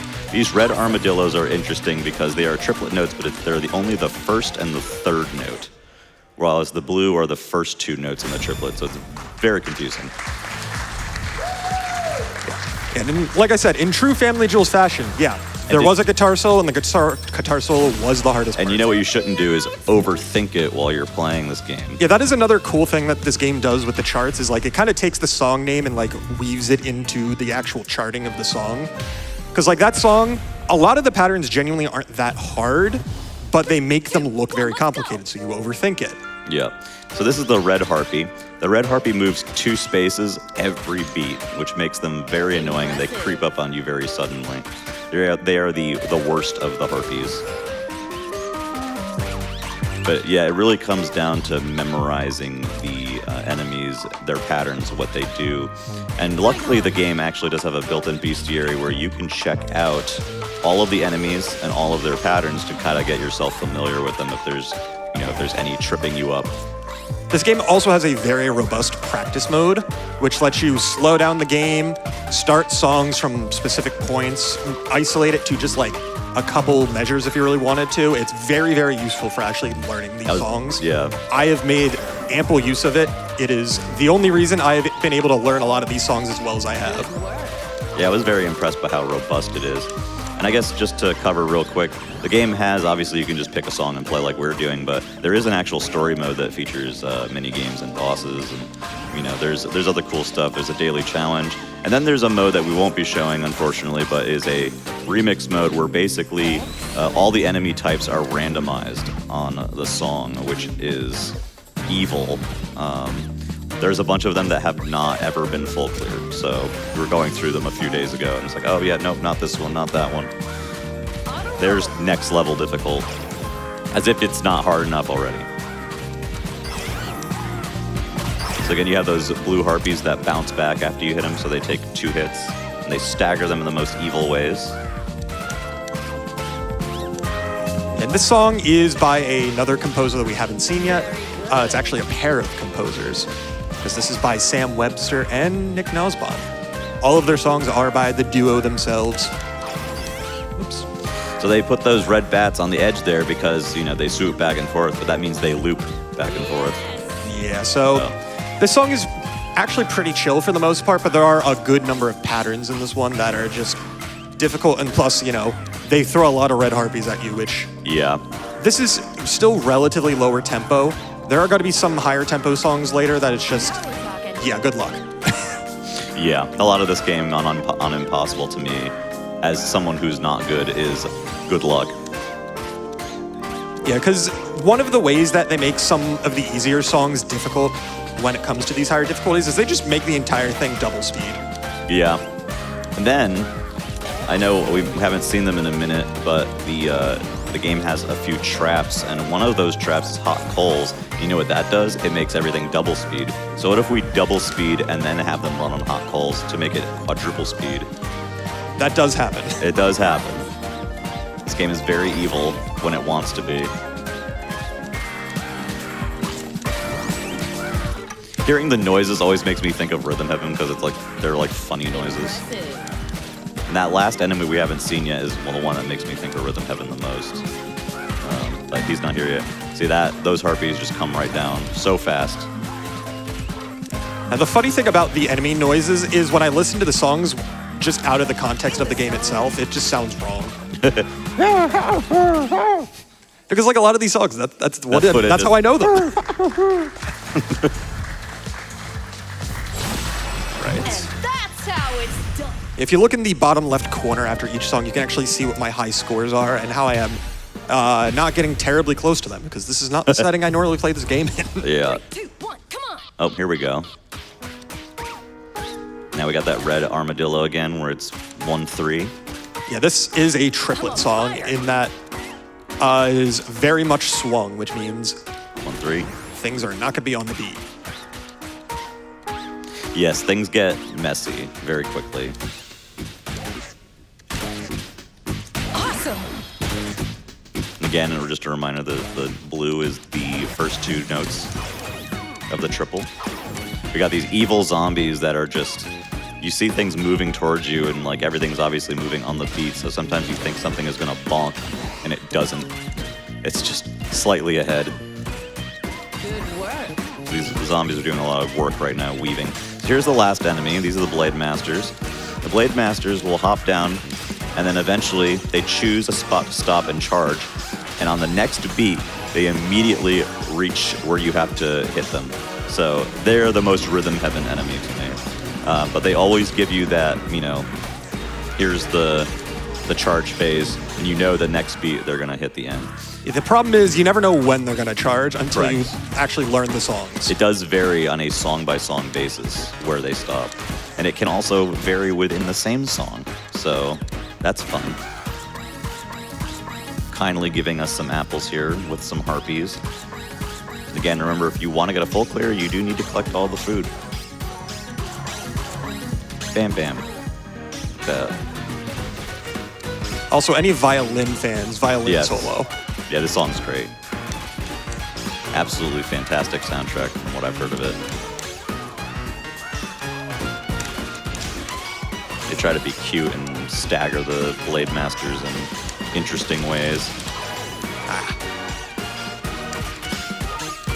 In the zone.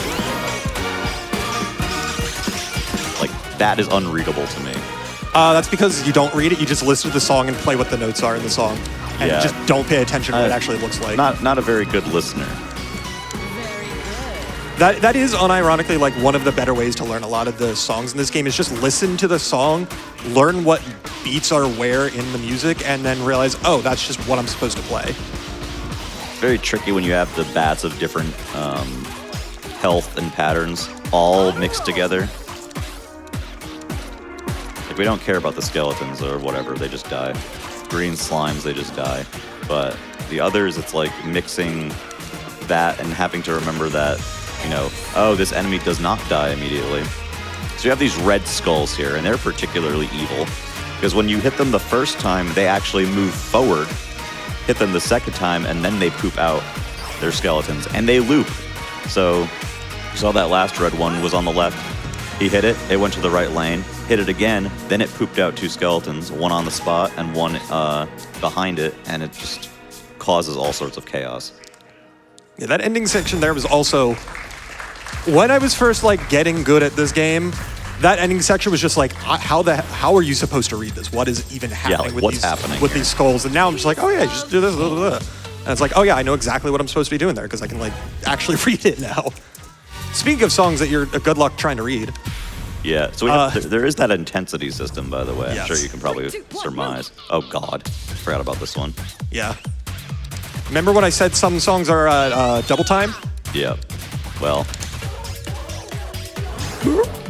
I love the stupid blade noise so much. I'm gonna replace all the enemy sounds in this game with my voice imitating them, and I'm gonna have you deal with that. I'd play that. I'll try it, yeah. Most important mod of all time.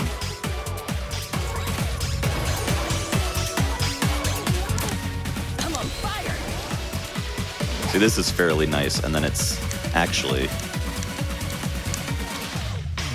And then it changes the time again. It changes the time. So now it's slower. And remember, the skeletons, they don't simply bounce back and then you hit them again. They dance back until they hit something, and then they come back down. So you have to be very aware of where they are on the board. That's another thing that harder songs start doing is they basically just change what the tempo of the song is in the middle of the song. You see these blue Blade Masters, their difference is that once you smack them, they go back to where they were, and then they charge again for another hit. So here's the hot coal trap, and it was very brief there, but it made the enemies go double speed once they cross that. There are essentially a total of 4 traps. Hot coals trap is one. We saw the arrow trap earlier. There are 2 more that we will be seeing. We did see the question mark trap as well. We got more skulls to pop out. Bones, you need to be aware of where they are on the field because they may loop around. Thankfully, this setup isn't too awful because it's not a looping setup. The regular skulls are just one hit, and then the skeletons. What was the second color skulls? Blue. Blue. Those will be one hit, and then you hit again, and then it drops the skeletons. The red ones are the ones that shift forward because they're evil. And this game hates you. You got the fruit bouncing down the middle. I mean, if you've ever played Crypto the Necrodancer, Yeah. absurd difficulty is you're not a stranger to it. Yeah. On brand. Now we're slowing down again. But wait, there's more. Yeah, just because this song slows down doesn't mean it becomes easy. Yep, now we got... Sometimes they put traps on there just to scare you. They don't actually do anything, they're just visually fun.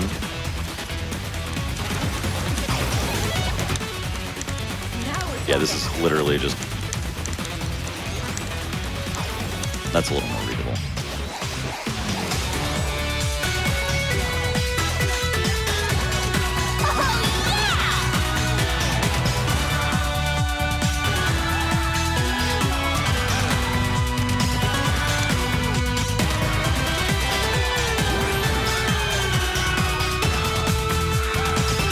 Just to, yeah, I mean, I'm just kind of, at this point we're just kind of zoning because Sam's just in his element and I could never do this. Like the amount of time and practice and skill to perform on this level to me is incredible. That dragon looked very much in pain. No, at the highest tempos, the worms look very funny. Yeah, they're kind of great. There's a specific song later where you'll know exactly how funny it can get. We haven't mentioned it yet, but the rankings go all the way to S+. Yes. I am unfortunately not getting particularly many of those. And then also S+ Right with now. full combo. Yes. 3, 2, 1, move. Now time for some more high tempo. And we haven't mentioned it either, but the characters on the right are typically associated with the song in the game's story mode, or if they're DLC, you know, with the game that it's from. Here are the rift traps. They teleport stuff around, which is just great. Loop swoosh bats. In the zone. Then you have these black skeletons that bounce back and make things difficult for you.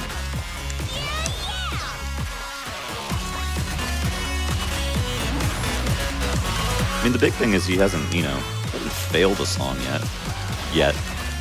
Ideally, it won't even come close to It won't happening. happen, but, you know, I like, yeah, look at that's awesome. That animation's great. I think the dancing skeletons doing the thriller back up the stage is my favorite.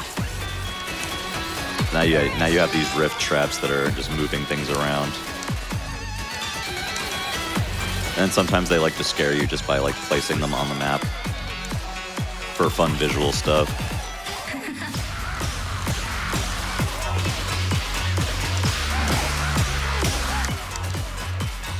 How much time would you say you've put into this game? Just very ballpark.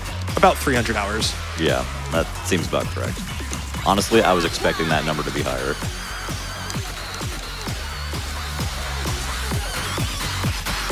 There's a lot of really cool DLC content for this game.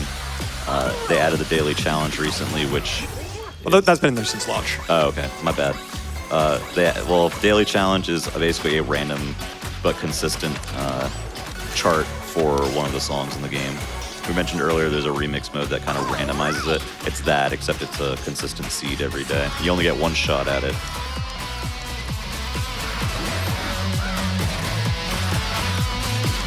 My favorite thing about this is in the story mode they have these mini games that are basically rhythm heaven mini games. So there's a lot of stuff going on here. The boss fights play differently as well. There's a lot of variety.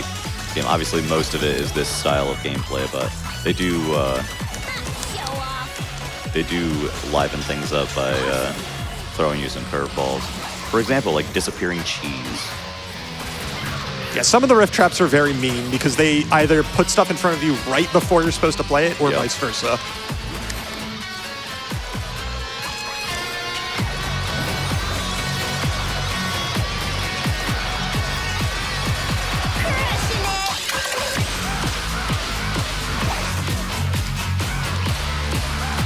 Now we're talking.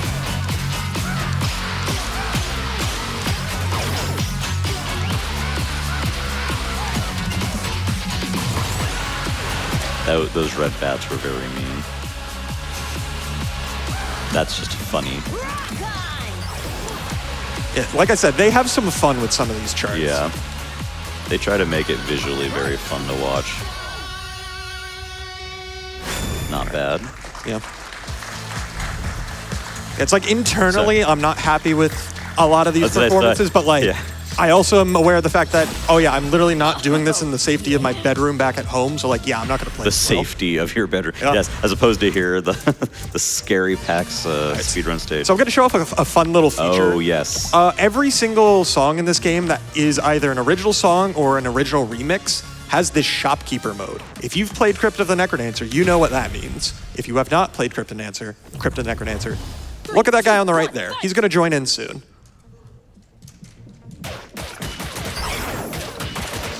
I did touch on it briefly, but the intensity, they do go up to 30. So we've been playing pretty high 20s.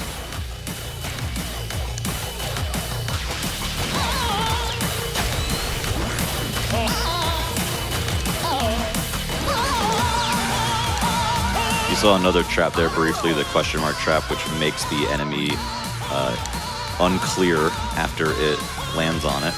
The only good thing is that if it's a skull and it blows up into little skeletons, it will show you the skeletons. It just won't show you the actual initial skull.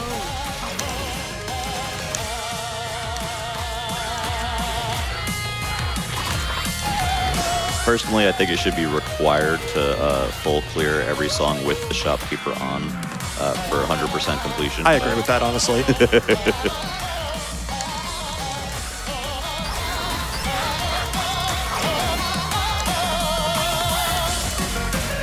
Now we're talking. Lots of skulls pooping other skeletons.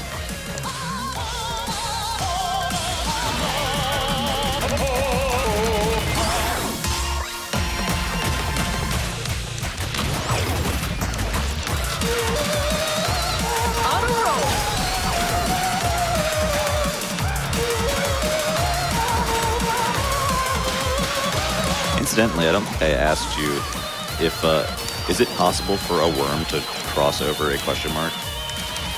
There are certain enemy types that don't get affected by traps. It's basically anything flying, so bats and harpies or worms. Okay, so that's another dimension too. Remembering what is affected and what's not sometimes.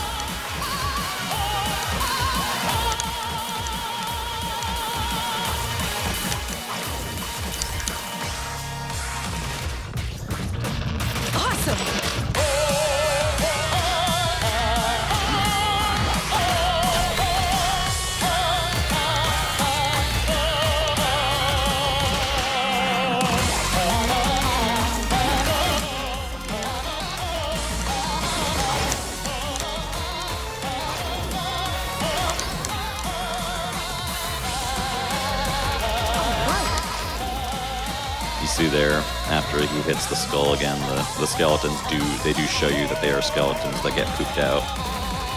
It's particularly mean when you have a skeleton with shields that runs across and you have to remember how many shields they had. Yeah, this song does that a lot, where it just doesn't actually tell you what the pattern is very clearly, and you kind of just have to figure it out. Or either that or have immaculate reaction time. Or 300 hours of experience. Yeah, that song, by the way, was by both Danny B, Danny Baranowski, and Josie Breckner. I've played songs by them prior in the showcase, but those are the other composers that I hadn't mentioned already. Danny B, of course, is the composer for the original Crypt of the Necrodancer, so you are most likely familiar with him if you've heard music from these games before. All right, but this is going to be the last original song of the showcase. After this is all DLC. 3, 2, 1, yes. And it's another Jules Conroy song, so lots of guitar. Now we're talking.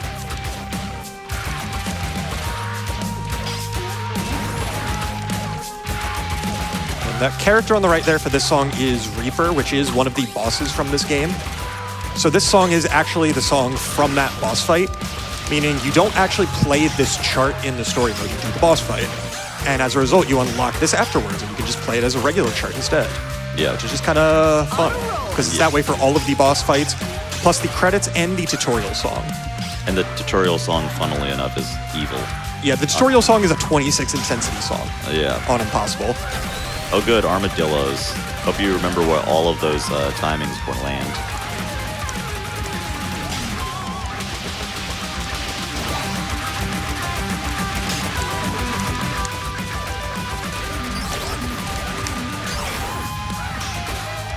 Wish we could have a hand cam for this because In the Sam's fingers are doing a lot of work.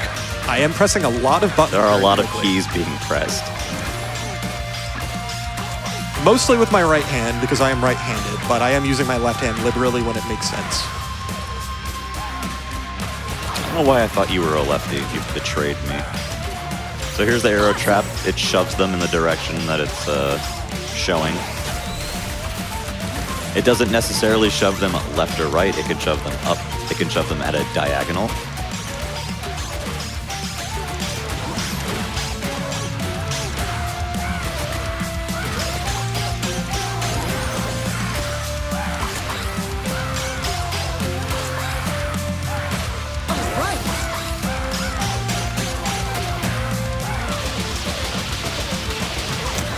And guitar solo time.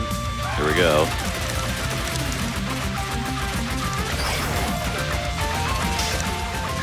Right on.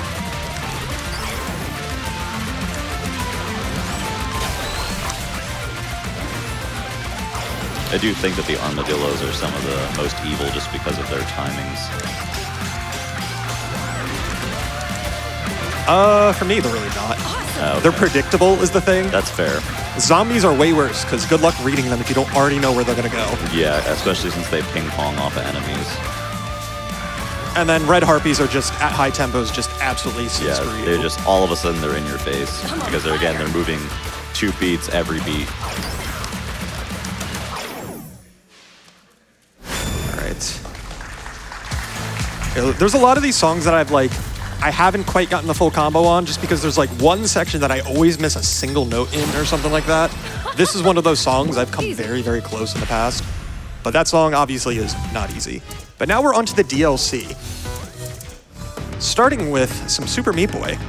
Because for anybody unaware, Danny Baranowski also did the original soundtrack for Super Meat Boy and remixed 3 songs from that game. And now they're in Rift of the Necrodancer. So we're going to start with Slugger's Refrain. 3, 2, 1. Which is the Ballad of Lil Slugger, if you know the original song. This song has some interesting stuff to it. Because so far up until this point, the whole game's been possible with just one set of inputs. Yes. That's not the case anymore. Now Meat Boy is getting pumped up for us. This is always evil where they stick the harpies in between chunks of the worm. Yeah, that's when I said you can't play this one with just one set of inputs anymore. That's why. Yeah, because you need to have the held note down, but you also need to hit the harpy individually. So again, you're forced to use both hands. You'll notice I haven't mentioned it yet, but you'll see yellow skeletons that have shields. So not only do you have to take out the shields very sequentially, but then you also have to deal with hitting them, and then they go back and dance up and come back down again. So there's a lot of things being layered on you at once. The enemies that look like they're overlapping each other. We got the hot coal trap. Got slightly off rhythm there for a second there.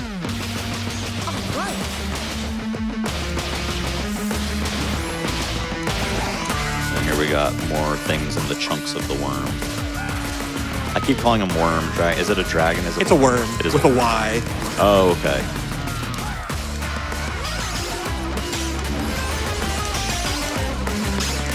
They named him after Worm from GDQ, right? No comment. No comment? Okay. I think it looks more like a dragon anyway. It's my preferred canon.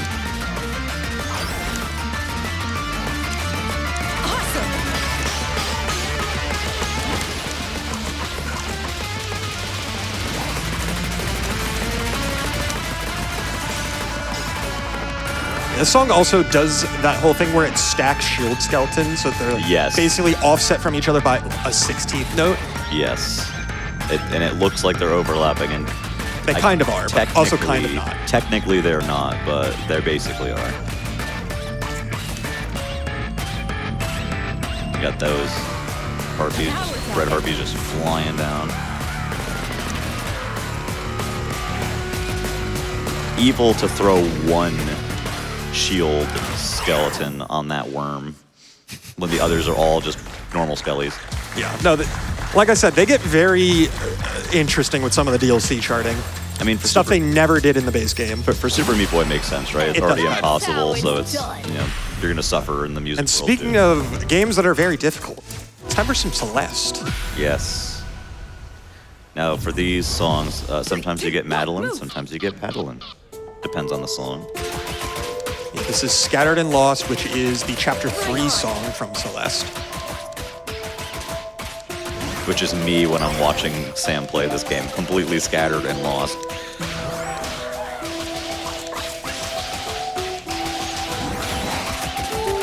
It's like an overstimulated dog. Things keep coming and I keep looking at all of them, not processing any of it.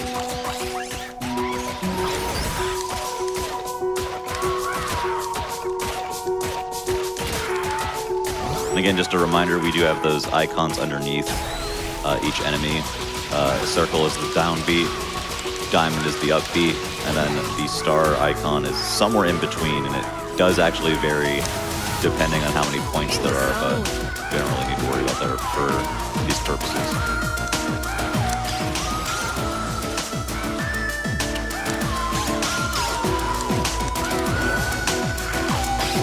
Oh nice, the game gave you 1 apple. Yeah, some songs are a bit stingy with food, some are pretty liberal with their usage of it. Okay, I was made a liar. He's got a lot.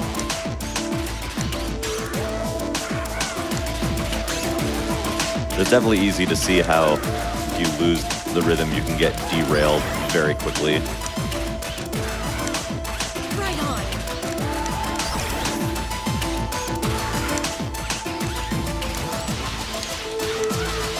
And this is another chart that they really have fun with, because I mentioned how this is the Chapter 3 song from Celeste, which is the hotel with Oshra. There he is in the back. Yeah, he's chilling. He's chasing us down already.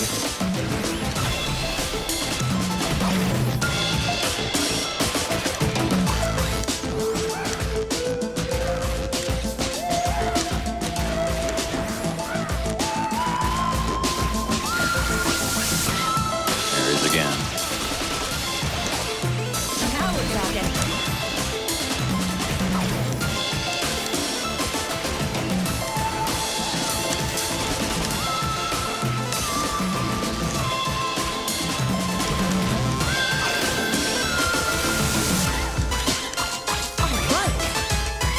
This is a fun little pattern, except for the red harpies. Yeah, this song uses harpies in a lot of very mean ways. And they're already mean enough on their own.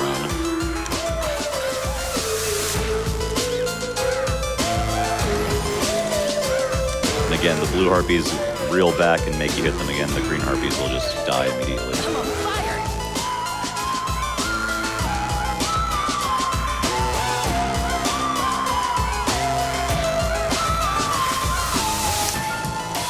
Teleported him back, stuck him on an arrow trap.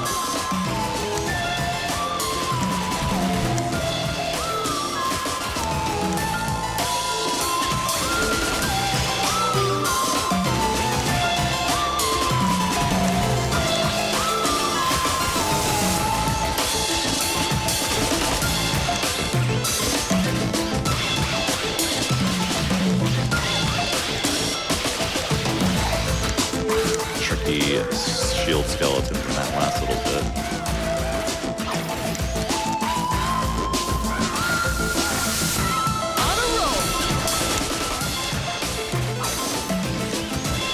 Again, the red skull shifts to the right, then you hit him again, then he poops his skulls, or skeletons. Again, he poops on the tile that he's on and the tile behind where he's facing, which can cause a situation. Also, Evil Harpy. Yeah. You think you're done. The final evil and then harpy. like 5 beats later, it's just another Yeah. harpy. Yeah, exactly. That is not the only song that does that, but that is one that has And gotten then- me more than a few times. And then you lose your full combo because you forgot the harpy was coming. Yeah, thankfully that hasn't happened yet, just because I've never even gotten that close. That's fair. All right, now it's on to some Pizza Tower, because it's pizza time. It is pizza time. This song is very funny because this song has like 3 tempo changes just in the track itself.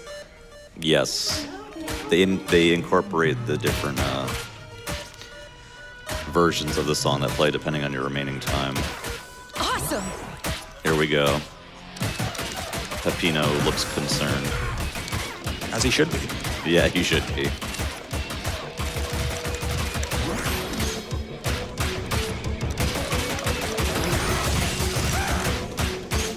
Right on. I do like how they use the red bats for the boom, boom, boom. Oh, and that's mean when they use the harpies for it instead.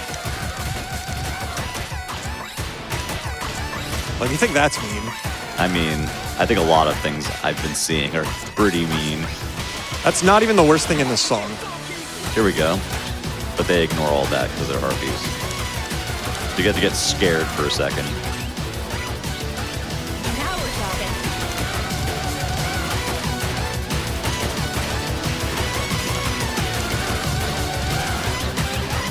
Is it just me or does Peppino look like he really needs the bathroom? Oh, good. Sped up looping zombies.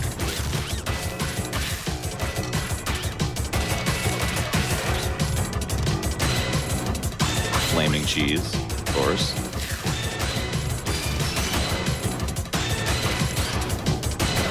Out of the traps, I think the hot coals one is the most fun to me. The others make my brain hurt.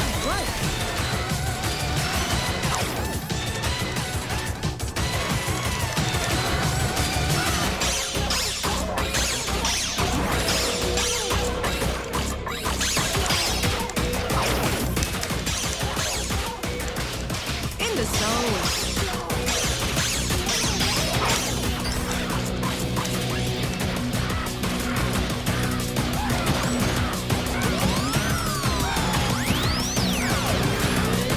Dancing skellies.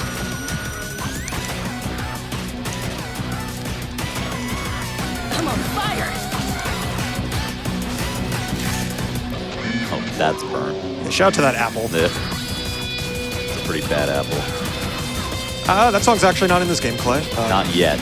This game does have a very robust custom track scene because it has a built-in editor.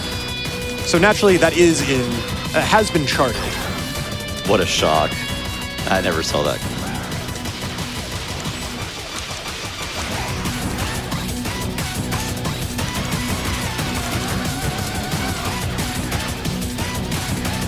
Now we're talking. Now let's speed up one last time. Yeah, fun use of the traps as a visualizer here, the arrow traps.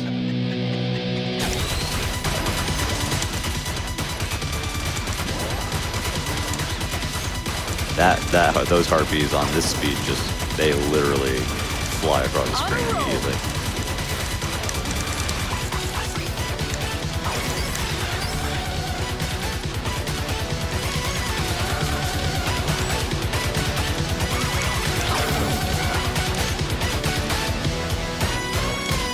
In the zone. Evil. Yeah, funny enough, the slow section is arguably harder than the part that was just before it. You're so used to it, and then all of a sudden... Because you gotta wait so long for the next note.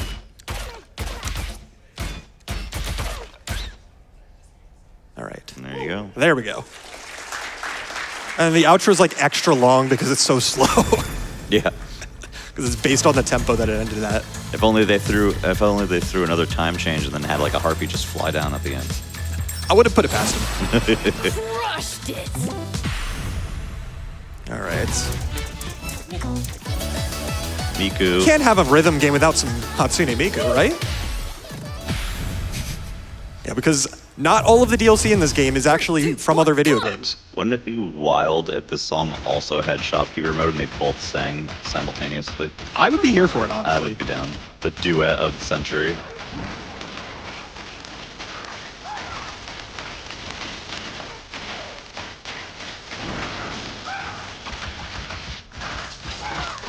She does like her apples.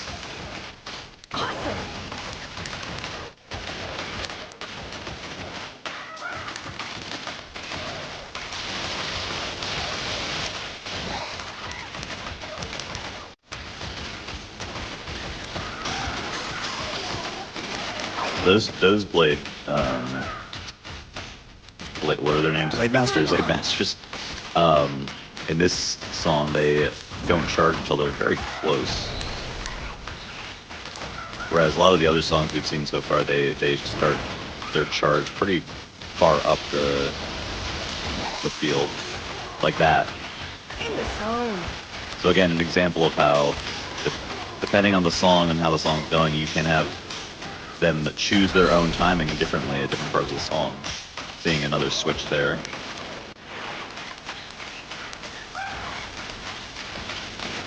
Now it's for my favorite part of the chart.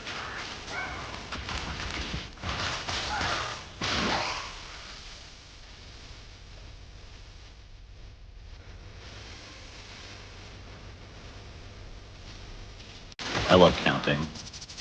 Yeah. So we have that. On a roll. Yeah, if you thought the worms looked funny before. Yeah. They're now disco worms.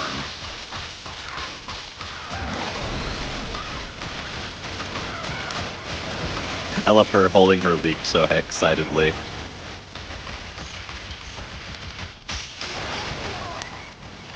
It's like the everyone knows the women eating salad commercials. It's like that.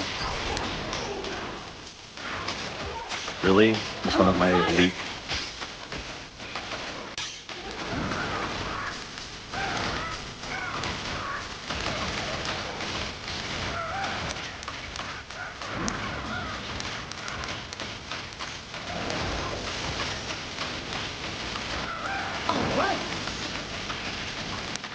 Yay. Good ol' spam there. Yeah, I think I messed up, like got off by half a beat there. At the end of that long section, spam section. I mean, it's like you get off beat and then it's very easy for things to very quickly devolve. Within a chart like this, 10 health is not that much. More than enough. It is enough, it's just not much. Especially if you're not, you know, used to this like Sam. Yeah. And thankfully, and the S plus of the song, extremely lenient. Yeah.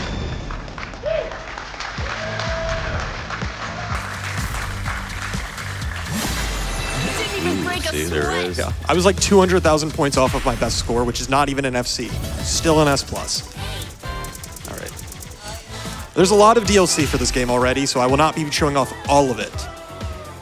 But this is from Everhood. This is my favorite chart in the entire game, including DLC. This is cool.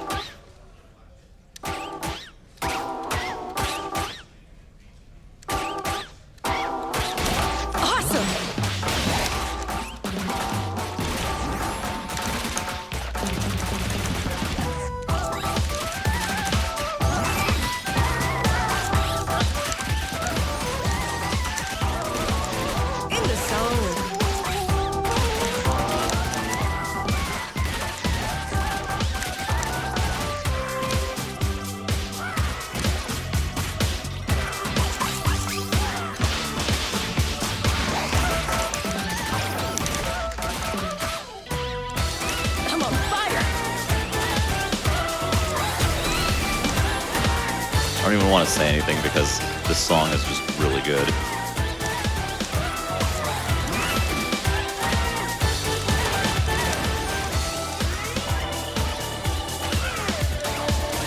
Like, imagine like this speed with red harpies. They're just instantly in your face.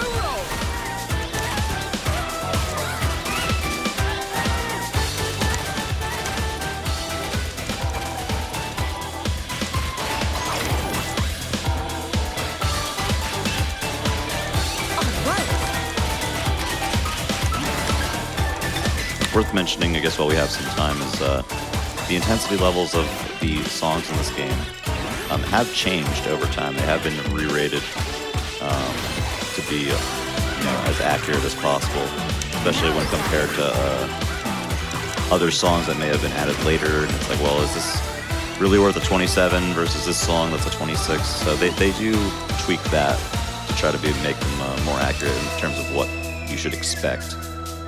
Though, I mean, if you're in high 20s, you're probably expecting something evil anyway. We got the red harpies that are basically just here immediately.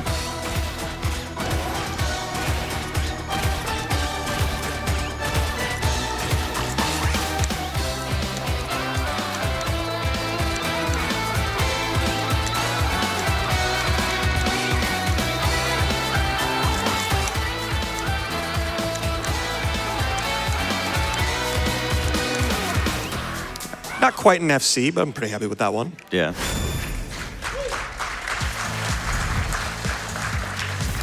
Yeah, for the record, I've never actually played Everhood. It's on my backlog, but like, this music is very, very good. I'm definitely playing it at some point. That was actually, that was not far off my my best score. Yeah. All right. There's a lot of DLC. I cannot play all of it, unfortunately, but I figured we got to show off some rhythm game love to another rhythm game. Play something from Unbeatable. 3, 2, 1, let's go. Yeah, this song was added as free DLC when Unbeatable came out. Yeah, it's really cool. I mean, the best kind of cross-promotion is free cross-promotion.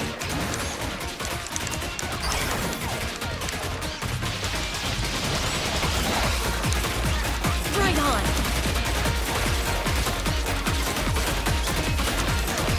Those rift traps always scare me. I never understand where things are gonna show up.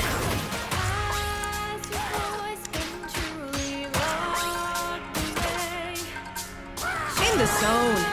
This is also my favorite song from Unbeatable, so it's very fitting that they put this song in Look here. at you. They were listening.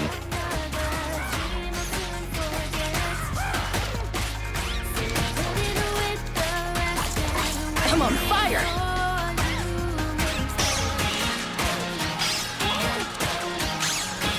They also do some very evil stuff in the chorus not coming up. I do like the use of Blade Masters here. Oh boy.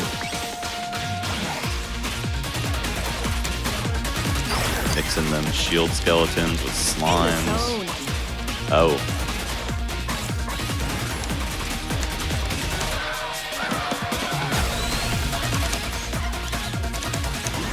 Were they trying to make the song unbeatable too? To be on impossible.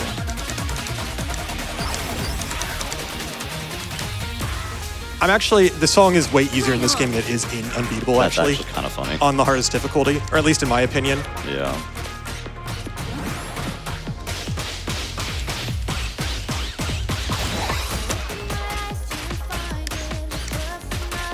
On a roll. I'm also better at this game than I am at Unbeatable, so that might also have something to do with it. Yeah.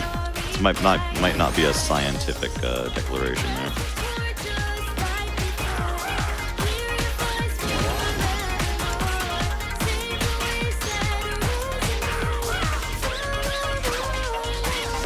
Now we're talking.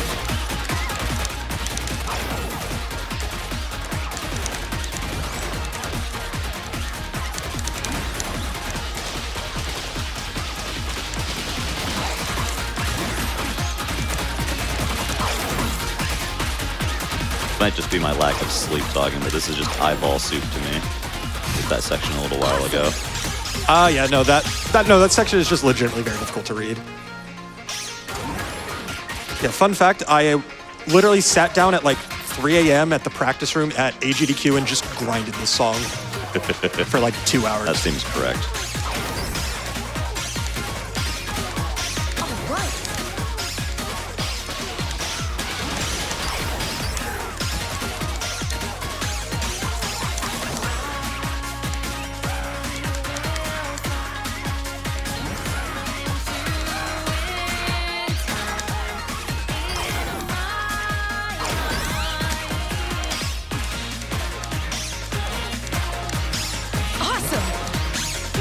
That's a very cute use of them too.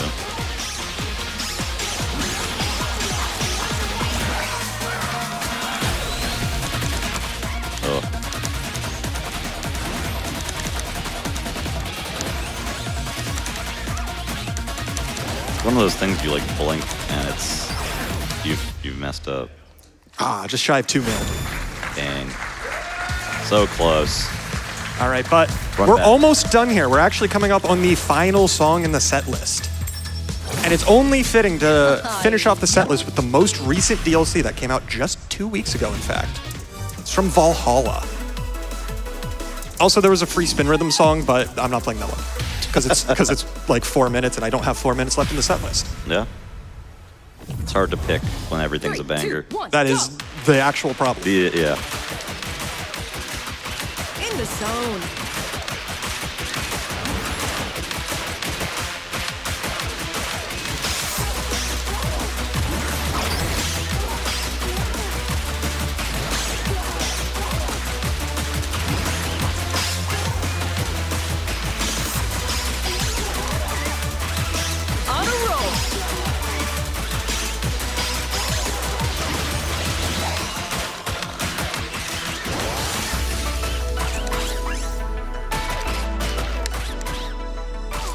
I mean, as we're getting towards the end here, definitely worth checking this game out if you're into rhythm games. Even without any sort of DLC, it's so content rich and robust. Right on.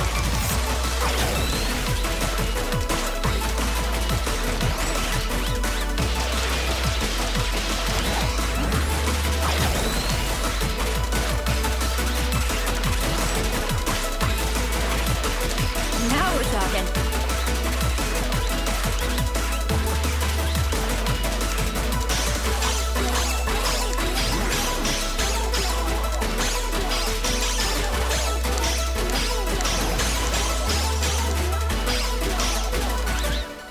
Nice. All right, and I think we're gonna call that time there. Yeah. Because that's the last song. This isn't a speed run. Time doesn't really matter that much. Yeah. It's just more to tell you how long I've been here. Oh. Darn. Run back. Missed by 6,000 points. That's fine. I could run it back. That is a very short song, but no, I will not. But this has been Rift of the Necrodancer on impossible difficulty. This game is very difficult on impossible. It is not nearly as hard if you want to just play the game on easy or medium, and it is arguably just as fun. So if anybody has any interest in rhythm games or just games with good music in general, definitely check this game out. They actually just teased another new DLC yesterday. I do not know what it is. It's probably going to come out in like a week or two. Who knows?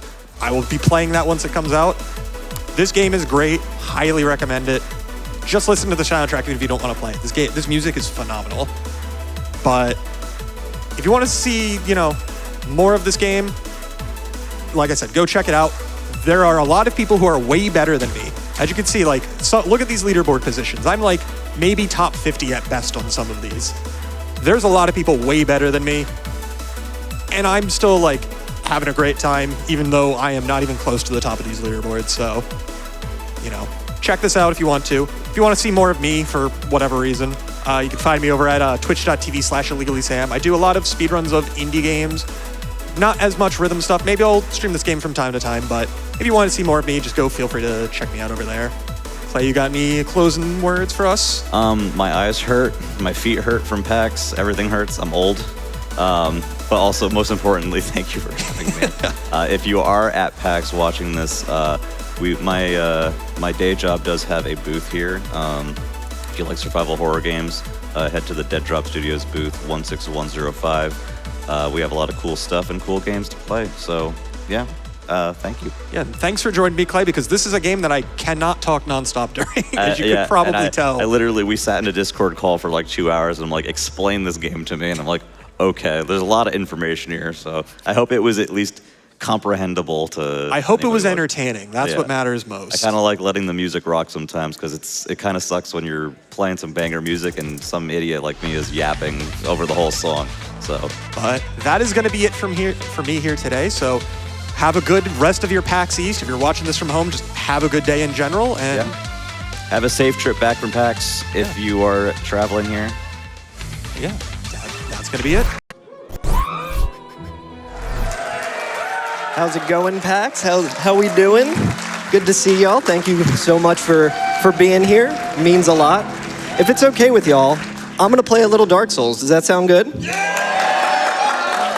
Alrighty, so specifically this route in particular, I've kind of made to be more beginner friendly. I'll go through everything that I'm doing and try and explain it as best as I can to kind of show how you can pick this game up even if you're, you know, kind of new to speedrunning or new to Dark Souls. But everything on this screen is pretty important. We're going to be playing as the female character model to make one of the glitches a little easier. We're going to be playing as the Pyromancer class because we need the Pyromancer's glove and we need Fireball for one of the last glitches that we're going to do. We're going to start with the Master Key because we need to use that to open a couple of doors. And everything else is kind of just incidental. But all right, I think we're ready to get started. So the game's going to start right after, like, kind of I take control, so I'll kind of count it down here as best I can. We'll do 3, 2, 1, go.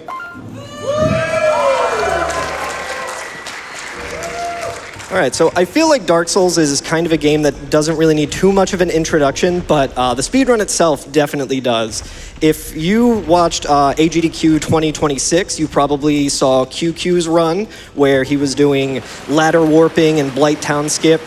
This route does not do that. Those are difficult tricks that take a long time in order to really master, and they save a couple of minutes, so really big learning curve there, and kind of makes the bar for entry pretty high. So I like to do this route because it's still very fast, and it has a lot more forgiving ways to do glitches. So I'll get to that as I come to it. Right now, we're just kind of running through. You might notice me doing this, what we call toggling. That's just a slight animation thing where if I just start running, my character kind of has a wind up. I do want to pick up this hand axe here and block this hollow. But there's a little bit of a wind up, and if we toggle like that, or if we two-hand with a weapon, then we're going to get to our top speed a lot faster. It doesn't really save that much time, and there are some differences between, like, the female character model with it versus the male, which is really not important and kind of dumb, but for the most part, when I started running this, we realized that toggling was a thing that saved some time, so I was like, I might as well just learn it. But definitely not necessary, just small things. Okay, so I'm gonna roll right here to make sound to bait out this enemy right here who's coming in hot. He wants to show off for the GDQ crowd. And now I am going to do a jump attack here and hit the head of this boss, and also get the plunge attack to get a little bit of extra damage. I'm gonna attack him 3 times and then throw 2 fireballs. He gave me the good attack I wanted, so he's gone. That's a really fun strat.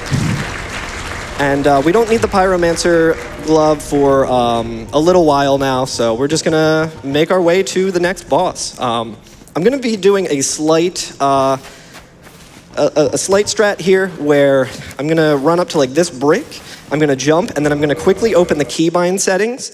And the reason for that is because, whoop, I did it again. Okay, 1 sec.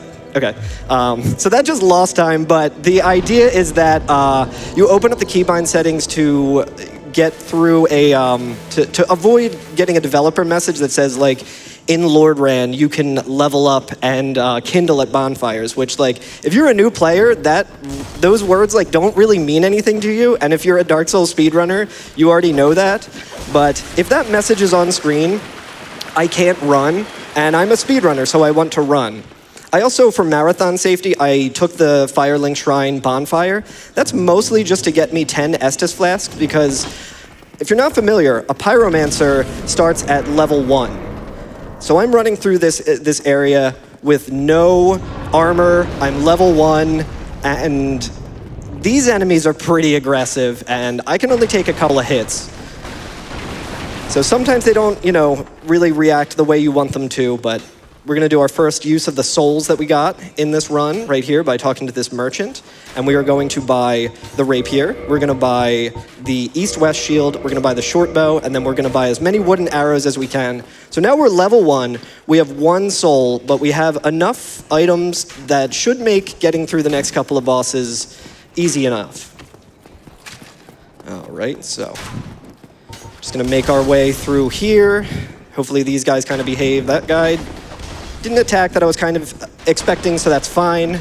And we're just, like, running through this area. It's not my favorite place in the game because, like I said, these guys, they're low-level enemies, but at this level, they can really do some damage, and they can be a little sporadic. So we just used the Master Key. That was our starting gift to go and get this gold pine resin, which hopefully we won't need for this boss, but there's like a 70% chance he'll do what I want him to do, and this is a GDQ run, it's a marathon run, so he will absolutely not do what I want. So gonna do some quick menuing here as well, and we're just gonna try and do a cool, quick kill on this boss if I can pull it off, and if I get lucky.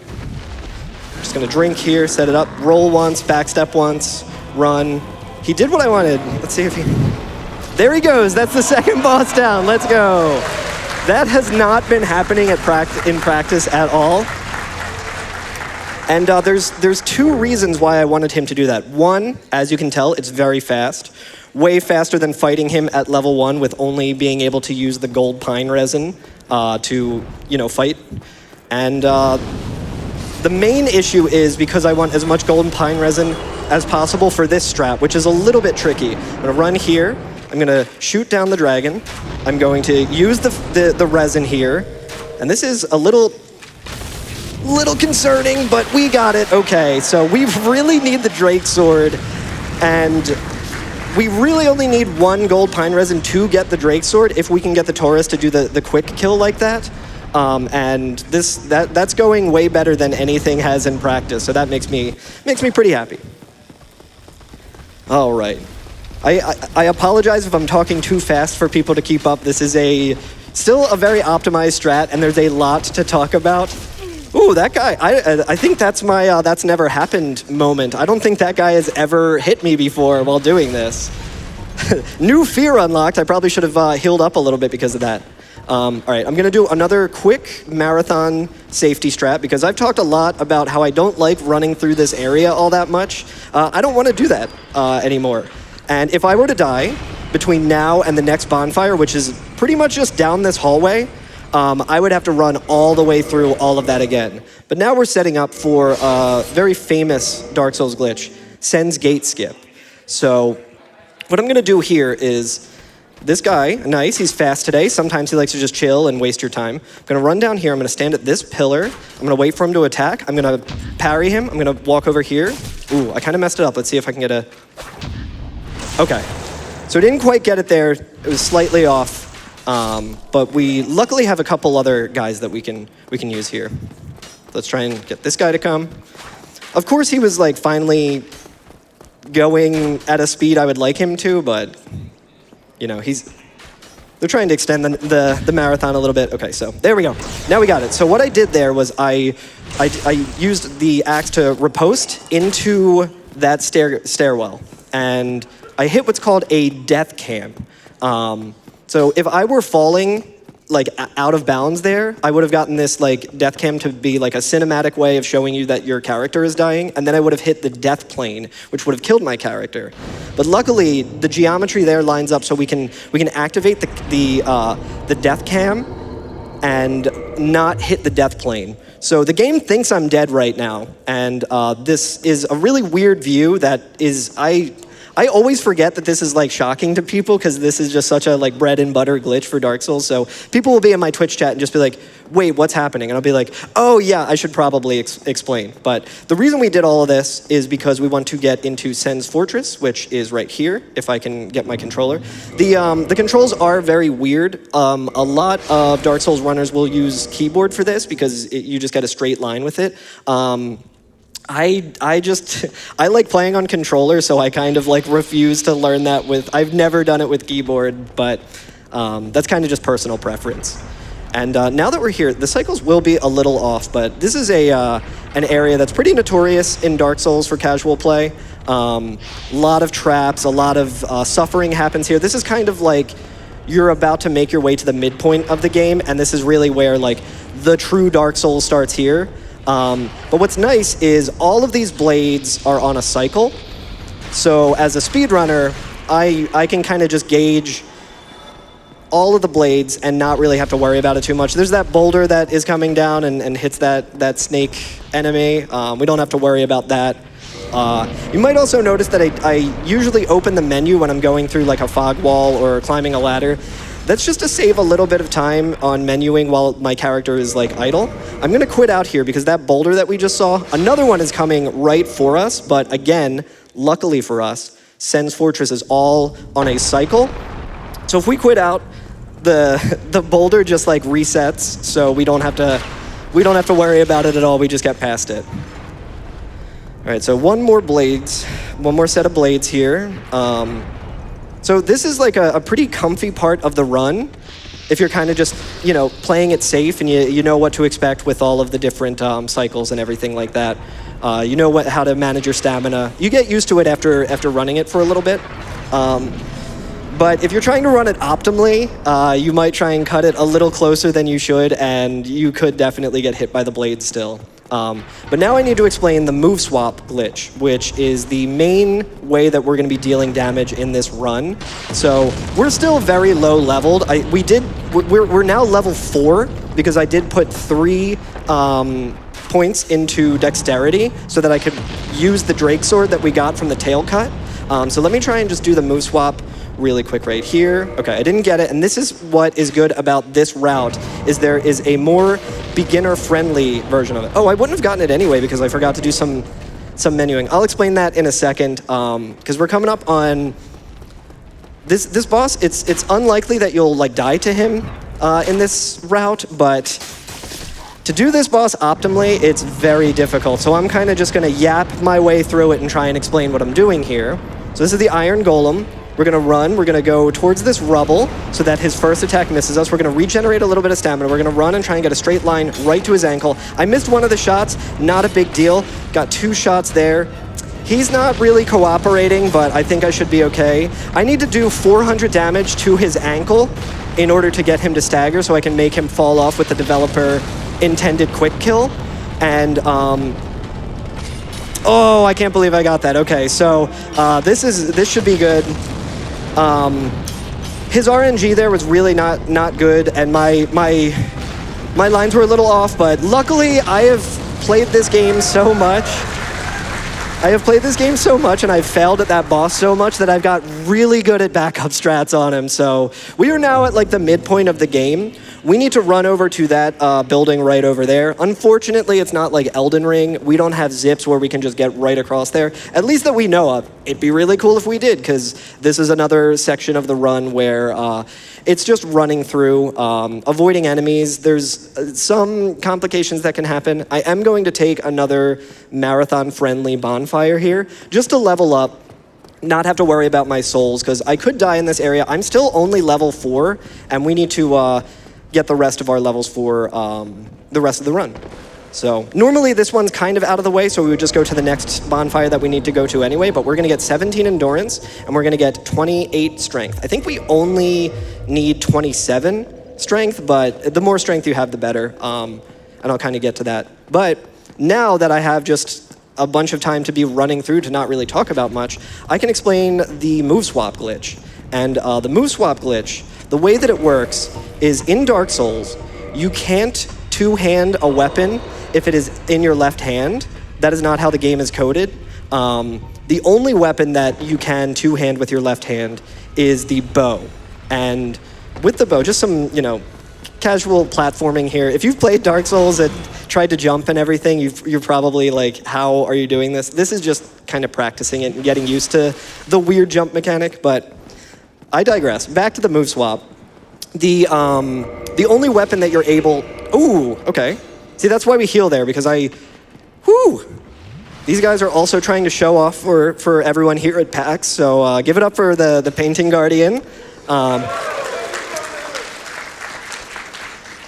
So you can see here I'm like two-handing the bow in my left hand, and I was just going for a slightly faster jump there that I've been failing recently. I'm usually pretty good at it, but it's a lot slower, if you could believe it, if you fail it and then have to quit out, but that's fine.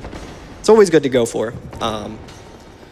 But what you need to do, and this is where the beginner route comes in, you need to jump and then quickly do a bunch of inputs to, while your character is two-handing the bow, you quickly change it to the weapon that is right above it, which should have been the Drake sword, but I forgot to do that menuing because I was too busy talking about something else.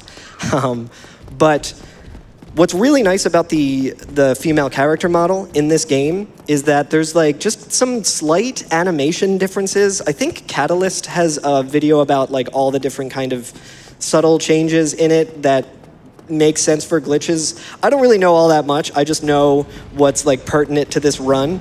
But we can do what is called the still move swap, which is the one that I was able to do. I'm also just gonna kind of jump here. All right, do some more toggling. These enemies are very annoying. The reason I jumped on the railing there is because if I just ran past them, they would all be kind of looking at me. They can throw like electricity spears at you and do some damage, like that guy right there. You can listen for an audio cue to know that it's coming. I'm a musician, so you'd think that I'd be better at having audio cues, but I've never learned that, so I always just turn the camera back to look at them.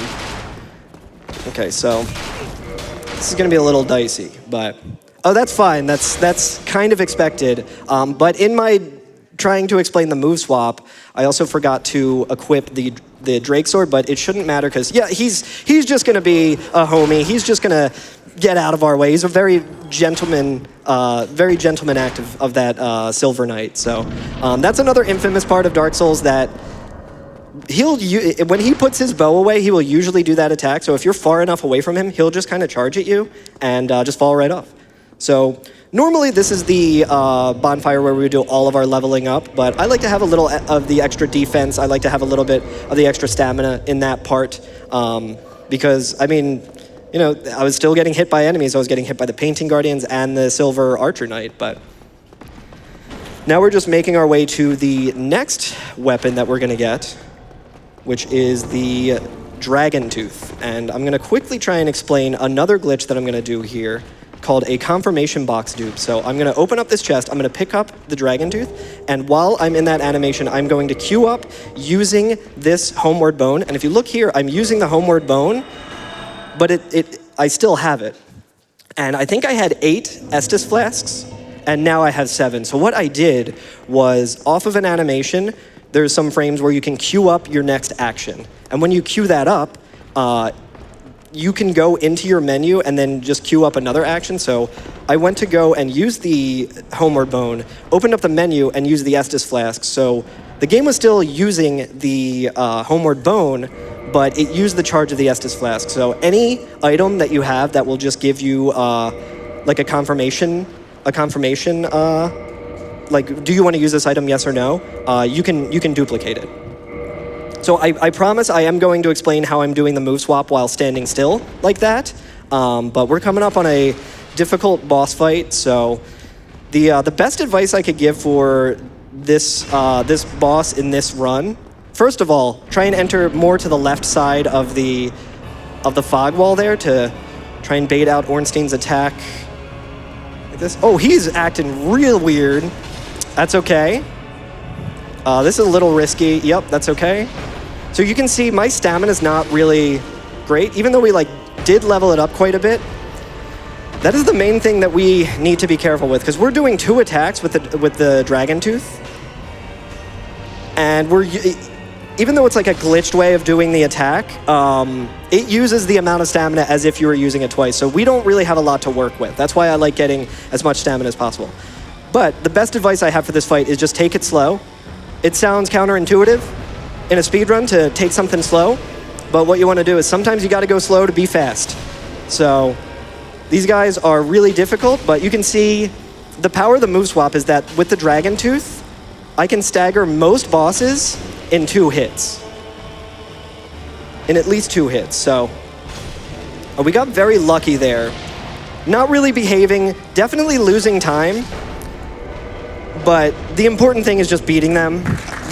They usually don't behave during a speedrun, so I'm very glad that it went decently, even though they weren't really behaving too much. But there's still going to be plenty of time for me to explain the move swap. But we are at the next item that we need in order to get to the end of the game. This is probably the most important item in Dark Souls, I would say. I also do speedruns of Dark Souls Randomizer, and it's like the thing that you want the most in the randomizer because it gives you the ability to warp. We're gonna do another confirmation box dupe here. So yes. Okay, it didn't warp away too fast because if you warp away too fast, you don't get the Lord Vessel and then you gotta run all the way back. It's like the walk of shame. Okay, so now we're gonna go and we're gonna warp to Firelink Shrine, mainly because we want that to be our like primary bonfire. So normally the way that you open Sen's Gate, instead of doing Sen's Gate skip, is by ringing 2 bells. And we didn't do that because we wanted to get the Lord Vessel really quickly. Now, we also have a really good weapon. So now we're gonna go and fight the bosses that are earlier in the game to ring those bells because we still need to do that. It's just faster to run immediately to Anorlando, get the Lord Vessel, and and do things out of order. Some routes, it's actually, you don't have to do Sen's Gate skip at all. It just works out to be faster to, you know, kill the gargoyles, then kill Quelaag, and then go to Sen's, but you'll see why I wanted to prioritize getting the Dragon Tooth. It's also nice to just be able to warp. So here's another one of the beginner strats, buying the East-West shield. Mainly because like this guy is always in the way, so you want to kind of be able to block him, but these guys here in this room love to attack, and they're powered up right now, and they can, if they both attack you, then you just die. So I like to block them. It gives us a good line to kind of get through that really cursed room with like less stress. Okay, I just tried to do a move swap off of the ladder because you can do a move swap off of like almost any animation if you have enough time for it. But now I'm gonna take a minute. This run's been going pretty well. I'm gonna explain the slow still move swap. So with the female character model, you can hold block and then hit the start button and then go down in your inventory and equip the bow in your left hand. And when I turn my character backwards now, she will like two-hand the bow. And that is all we need to get the move swap. So when I turn around and I hit confirm on the whatever item in my inventory I wanted to equip, I just get a free move swap, which is extremely helpful because I'm not very good at doing the, oh, okay, hang on. Every boss is trying to show off. I was trying to show off the power of the move swap with these guys in particular because you stagger them in one hit like this, and then you hit them again, but he wanted a little more screen time for the GDQ. And we got the Gargoyle Halberd, so let me go ahead and in my inventory here, above the bow is gonna be the Gargoyle's Halberd. We need to move that because if we're trying to do the fast move swap, it's dependent on the weapon that's right above or right below the bow. So I'll try and pull off the fast move swap. Some days, like my fingers are just kind of slow and I'm off with the timing. So that's why I really like doing kind of the more beginner-friendly one. Another confirmation box dupe that I almost missed. Okay, I think I got it.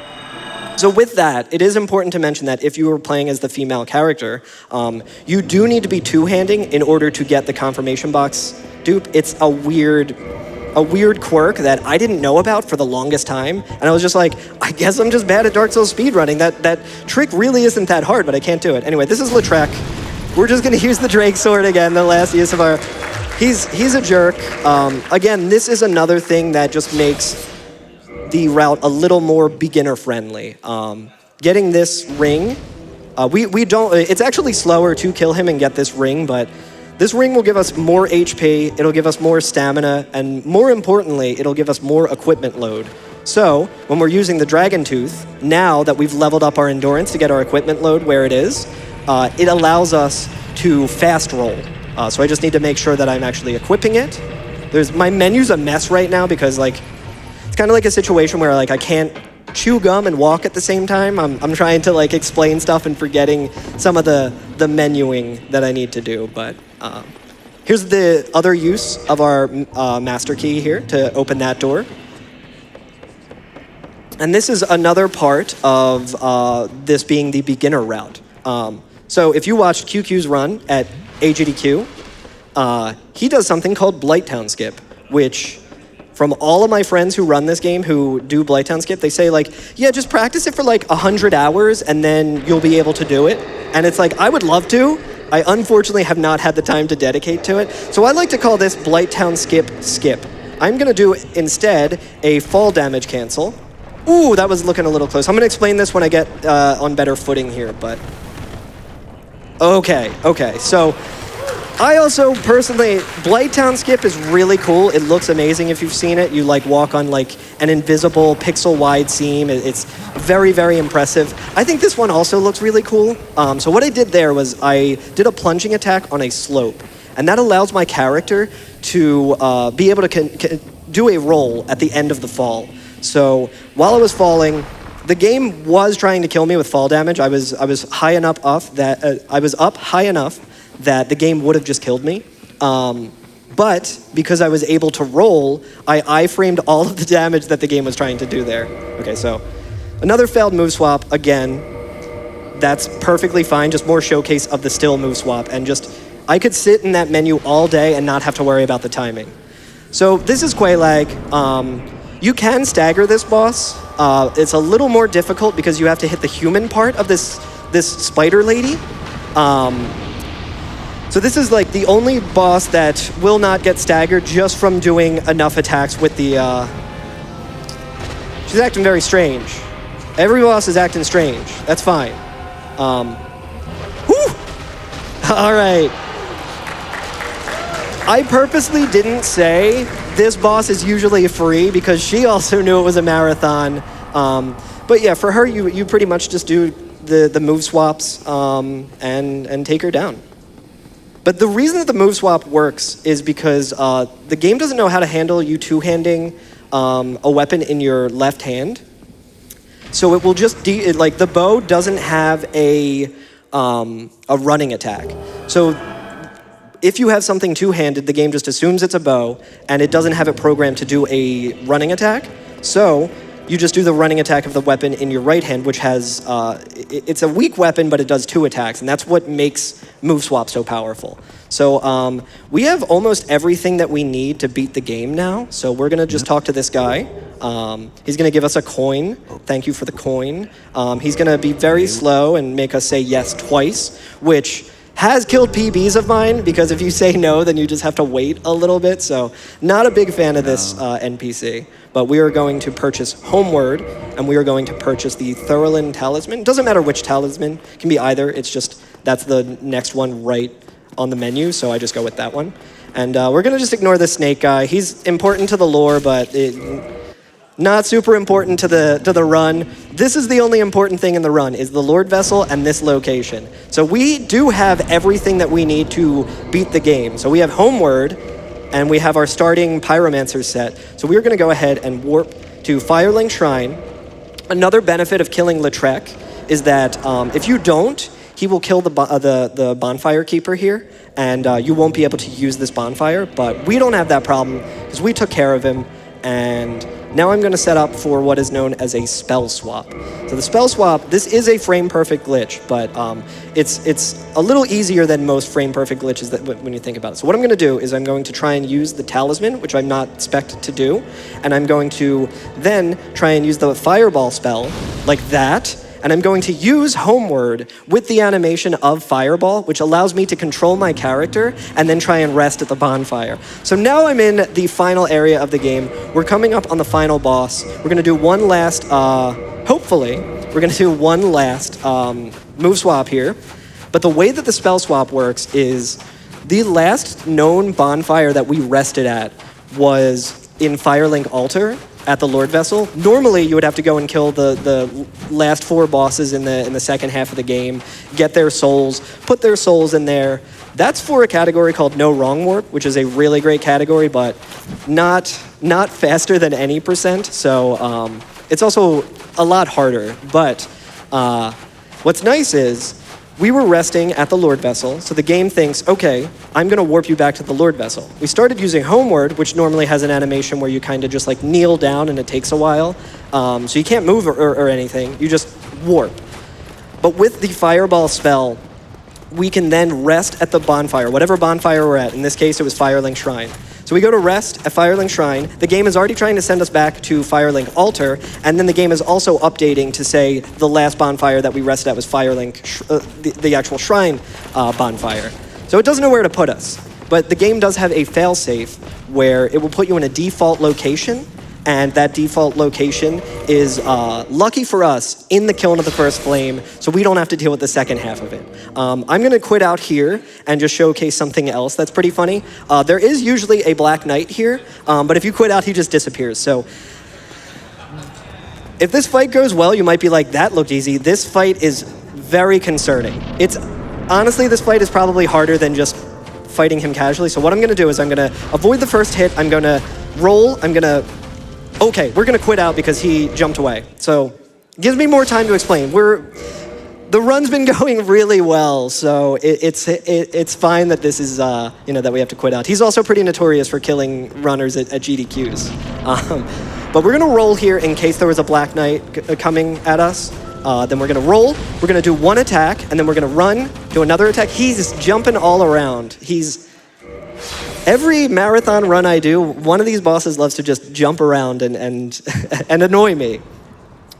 But the premise of this fight is you don't want to immediately do 2 hits to stagger Gwyn. You want to do 1 and then do a running attack so that, and I am a part of the runners that died to Gwyn. That's fine, we still got plenty of time on the estimate. This is why we have such a high estimate. And I feel like everything else went pretty well, so it's fitting that Gwyn would not. But yeah, we're just gonna do the spell swap again. I'll explain that again. And then on the run back, I'll just explain why Gwyn is so hard. I am a sorry fool. I am a long line of Dark Souls speedrunners who were at GDQs and died to Gwyn, so I am happy to be a sorry fool. So we are gonna rest here again. Now this is our last rested at bonfire. We're gonna go to Firelink Shrine. We could go to any of these bonfires. It's just a little easier if you fail the spell swap. You can just run right back down there. So that's why I like using Firelink Shrine. But I'm gonna chain off of this animation, and I'm going to get it first try. Nice. But yeah, just the way you just toggle up on the D-pad to go from Fireball to Homeward, it takes some practice, but once you get it, you get kind of into the rhythm of it. All right, so now I'm gonna talk about my buddy Gwyn. He's a real pain, as you can tell. He loves to kill GDQ runners, but we wanna always stagger him with 1 hit. So we're gonna queue up the first hit by just rolling and doing the rolling attack, which is only 1 hit. And then we're gonna do the running attacks and hopefully prevent him from jumping away, or more importantly, doing his fast attack, which if we're taking counter damage, will just one-shot us. So it's a very scary fight. And I kind of do love that at the end of the run, it still comes down to, it's not just like a freebie. You still really got to kind of work for a PB. You got to work for finishing the run. I like when speedruns do that. You can never really fully be at ease until the credits roll. So we'll see how it goes. And this time we'll actually get to see the knight that I despawned by quitting out. I'll try and focus up here as much as I can, because again, the fight is tough. That's why the estimate's so high. So there's a lot of bosses that can kill you. So roll here to not get killed by the knights back there. We're gonna roll here. Attack, run. Okay, good. 1, 2, okay, so to time my stamina regen, I watch my character model take 2 steps. Okay, I think I got 2 hits there. We did not. Okay, so one of those hits, even though I have an enormous weapon, didn't land. So I'm just gonna restart the fight because it's a lot safer to not try and just hope he doesn't do the move that we don't want him to do. We're just gonna go for it. Like I said, it is probably easier to just fight him the casual way of just parrying him, but it is a little bit slower. So, I mean, assuming you don't die to him and have to restart the fight 7 times. Here we go, 1, 2, run. I'm also locking on to make sure I'm getting a hit, and the reason I'm kind of walking behind him is to try and prevent him from, make him kind of turn there, so. All right, so We'll go with the Length of Fire ending, I think. So that is time.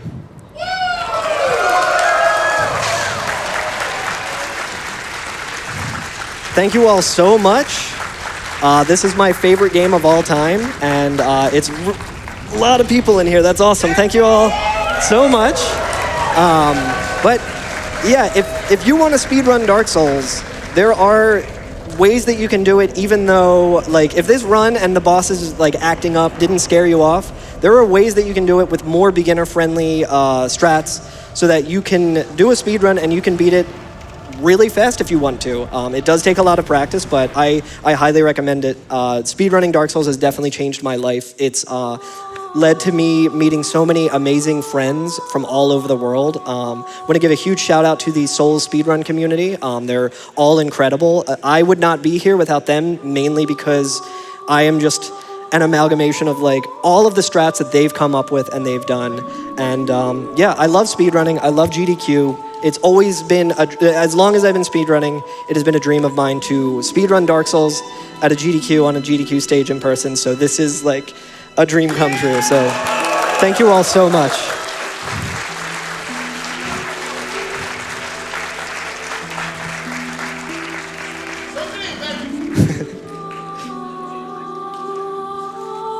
Yeah, that's it for me. Hey everyone, how you guys doing today? Love to hear it. Show of hands, how many people know Mirror's Edge, have played Mirror's Edge? We've got a good crowd here. Well, happy to hear that. My name's Black Belt Ninja. I've been speedrunning Mirror's Edge for about 10 years. And I did this run, like they said, in 2024 with my dad on commentary, and I wanted to kind of bring it full circle. Today, I have my brother, Tyler, on commentary. Thank you, thank you. As they say, out with the old, in with the new. I'm just kidding. So he has played Mirror's Edge a few times, but we're here just to have some fun and to do an inbound speed run. And we'll explain a little more about what that means in a second, but maybe we actually just get into it. We're gonna play on easy difficulty because the community agrees that is the most fun, and also you lose the least time. So let's get this thing started. Timing starts in 5, 4, 3, 2, 1, go.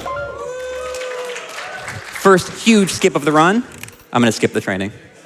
Are you sure you don't need it? I'm pretty sure. And now I'm gonna do a bunch of kick glitches to try to save 2 seconds. Tyler, how does the kick glitch work? I know so much about the kick glitch. Okay, so the game devs intended for this feature where you run off the wall and then you kick and then usually like you hit a guard or something.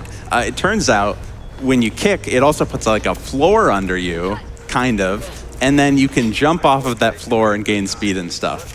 How was that? That was pretty good considering you do not speedrun this game. I will say that the kick glitch would be really hard to hit because, again, you are only grounded for 1 frame after the kick animation. But I have this lovely G502 Logitech scroll wheel, the scroll wheel endorsed by all speedrunners. And this scroll wheel allows me to do a big scroll with jump bound to scroll so that I am never missing that 1 frame window. Literally never. I would never do that. I think there were some guards there. There are some guards here. So Mirror's Edge is a parkour platformer if you've never played it, where you run through about 10 levels. There's prologue and then chapters 1 through 9. So what I'm going to do is I'm going to run past a lot of guards and just parkour my way using the kick glitch there and also doing something called the wall boost. Wall boosts are fun because also using jump down to scroll wheel, I can gain a lot of speed by jumping off and on a wall with a big flick of the scroll wheel. That's going to be sort of a theme here, is a lot of scrolling. And we are coming up to the end of prologue. This is the shortest of the 10 chapters. We sort of sped right through it there. And then we are on to chapter 1. So Mirror's Edge does have a story, as a lot of video games do.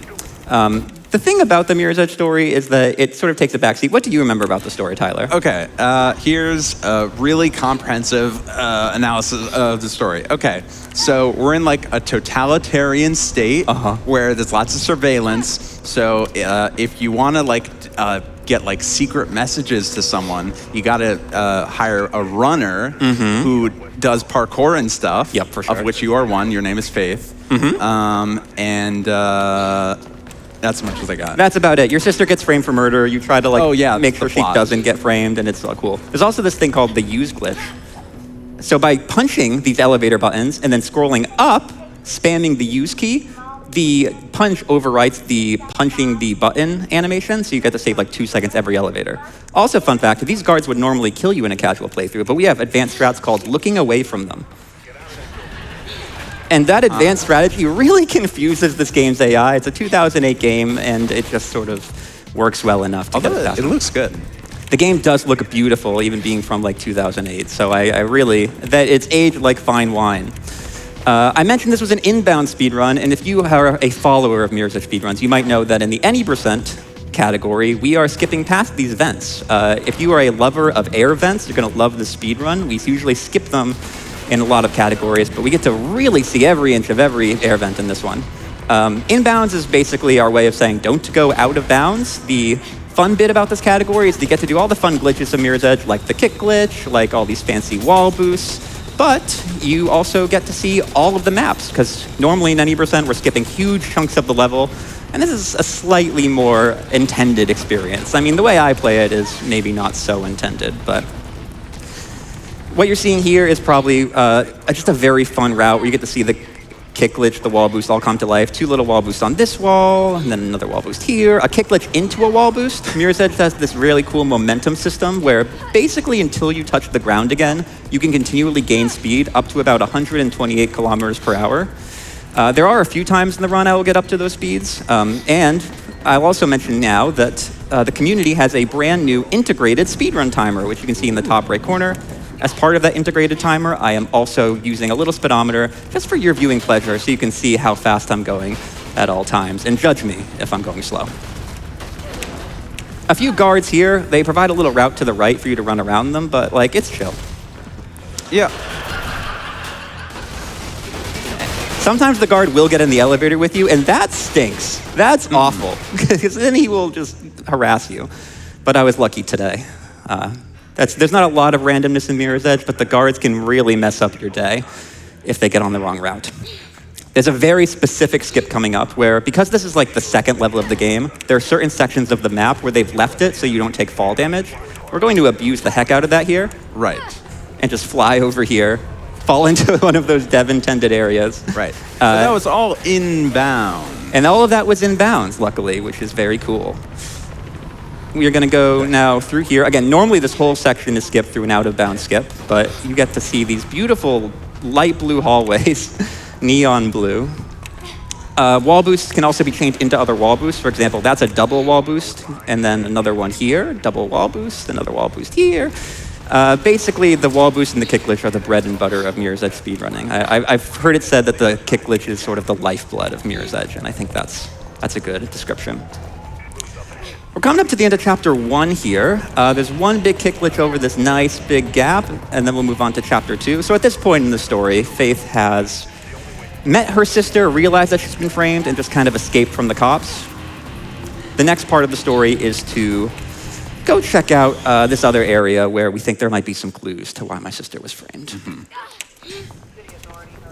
So how long ago did you last play Mirror's Edge, Tyler? So it was the first game I installed when I set up my new PC when I was trying to like test it out. Mm-hmm. Just because it's pretty like graphically good game to test it out.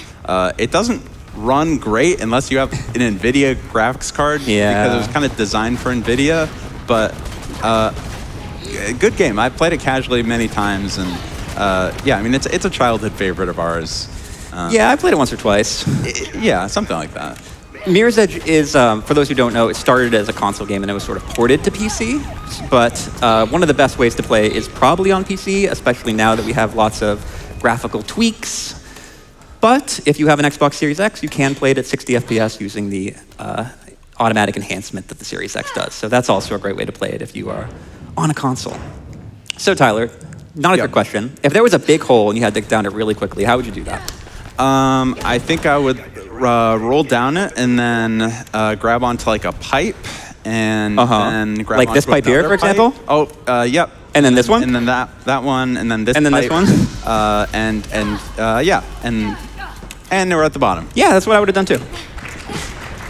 So as you can see, there's lots of animations in this game, not just the kick glitch, which will sort of reset your fall height. So there's luckily some very tactically placed poles and swinging poles, and then both pipes I can grab. So by doing a little bit of grabbing and a lot of little tricky camera movement to make sure that I can grab them at the right angle, you can get down that hole really, really quickly, which is very fun. Better than the stairs. This area is the storm drains. This is one of the few areas in the game that's really sort of verticality based. You know, it's about climbing upwards. So what I'm gonna do is I'm gonna do this without dying a single time. Nick, you died. Oh man. Oh, now I'm going backwards? Oh my gosh, guys, what's he doing? Yeet. Whoa. Oh no! And I meant to do that too. Uh-huh. But it's fine, I respawn right here. So what you just saw is a trick called the fling. And I'll show you again, just because I'm so generous. Yeah! There we go. And welcome to my lecture about how flings work. So the fling is really cool because it kind of exploits a weird math glitch in the way Mirror's Edge calculates the wall run height. So let's say you're a developer, and then your character dies. Normally in Mirror's Edge, you calculate the wall run height by taking their last jump location and then adding the standard height of a wall run to their last jump location. But if the character dies, oh no, what do? Well, you just kind of set the variable to 0. Their last jump location is set to 0, and normally that's going to be fine. But if you are way underground like this, z equals 0 is way the heck up there. So it throws up the wall run height calculation, but surely the player wouldn't be able to initiate a wall run without first jumping to get onto the wall. Yes, we can. By interrupting certain animations, like that springboard animation, we can start a wall run without actually jumping. And I've died again because I want to set up one more fling right here on this swing pole. I'm actually going to use the slow motion mechanic just to swag out for you.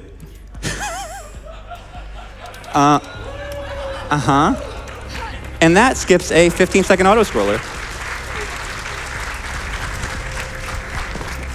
I love flings. They're some of the flashiest, dumbest skips in the game.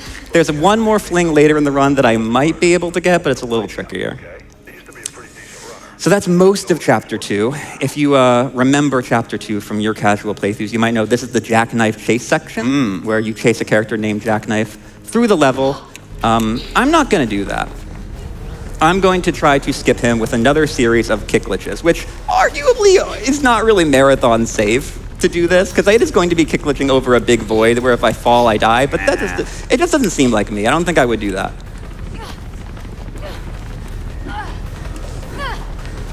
Woo! It's looking good. Grab the ledge. Yeah.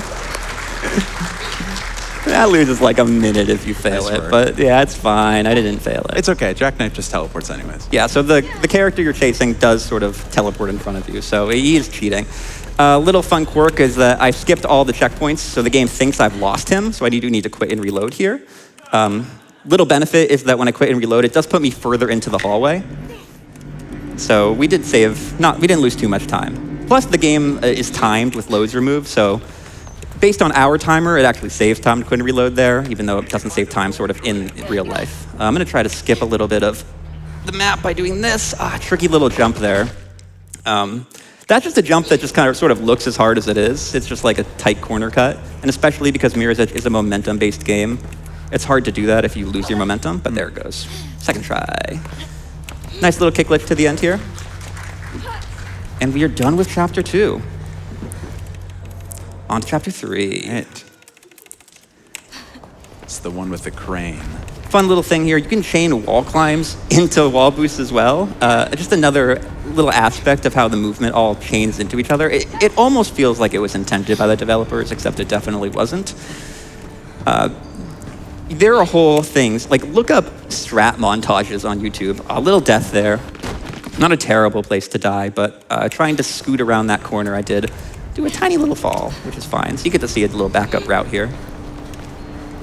But there are all these strat montages on YouTube. Strats in Swag is one of the strat montages. I think there's 25 entries in that if you want to go see some really cool strats. There's also Hype Strats. It's a series by a runner called Rec, which is really sick. Some of those strats are absolutely insane, stuff you would only see in TAS. We do have a TASing tool as well, which is cool. I am not as good as the TAS, but I'll make it work. Nice little kick glitch here to this. You'll notice that anytime I encounter a door, I do jump kick it. It's faster to jump kick the door than to do anything else. because, and I'm getting a little stuck here. There we go. Because then I can side jump boost out of it. And I realize I haven't explained the side jump boost, although I've been doing it quite a bit. You see that, where I sort of jump to the side? There is an in-game dodge mechanic. I'll do it here, and I'll do another one here. I'm doing it literally all the time. The fun thing about the in-game dodge mechanic is that you can dodge sideways, but you do it at full speed. So basically what I've been doing throughout the entire run is I will dodge right, do a side jump, then turn my camera 90 degrees toward where I dodged. And that allows me to stay at full speed, basically the entire run. As long as I don't get stuck on anything, which I do sometimes get stuck, admittedly. It's hard not to. Why do you have a gun now? Oh, there was a gun on that guy's desk, so I stole it. It's very useful because I can do, the only logical thing with it is shoot open doors to save even more time. Right. And that's the last door, so I'm gonna throw it away now. So that gun is very nice. We just went to the office of a man named Ropeburn. Ropeburn is a ex-wrestler turned mercenary, so he just has a gun on his desk, which is good for him, I guess. But it's very nice of him to leave it there because it allows us to save some time. Another weird quirk of the game is that normally if you fall for too long, you will actually die from the falling animation. But if I do a little side kick in midair, I can extend the fall and then grab things a little bit lower than I should be able to. And then if I pair that with grabbing the pipe to reset my fall height, bada bing, bada boom. I can survive falls like down that elevator shaft a little bit quicker than usual. This is another section which is just like no checkpoints in this section, which is kind of fun. We skip them all on the speedrun route. But it's a, so if you die, it's like uber bad. It's like not great, but lose like 20, 30 seconds. This is a real noob killer, this kick glitch right here. You're not a noob. So. But I've done this once or twice. Little sliding wall climb wall boost here. Oh, love to see it. And then we fell a little bit, but that's okay. We got it back up. Is there supposed to be guards coming out of that helicopter? Yeah, there is a helicopter here the guards are supposed to fall out of. You can kind of see them, but I skipped the trigger where they spawn, so. Wow. Convenient. It is very convenient, because those guards are a pain. So it's both, the fastest route just happens to skip the guards, and we are very lucky about that. The thing I remember about this game, you know, there's parkour, there's combat. One is very clearly sort of better than the other. They haven't nailed the combat. They have not nailed the combat in this game. And I think when you get good at the speed run, or even if you just do the casual run a few times, like you'll realize you can run past the guards and have a better experience. But Mirror's Edge is the kind of game that is best enjoyed on your like second or third playthrough. Yeah, I've even heard some people say the best way to enjoy it is to just install a mod that makes you invincible. That's also true. So I'm doing something called the Crane's Kick Glitch here. It is normally like frame perfect, and it's a little bit easier if I use the in-game reaction time. Apparently not easy enough, I did fail it there. It uses something called a speedy kick glitch, which is where I need to do a jump right on the corner of a ledge.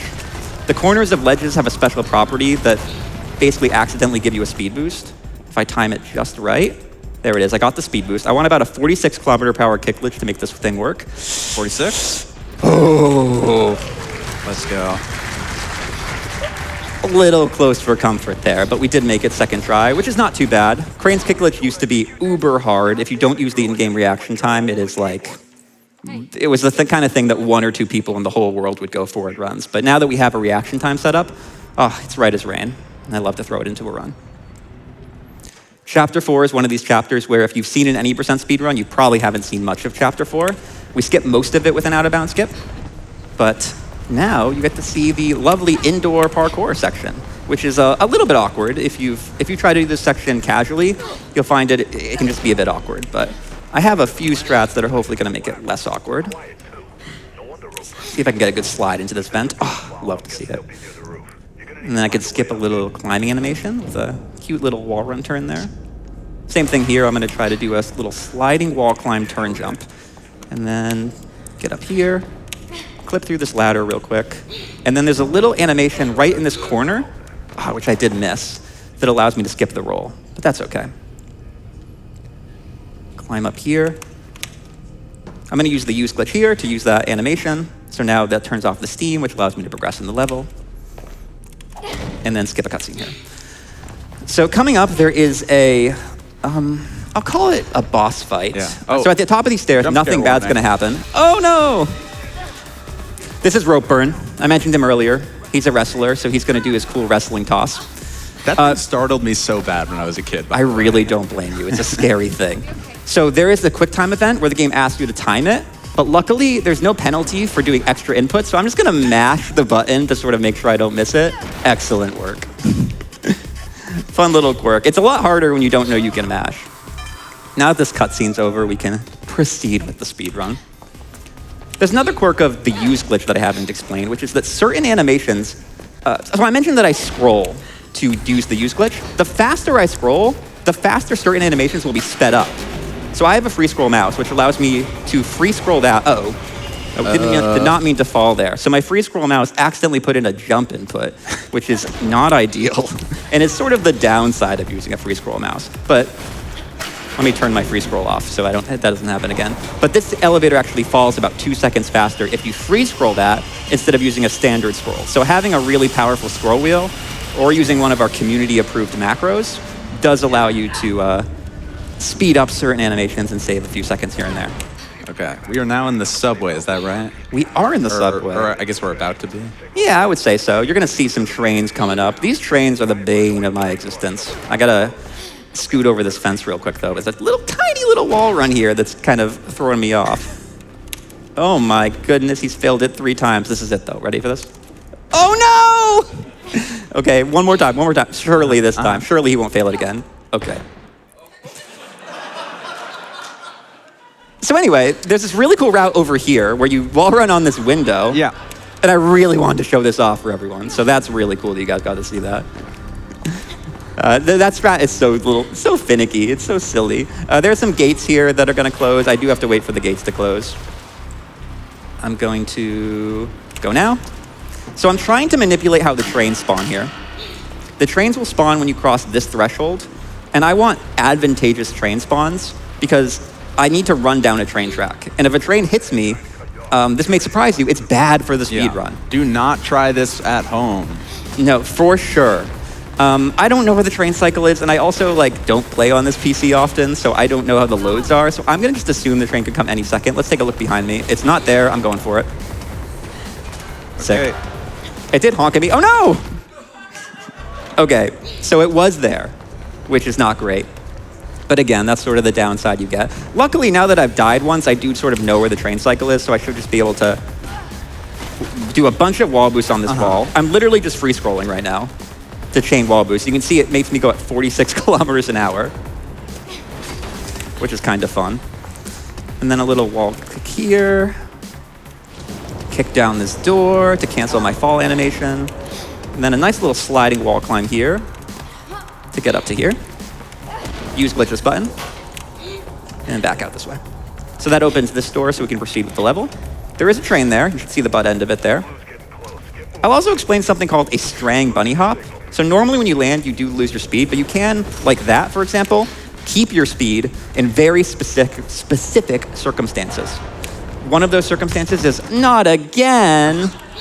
So I don't know if everyone saw what just happened there. I landed on the very corner of this thing, which pushed me just into the train's track. This is starting to feel like a PSA. This is starting to feel like a PSA. I'm doing good work here. There are some guards here behind me. You can say hi to them. We're gonna run past them. They don't mind. I've asked. And then now that I've gone hit by literally every train in the level, just to sort of make sure everyone knows how bad it is to stand on train tracks, we can proceed with the speed run. I'm glad I could do that for everyone here. Okay. Okay. Also, don't fall into fans. Yeah. That's another lesson for you. If there's a big rotating fan on the ground, which I know is a huge problem in the world, you should not fall into it. This does speak to an aspect of Mirror's Edge, which is that it's a hard game.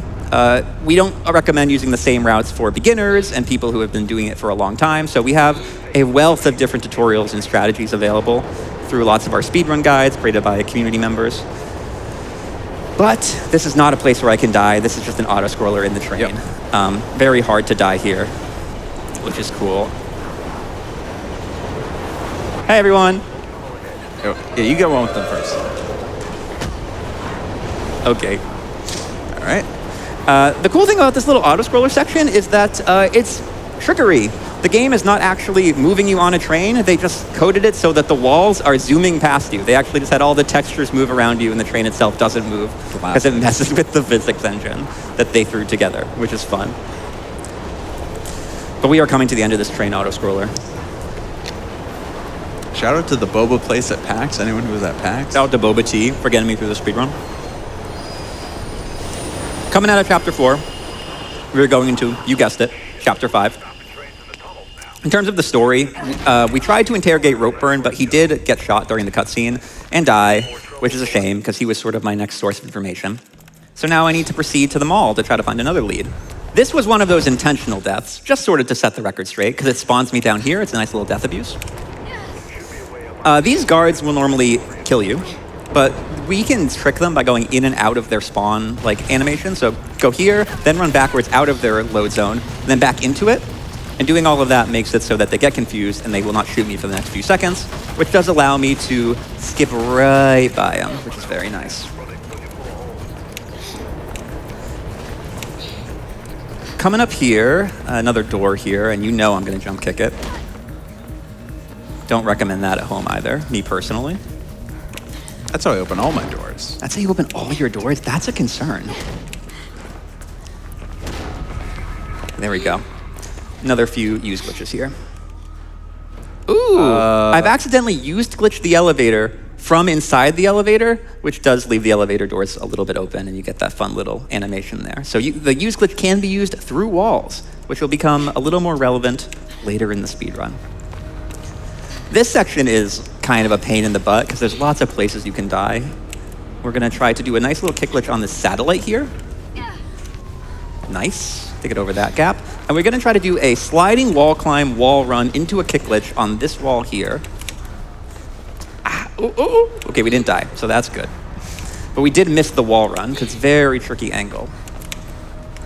And we did it again, but surely. I should go for one more time, right, guys? Do this. Right? Yeah. Here we go. Okay, and we're going to do the backup strat. Down here, we can just roll off this height. And it doesn't even save. That saves like 2 seconds. It wasn't about the time save. It was about the swag. So we're just going to go this way. And then take the zip line the old-fashioned way. What we're not going to do the old-fashioned way is climb up these pipes. We're going to just use a bunch of ledges in this elevator shaft to try to skip past grabbing any of these pipes, because that would be slow. Yeah, just like that. The only way to go up an elevator shaft, in my opinion. Same thing with this. We're going to try to grab this up as high as possible so we can jump straight to the next pipe rather than having to do this slow climbing animation. Womp, womp. But this is done in basically every category. Kick glitch. Another kick glitch. There are some guards coming up, but the cool thing about the springboard animation is that Faith is intangible during it. So we should be able to get past these guards, even if they do get in my way, which they probably will. We can just kind of phase right through them with the springboard. So that's useful. Very nice. I did ask you before. I think that this run is almost pacifist. You need to knock out like one guard in the whole speed run. That's true. So in Mirror's Edge, if you've ever played it on like PS3 or Xbox, there is an achievement for doing the game pacifist, which basically just means don't shoot anyone. And by that definition, I am going to do a pacifist run here. I don't think I actually ever shoot a guard. But I do beat one up real bad. So depending on your definition of pacifism, how literal it is a pacifist speedrun. Nice little elevator here. I want to give one more shout out to the timer in the top right corner. We have a modder called Soft Sound who's been doing great work in the modding scene for Mirror's Edge. He recently got RTX Remix working. If you're a nerd, that means a lot to you for Mirror's Edge. So it's all very exciting, and never been a better time to get into Mirror's Edge speedrunning now that we have an integrated timer. So coming up here is the Beamer, and Tyler, you know all about the Beamer, right? I know so much about the Beamer. So do you want me to explain the Beamer? I don't know, do you want to? Sure. So it's named after Star Trek, right? Like Beam Me Up, Scotty. Sure. It's here. Yeah, you go. I do that. Yeah, you go like that. So the trick is frame perfect. It's 1/60th of a second to hit that trick. If you do a wall run turn, the moment you climb over a ledge, so let's say you have a wall where there's a little lip sticking out of the wall. If the moment you climb over the lip in the wall, you also do a turn jump, game gets real confused and launches you backwards at like 90 kilometers per hour. That can be very useful in that one section, allows you to skip a good chunk of running around this mall and basically skip near to the end of the mall. And here we are now, near the end of the mall. There's this nice little fan. I do have to wait for it to stop spinning right about here before the death animation goes away. So yeah, the mall, we were supposed to chase down another lead. The lead in the mall was not here, if you're following the story along. Yeah, it's not very clear from the speedrun, but this mall was like crawling with guards. There's like so many guards, but we didn't see a single, I literally don't think we saw a single guard the way I just did it. So just like take my word for it, there were a lot of guards. Yeah, casually, very stressful area. But luckily in the speedrun, you don't have to worry about it.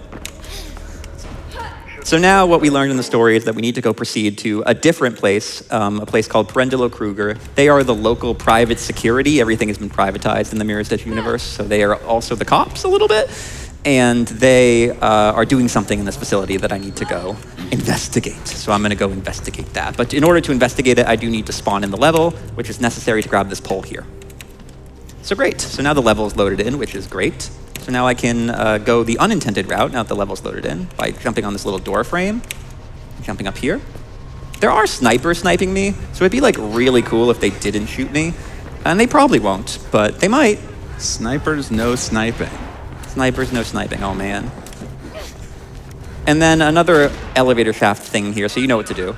Do a wall run kick, reset your fall height, and then spam the heck out of this button to open this door uber fast. Normally that door takes like 3 seconds to open. Another combat section that we can just bye. Hand wave away. Miss you guys. I'm gonna try to skip this climbing pole here. Just sort of jump over here. Ooh, got a little fall animation. So if you don't roll or you don't reset your fall height, you do get that hard landing animation. Would prefer not to get that, but it only lasts like 1 second, so not terrible. And here's where the use glitch is useful. Normally you have to go all the way around the level, but I can just sort of use glitch through this wall and skip going all the way around, which is fun.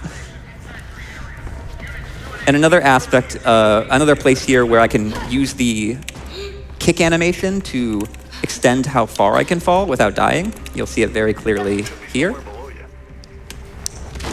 So that's what would happen if I didn't kick. Has everyone got that? And here's what happened if I would kick. It's good to have an A-B comparison. Great, exactly like that. So another little glitch there. The fun thing about, sorry I'm yelling, the fun thing about doing a use glitch with the free scroll mouse is that every time I free scroll it, it stacks the sound animation. So you do get some cursed sounds, like a very deep, bassy elevator here.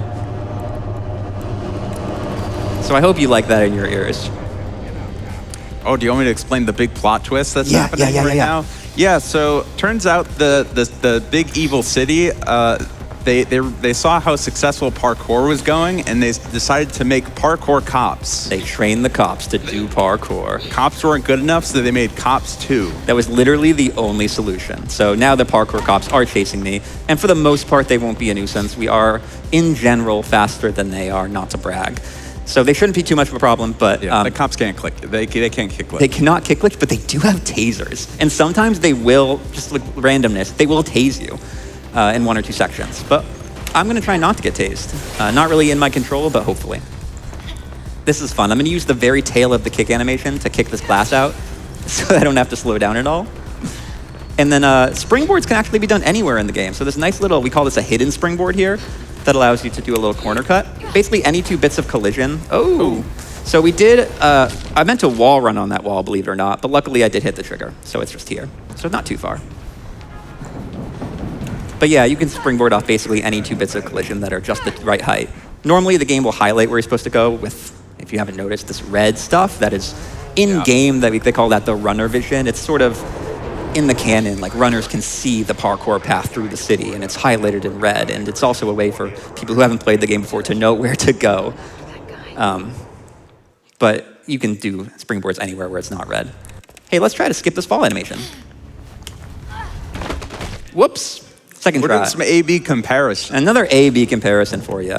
Here you go. This is what it looks like if you do it the safe way. It loses a little bit of time. All right, so we are going into the boat. We are going to the boat. And believe it or not, I'm about to do a skip that saves 45 seconds.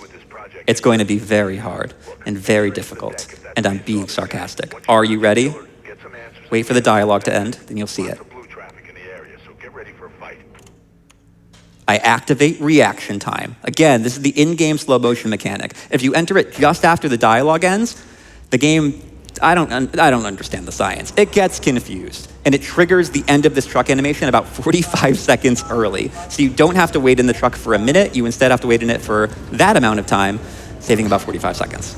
So very nice that they let you do that. I'm gonna clip through the floor here. Yeah. Again, there's like a bajillion guards, but... There's a bajillion guards, but I'm guards just gonna schmards. right by them. There's a few different times where animations will let you clip through walls. Very pertinent that I bring that up because I'm gonna do it again here. It's very nice of them to let me do that. Doing those strats does save me a lot of time. The boat is very fun. This is another section that's fully skipped in the any % speedrun. So getting to actually do a bit of indoor boat parkour. Some people, the uneducated, the unenlightened, will tell you that this level is bad because it's kind of finicky. You know, as a casual player, I might be one of those people. Okay, and you're entitled to that opinion. But isn't it really cool when you can slide right through the doors and skip this animation? That's pretty cool. Wow, cool. There's a sniper here. So one of the big bads of this game in a plot twist is trying to shoot you here. We are going to go this way and just sort of go around them, because they can shoot you to death, which would be bad. So I'm gonna go over here. I don't know if you would call this a boss fight. I need to hit this person 5 times before I can proceed with the game. 4, 5, and then disarm them. So that went well. You can sort of loop them in with two upward punches and then a crouch punch. So I sort of just looped them to death, which was good. And now I have to wait here, otherwise the game will freeze if I use glitch this too early. Okay, there they go. And now we can proceed going fast. There are a few places where the game soft locks if you go too fast, but you can mostly get around that. Nice little wall boost here. Try to save a little bit of time. Lots of places here to get stuck. I'm gonna try not to get stuck, but if you do see that, just assume it was on purpose. Yeah. It's all been on purpose. It's all been on purpose. Wall boost there. Wall boost here, maybe? Sick. Wall boost here. One more wall boost here. Yeah, as you can see, the wall boost is really clutch. It gets me up to like 30, 40 kilometers per hour, and all that time save, it adds up over the course of the run. In fact, I've gone so fast that the character here is well behind me, and the game cannot proceed until they get to where they need to go, so it's actually faster for me to quit and reload. And once I reload the checkpoint, the character is all the way over there already, so the curse of going too fast. Another 5 punches. They rolled away, which does lose a bit of time. 1, 2, 3, 4, 5. And we're done with chapter 7. 2 more chapters left. We're cooking. We're on a decent pace here. Not PB pace or anything like that, but we're doing pretty good. And try not to die here. Well, did get a little animation, but that's fine. Tricky little jump at the beginning. So this is where the parkour guards can be a bit of a pain in the butt. I'm gonna land on this little nub on the wall here to save myself from having to roll. And here's the parkour guards. As you can see, they get right in my way, but if I just go kind of fast, they shouldn't bother me. The other fun part about kick glitches is that how long you run on the wall will control your height. So by doing a double wall boost into a kick glitch here, which I did miss the kick glitch, you can skip having to do a roll there. So let's try that. Uno mas. This guy's a little bit in my way, so I do need to go around him here. But come on, double wall run kick glitch. Doesn't that sound cool? How could I not go for it at PAX? You know what I mean? Second try. There we go. And that saves a whole half a second, so it was totally worth going for. So we're coming up to the checkpoint before the atrium. The atrium is another big section of verticality. You might remember the last time I brought up verticality, I did a fling. And this is no exception. Good foreshadowing. One more fling, if I can get it. It's a lot more finicky than the other flings, so no guarantees, but we're gonna go for it. So this is not a fling where I will die to set my fall height. Or my Z location, my last jump location. This is a fling where I'm gonna set the last jump location and then just not jump for a hot minute. So right around here is where you're gonna see my last jump. Let's set the last jump location way up here. And now no more jumping. Okay. Don't even think about it. So luckily I can use glitch. So I need to do a very finicky springboard, immediately go into a wall run so it doesn't reset my last jump location, and then do it again on a swinging pole. And it's extremely finicky, so you're gonna see me actually like set it up, which is a little bit boring, but hey, listen, that's the way it goes in speedrunning. So I'm just gonna line myself up right here, look here, and then yeet. That's one. There's another one. And we're at the top of the atrium. Nice. I think that's got to be my favorite part of the speedrun. Yeah, so chapter 8, I like to call this is the second to last chapter in the game. That atrium, I like to say that's the platforming final boss. The next chapter is going to be very combat focused with not a lot of solid platforming. And we do skip all of it, which is such a shame. It's probably, if you ask a lot of speedrunners or like Mirror's Edge nerds, they'll say that that's their favorite part. And it's just so cool, the verticality, the puzzle platforming, and we do skip all of it, which is a shame. Coming up here, there's a skip that requires me to die. This is another intentional death, just like all my deaths, of course. Yes. Doing that actually spawns the truck hitbox through the wall. Or if you're a Call of Duty player, you could say that it gives you FMJ because you can now shoot the truck through the wall and then spawn this door opening a little bit early, which is nice. So I did just do a precise setup to shoot it through the wall. Saves me a solid like 8 seconds probably. Actually, it's a pretty decent time save. And another place where resetting my fall height is pretty clutch. I use the roll to survive this fall, then once again to survive this fall. And then skip past all these guards once again. Yeah, that section's like so hard, casually. Okay, here we are, chapter 9, final chapter of the game. Yeah, this is the shard, not to be confused with the shard from in London. From like real life, yeah, for sure. So I'm gonna do a really big use glitch on that. That does stack the explosion sound effect. Noise warning. Yeah, but it should make the animation come out a little bit faster. We get a nice crispy sound check there. Really stressed the sound guy out. You're welcome. The sound guy just put his arms up in victory because it did sound great in my headphones. Okay. So coming up here is another room. There was a room full of guards there. You might not have seen them. There's more guards in this next room. Basically, every room is chocked full of people with machine guns. But we can skip past them if we go fast enough. So we're going to do that here. Fun little quirk of inbounds is that I'm not allowed to go out of bounds, obviously. Yeah. But I am allowed to see out of bounds. So I am going to open this door early, which opens this here, and you will be able to see out of bounds. I'm not going to go there. Yeah. And I'm going to use another reaction time setup. So I'm going to pause here. When this loads in, pause again. And when that loads in, pause again. So all that, I hit reaction time and then hit pause 3 times. And all of that dumb little setup will make this open like 30 seconds faster. Again, another subtle little time save that you won't even be able to notice if you didn't know what was going on. This is an elevator shaft. I'm going to try not to die. Sick. Nice, nice. That elevator shaft, you can't get shafted there. It happens to the best of us. It happened in my PB last week, but not today. And this is actually some history for you. This is the original fling. We've been doing this fling for like 10 years. Cool.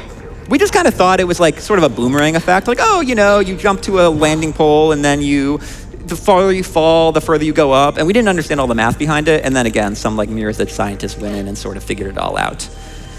So now we have flings, and those are so cool.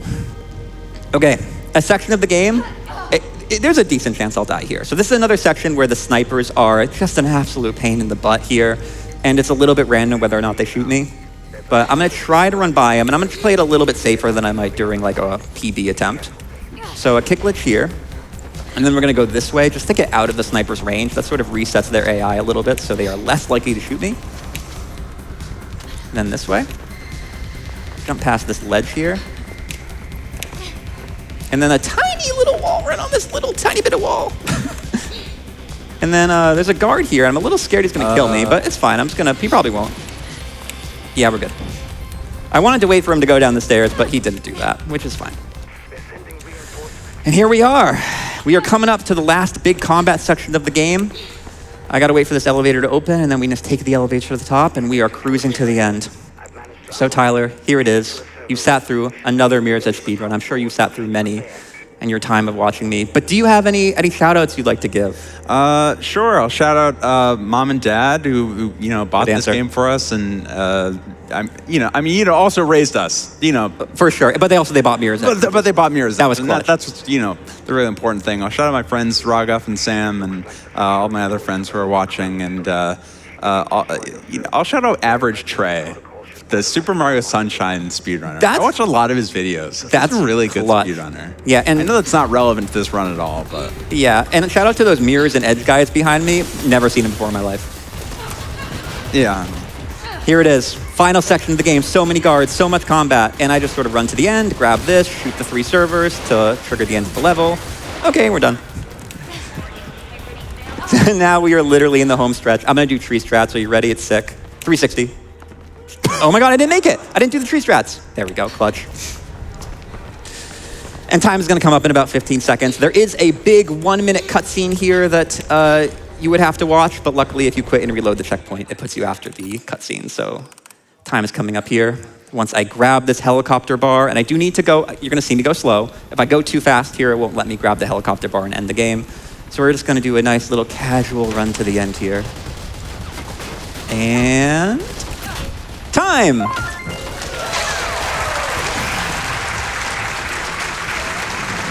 $41.06 with loads removed. It's not terrible. It's not terrible. I'm just happy to be here and happy to show off this cool game to all of you. Thank you everyone for hanging out and watching the Mirror's Edge speedrun. If you liked this speedrun, we have a Discord, of course, the Mirror's Edge speedrunning Discord. I'm gonna quit out of this so we don't get copyright striked by the cool music. Or if you go to speedrun.com/ME, ME for Mirror's Edge, we also have speedrun resources there. You come to the Discord, I will personally thumbs up your message if you ask how to learn a strat. So if you want to learn how to fling, we're your people. Shout out to all my friends, my family, everyone watching. I really appreciate it. And shout out to GDQ for putting on this awesome event at PAX and all the charity work they do. I'm absolutely so lucky to be the opening act for the next run, which is Portal 2 by M Sushi. You really don't want to miss that, so stay tuned if you're into Portal. And that's it for me. Thanks, everyone. I've been Black Belt Ginger Ninja. Peace out. Hello, friends. Good morning, afternoon, or evening, wherever you might be watching this. My name is M Sushi, and it is my pleasure to be your guide through Aperture Laboratories here in the sequel of Portal, Portal 2. We're gonna get right into it because the game starts with a 5-minute cutscene. Would you guys like to count me down really quick from 5, yeah? 5, 4, 3, 2, 1, go! And now you gotta say on go. My bad, guys. But do you go on 1? Do you go on go? No one ever knows. This is Portal 2. This is the much longer, more story-focused sequel from Portal 1. Probably remember the game for its lovely dialogue. It's much more quirky, has a lot more character, and there are also a lot more puzzles. So we're gonna be here for about the next hour. But it's gonna start with just calibrating, just touching base with our controls. This is a Source Engine game, which if those who know, some would call it a heavily modified version of the Titanfall 2 engine. Others would, I'm glad people got that. But the big thing I just wanna say is that we're gonna be doing bunny hopping. If you haven't heard about bunny hopping, I'd be really surprised. I always feel the need to explain everything, but bunny hopping is the movement mechanic. Essentially, going left and right really fast is faster than going forward. Why? Who knows? I don't know. But we're gonna be basically strafing left and right and doing that instead of going forward and jumping. So again, the first 5 minutes of this game is just gonna be cutscenes, so I'll sometimes talk about some other mechanics as we go back to bed, just for a quick nap. When you were younger, you come home from school and you're like, man, I'm just so tired, I'm gonna go to sleep, and then you're like, wait, how long was I out? Oh dear. And then it's like 10 p.m. and you're like, do I just go to sleep again? Do I just chalk the day up? Do I call it over? I don't know, man. But thankfully, Wheatley will wake us up here as we're kind of in this post-apocalyptic testing hotel thing. But I'll talk about one or two other big things about Portal 2 as we go on with the speedrun. The big thing is gonna be dialogue. If you've played Portal 2 before, you probably have a favorite dialogue line or so, and the game, they wanted to do a lot more writing and character development when they made the second version of the sequel of the game, Portal 2. And they know they've made their characters likable because they want you to listen to all these dialogues. Specifically, at the end of most levels in the game, we won't be able to end the level until the last line of dialogue is over. Which means when Wheatley is yapping like this, I mean, this is the tutorial, so we'll have to wait for him to bring us to the first level. But for example, when we beat a chamber, we'll have to wait outside of the elevator until the ending dialogue is over. We could go in the ending level elevator right away, but a lot of times it's faster to time going into the elevator with the dialogue. Something buses, something frame rules, you know, whatever. Whatever is your metaphor of choice for that, but a lot of times, the biggest question, if you ever pop into a Portal 2 stream, is why are you waiting in front of the elevator? And the answer is because we have to wait for the dialogue. And after using our vocal cords in the most questionable way possible, Wheatley will get us started out of here, and still 2 more minutes so I can talk more. Quick portal glitches, there are things called reportals. If you're in a portal and you shoot a portal, you get a speed boost. It's a 200 velocity speed boost. And we'll use that quite a bit for a lot of flashy chambers. There's also things called portal stands. If you're in a portal and you shoot a portal, the portal push I just talked about will try to push you out, but you can actually resist that and use it to kind of shoot portals in ways that the game doesn't intend you to. And there are a lot of other cool glitches that we'll see throughout the various 62 different levels you'll be seeing today. The only other thing, I didn't really introduce myself. I'm sorry, it's very, very rude of me. My name is Sushi. As Helix properly introduced me, I did Portal 1 last year here, if you were there. Shout out to the one guy who came up to me and said, are you doing airboat %? Because that is awesome. Really cool Portal 1 category extension, but it doesn't really have a Portal 2 equivalent. But yeah, I've been speedrunning Portal 2 for over a decade now, and chances are if you've ever watched a video on YouTube about Portal speedrunning, I probably made it. It's an awesome little community, and I'm really thankful to be part of it for this long.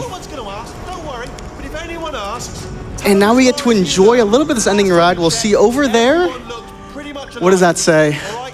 Fun fact here is we usually skip this starting cutscene when we do personal best attempts because the community has decided that the cutscene is not better after the 100th time you've done this. So we just have a save right at the end of the sequence that we load.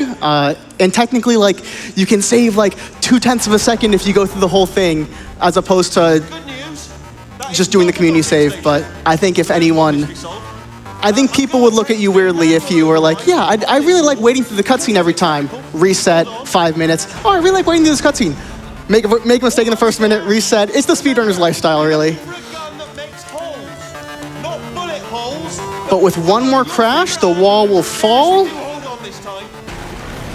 And we will make our way into the first level here. This might look familiar. And the first thing we got to do is get this clipboard in the toilet. You got to throw it in. This is very important.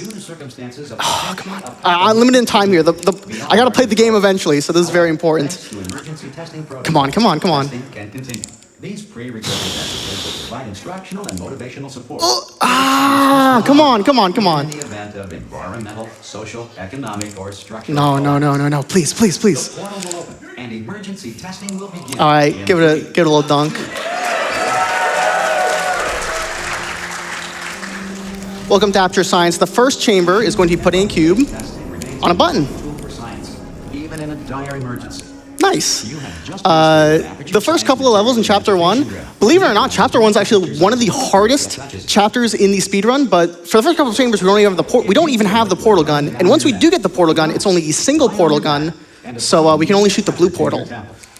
There's a really cool skip here called Turkey Toss, where we're basically going to we're just going to do this. We're gonna hang that cube up there over by on the ledge, and we're gonna grab it, and there's a small interval where the game thinks, hey, you shouldn't hold that cube over the wall, but you have about a second till the game decides you shouldn't be able to do that, so.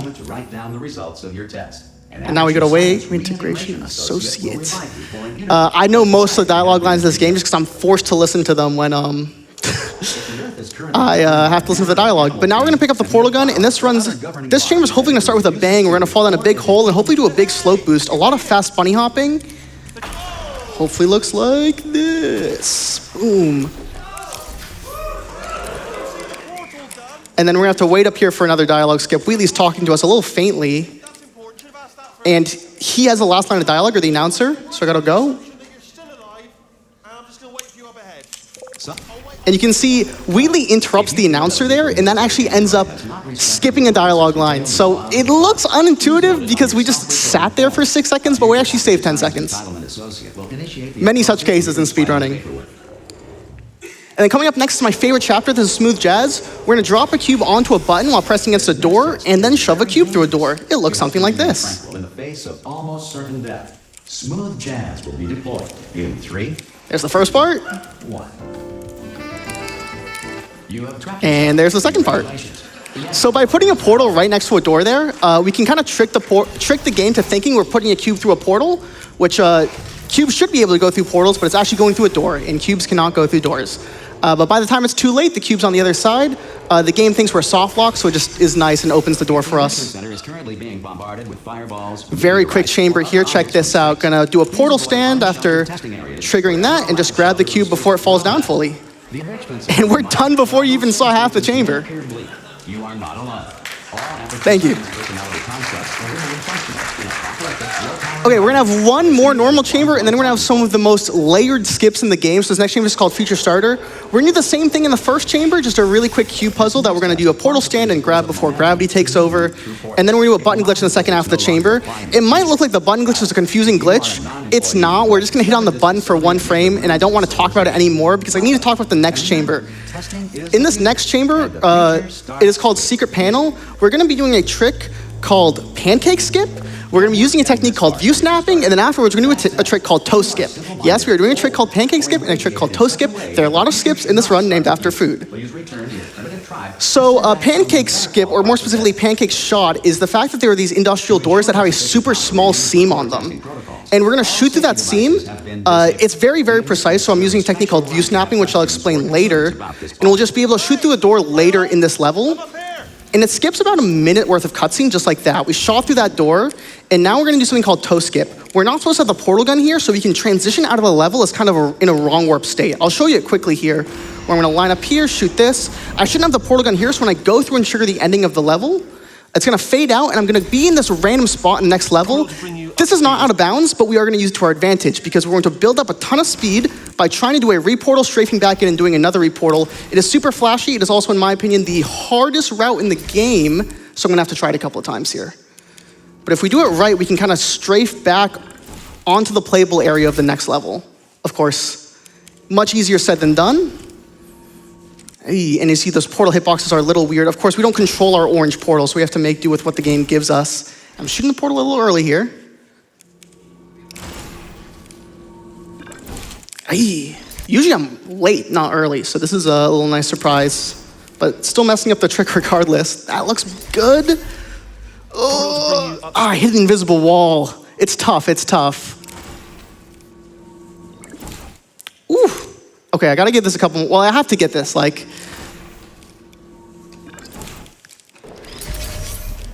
Oh, no, I fell in another hole. Okay. This is what happens when you do these weird skips. There are a ton of things that, okay, surely this time. There we go. We're on top of an invisible wall, and we fall back into the level. In my opinion, the hardest skip in the game, as you saw, it took me like 30, 40 seconds to get. It saved 10 seconds. But, you know, it's about the swagger, the style. If you want to see the fastest Portal speedrun, you'd go type it into YouTube, and that's not as fun, I think. But now we're in another chamber. This is Wake Up. This is a cutscene level. We're going to do a trick here called Bets Rider. The first thing is as Wheatley tries to ascend this escape pod and accidentally wake up GLaDOS, oopsie, there's normally an invisible wall that's locking you in this escape pod little room. We're going to do a pause abuse to jump off of the rising platform and escape out of the invisible wall. So step one is getting on top of this. We climb Wheatley when we plug him in. And then we're going to pause on we're going to jump up and pause on the first frame when we land back on the platform. And we're going to instantly jump. And if we do it right, we get a huge boost up top. And that'll allow us to glitch out and set up a glitch later in the level while we listen to the cutscene. So let me get that first part first. Boom! All the way up. And now we're free. So there's a cutscene happening behind us where GLaDOS is coming to her senses, but instead I'm gonna come over here and I'm going to look at this clipboard. Very riveting. They say if you go anywhere with a high vis and a clipboard, no one will ask you any questions, you can go where you want. And specifically, I want to go inside of this incinerator, which is where the end of the level is. I'm really messing up this. Hold on. The explaining and the setup isn't working. This is a very important glitch to get. I need this clipboard to let go of me, and then I need to stand on a really specific spot in the incinerator. Hold on. Okay, this should work, hopefully. There's a cutscene over there. GLaDOS is talking to you, but I'm over here. She doesn't know that yet. Oh my God, now she does. What just happened? Our position is on top of the incinerator. Our camera now is watching the cutscene. What's going to happen is, normally at the end of this cutscene, GLaDOS would drop you into the incinerator, but there's about a 6-second delay between when she drops you in, 6-second delay between when the incinerator opens and when she drops us in. By standing on top of the incinerator, if it works right, we should drop into the incinerator before GLaDOS would normally drop us. Which you can see a little blue dot there. Hopefully you see Chell in third person fall in. Boom! Very, very cool. It saves 6 seconds, and we get to end the level a bit earlier. It's very, very cool. There's also a side effect of that.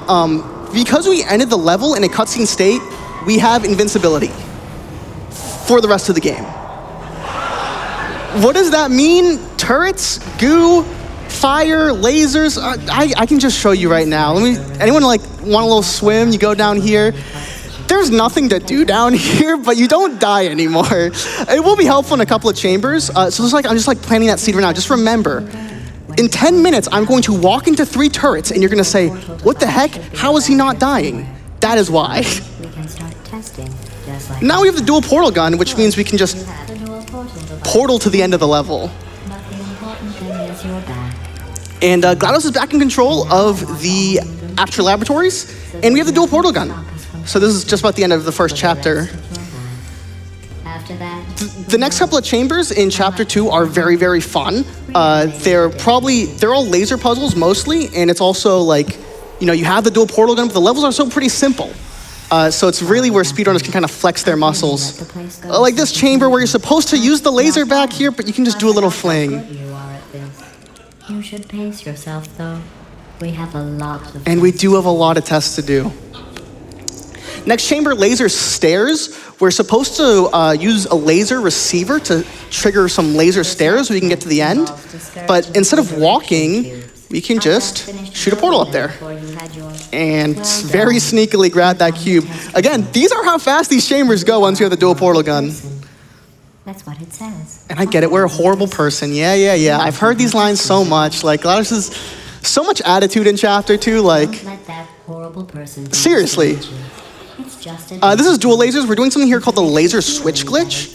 We're gonna switch the laser between the 2 receivers here, and for exactly 1 tick or 1 frame, both of them are active. And if we push against the door during the time, the game will just let us through, as the doors don't want to crush us. Thank you guys, yeah. Okay, here's a very, very cool chamber, very flashy in my opinion. It's called Laser Over Goo, and we're gonna do a trick called Wet Maker. That reportal glitch I said earlier, where we shoot a portal while in a portal, we're gonna use that to clear a massive gap, but we need to bring a cube with us, so we kinda need to toss the cube and grab it again. Looks a little something like this. Ooh, very nice.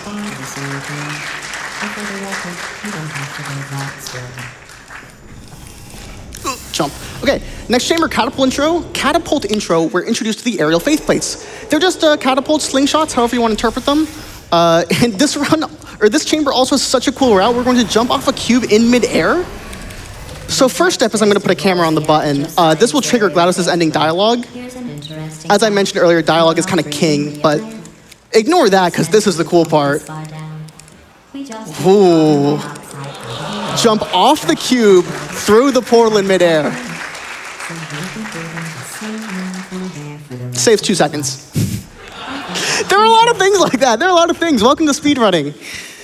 And this next chamber is called Trust Fling. We have to trust that these flings, these aerial faith plates, will bring us towards their intended destination because this chamber is just a massive pit of goo, basically. That was made entirely of glass and pick up 15 acres. This is one of the more straightforward chambers because we need to get something on that button over there. Oh my days! I hit the falling thing in the ceiling. Okay, hold on. Take 2. That happens when you're too fast. Not I'm not coping. I'm not being like, I'm a speedrunner. I'm so good. That's genuinely what happens. If you go too fast, the thing falls down and you hit your head and you fall into the acid. Which, I did say before, I am invincible, but it's a lot of time to swim out of that. It'd be pretty annoying.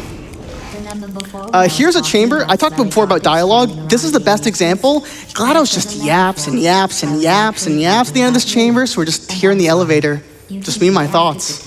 So I was worried it sailed right over your head, which would have made this apology seem insane. That's why I had to call you garbage a second time just now. Thanks. Did you know that people... Here's a trick called a super reportal. Check this out. Oh, and there's the companion cube over there, by the way. I'm sorry. You guys barely get to see him. Anyway, just an interesting Ooh. So, I mentioned before a reportal, which is shooting a portal while in a portal, and that gives you a speed boost. A super reportal is if we do that, but also while the player is stuck. So what happens is we shoot a portal at a very specific angle in the ground, and that gets the player stuck. Not exactly sure why, but while we're stuck, we can shoot a ton of portals, and that compounds that speed boost. And then we can release it all at once. We get 1,000 velocity upwards. Just clear the chamber easily. This is Fizzler Intro. Don't even worry about this chamber. We just, boom, boom, shoot through the floor. Why didn't you do that in your casual playthrough? What are you, dumb? Next chamber. This is, in my opinion, the hardest single chamber in the game. It's called Ceiling Catapult. There are 3 elements. First, we're gonna have to air strafe off a corner to land on some rubble. Second, we're gonna have to jump off the seam of an observatory room.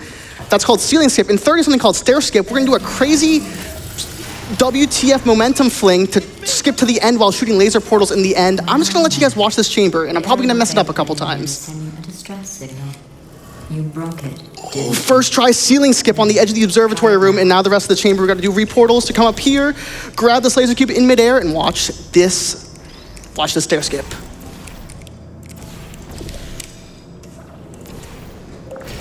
Ooh, right in the door. Perfect. That legitimately went better than most of my PB attempts. I'm not even kidding. That chamber's so hard. Yeah, the end. It's called stair skip because there are stairs to the ending door there, and we complete the level so fast the stairs aren't up yet, so we land in the door. This chamber's called Ricochet. There's a strat called Panel Fling that's super cool.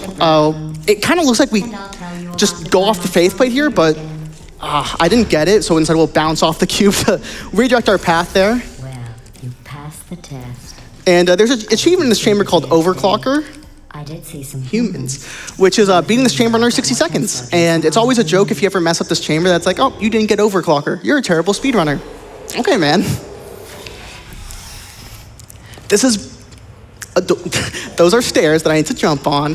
This is Bridge Intro. Welcome to the hard light bridges. They're just walls or portals that can... walls or floors that can go through a portal. I apologize. We'll just come over here to grab this cube. And I don't like going around the glass, so I'm just gonna do that. Hope you all don't mind. Same glitch earlier that we did in Smooth Jazz, if you remember. If we put a portal near a thin object like that, like glass, we can just shove a cube through it because it thinks it's going through the portal. Did you guess sharks? Because that's wrong. The correct answer is nobody. Nobody but you is that pointlessly cruel. I don't think GLaDOS likes me beating these chambers as fast as I am. I think she put a lot of time into them. This is Bridge the Gap, one of my favorite flashy chambers. There's a trick called Door Skip here at the start that skips a cutscene. We just bunny hop through this door while it kind of freaks out, just like that, and then watch this. How not to have your unfortunate bone struck. Just bunny hop through the entire chamber there while grabbing the cube. There's lots of room here. Yeah, a skip you probably didn't even pick up on. That door at the start normally closes before you can get to it, and Wheatley talks at you for a minute. But since you can bunny hop fast enough, you can beat the door before it closes. Here's Turd Intro. This chamber goes by really quickly. Even if you played this without invincibility, you go fast enough that the turrets don't really hurt you, but I also have invincibility, so I don't need to care if they shoot me or not. And there we go. Going underground to the next chamber, laser relays. Really cool trick in this next chamber called Food Jump, F-O-O-D. It's short for Fly Out of Ditch Jump. We're basically gonna smack ourselves in a corner with the camera, and if it works, we'll get a little vertical. I need to retry to get the camera. So you may be confused about the passage of We'll shove ourselves in the corner, and we'll get some vertical speed, and we'll fly out of the ditch. I thought you'd want to know. You know how I'm I'm going to live forever, but you're And after we align all the lasers, the chamber's done. GLaDOS will talk for a little bit, but we'll go into the elevator. Birthday present for you. Well, more of a belated birthday medical procedure. Well, technically, it's a medical experiment. What's important is it's a present. Thanks, GLaDOS. That jumpsuit Next chamber is called Turret Blocker. Very, very cool. One of the chambers where invincibility comes in because we don't have to knock down all of these turrets. We can kind of fly by and just do a little, let me get right by it there, grab that guy. And that's the end of that chamber. Test subjects in college and extended. I managed to find 2 with your last name. A man and a woman. All right, and for anyone who didn't catch chapter 1, what weird glitch do we have right now that we normally shouldn't? Invincibility, right. So earlier I said 10 minutes from now, I'm going to jump into 3 turrets and not take damage. So right here, I'm going to jump into 3 turrets and not take damage. Only saves about 5 seconds because you normally are able to very trivially kind of laser beam them with the laser here. Which we still do a bit anyways because we have to get to the ending door there, but very cool little skip.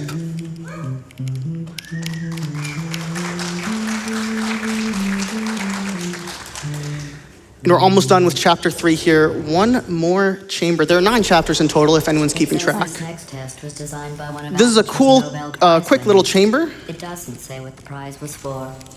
Well, Just come over here, yoink this cube, put it on this other bridge, and then when we come over here, it falls onto the button. Everything solves itself out elegantly. I didn't. In fact, we're headed Okay, for a surprise. next is chapter 4, After all these which years, is GLaDOS' surprise for us. We also have a lot of really tough glitches in the next chamber. We have a skip called Chorus Fruit Skip, which is named after the chorus fruit in Minecraft, which, fun fact, is a food. It is edible. And then we have a trick called Jerry Skip. Chorus Fruit Skip uses some really jank logic in a function called find closest passable space, I think. And we're just gonna down warp from an observatory room to the end of the level and skip the puzzle. Jerry Skip, there's a cutscene at the end of at the end of the level in the elevator where Wheatley talks to Jerry the nanobot, and we're gonna skip that by clipping to the elevator. That's Chorus Fruit Skip. I know, very quick, a frame perfect portal, and now we're gonna do a very, very precise lineup. I'm looking at the numbers in the top left corner of my screen here, and if everything works out just right, we clip through the elevator first try. Say goodbye to Wheatley. We're on our way. Saves out 40 seconds. Is also like the biggest run killer because it is pseudo RNG. It only works 1/3 of the time. Here's laser chaining. We're gonna chain some lasers.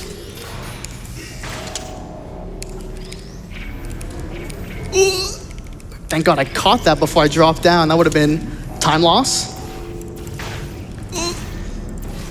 Okay, we'll strafe all the way to the end here. Normally there's a 3rd laser you have to activate, but because we can air strafe, we can just go on to the ending platform. Next chamber is triple laser. Triple laser, this is like my favorite clever speedrun solution in the game. Shout out to Kersey How. require me to warn you that this next test chamber is 3 lasers, 1 laser cube. That's I think these test chambers Just give it a little shake. You just have to look at things objectively. See what you don't need. All right, and now this is the pivotal, that's not a word, pivotal turning point in the game. Wheatley's gonna break us out. Y'all ready? Not a fake, tragic surprise like last time. Specifically, this starts the behind the scenes sequence where we're going to try to get back at GLaDOS. And Wheatley rescues us over here. And we'll get real close and personal with him here. Normally we're not supposed to be here. And we'll get ahead of Wheatley there. Normally he spawns the light bridge for us to exit there, but I can bunny hop across that gap. And normally there's also epic escape music playing, which, yeah, we're just going our own way. Try to jump over the railing here. Perfect. GLaDOS asks us if we want to go for a little trap there, but since we skipped the trigger, she actually doesn't let us have that option. There's the epic escape music. All right. GLaDOS spawns some more turrets to stop us, but we will persist. Bunny hopping on this railing, quick invisible wall. We have to hop around. Beautiful, beautiful, beautiful. All right, now we're coming up to, this is gonna be the last map of chapter 4. Chapter 5's coming up next. Ah, who put that wall there, man? Come on. So I mentioned a trick earlier called View Snap. And it's not something that's best explained in marathons, but essentially, we're doing the same thing here. We're gonna turn our mouse sensitivity super, super high to the point where our mouse basically acts like it's on a grid. It's so high there are only so many possible points our mouse can be at, and that's gonna allow us to set up a super precise shot in this next chamber. We're gonna do that same pancake shot I talked about earlier to shoot through the start of the door here. And just like that, we're through. It's only saves like 2 seconds there, so it's not actually that important, but it is good to know. And I need to hop on top of this thing, thank you. This is called Flashlight Skip. We're now behind the scenes in the turret factory, and GLaDOS tries to stop us from getting back here, so she turns off the lights, and Wheatley has to turn on his flashlight. Normally we just skip that part, and because I'm a nice, chill guy, I've turned on the full bright in-game so y'all can see. This is what the level looks like normally. So, and the speedrunner flex is always like, yes, I can do it in the dark, but it's easier for everyone at home, and a little bit of me as well, if y'all can see the level. But this is mostly movement level, a lot of really, really cool stuff. This jump over here is called the Big Z. Skip over this that little diagonal jump.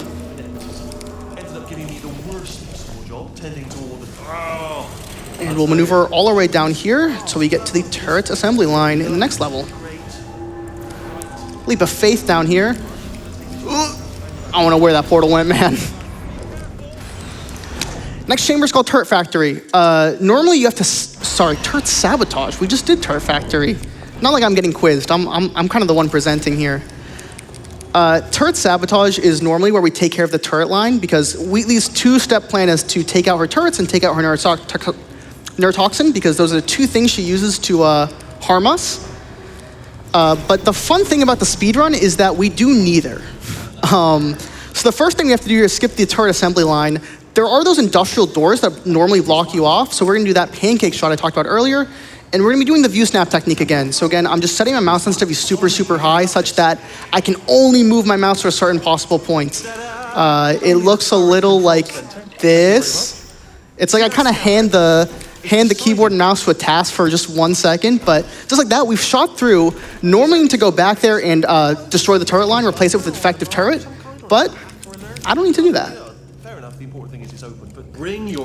So we'll have some nice movement here as we go through these weird little behind-the-scene places in Aperture. And I'll quickly talk about the next level, Neurotoxin Sabotage, which is where we take out the neurotoxin. Again, normally destroy the pipes connecting the neurotoxin to the rest of the Aperture, but instead we're going to do a skip called Implosion Skip, where we're going to use a chair and all of our hopes and dreams to climb up an elevator shaft and basically hit a moving portal that will let us get to the other side of the ending door, where the game doesn't think we should be, so it lets us complete the level, even though we haven't done what we should. I always say there's like the big 3 in like Portal 2 speedrunning, which is like Toast Skip, Ceiling Skip, and Implosion Skip. So this is like, in my opinion, like the 3rd hardest in the run. But yeah, all we're gonna do is place a chair and jump off it really quickly. You can't jump on an object while you're holding it, so you have to place it down, so it makes it very, very technical and tough. So it might take a couple of tries. It is, however, password protected. Alarm bells, no, don't worry. Do you smell neurotoxin? Hold up, the neurotoxin levels are going down. So whatever you're doing... And we got up. Hold on, something's wrong. No! I was just about to say first try, too. Second try. All the way up here. And we're on the other side of the door, but Wheatley will still suck us into that tube. And now, we're not done. I was gonna say we're done. We're not done with the game. We're like halfway through. This is like the halfway point, usually around a 5-minute cutscene. So if you're watching at home, great time to use the bathroom or get water. If you're here, also a great time to get water. If you're me, I have to play the game. I was gonna say like normally when I'm at home, like this is when you like check your phone, like use the bathroom, whatever. But instead, I get to talk for a little bit. How are we doing? How's PAX East? Yeah. It's really nice seeing y'all come out here. How do you like the speedrun stage so far? I know it's really nice having GDQ here. A lot of talented runners and talented people, period, providing some awesome entertainment throughout the week. It's really a pleasure and a privilege to be part of this.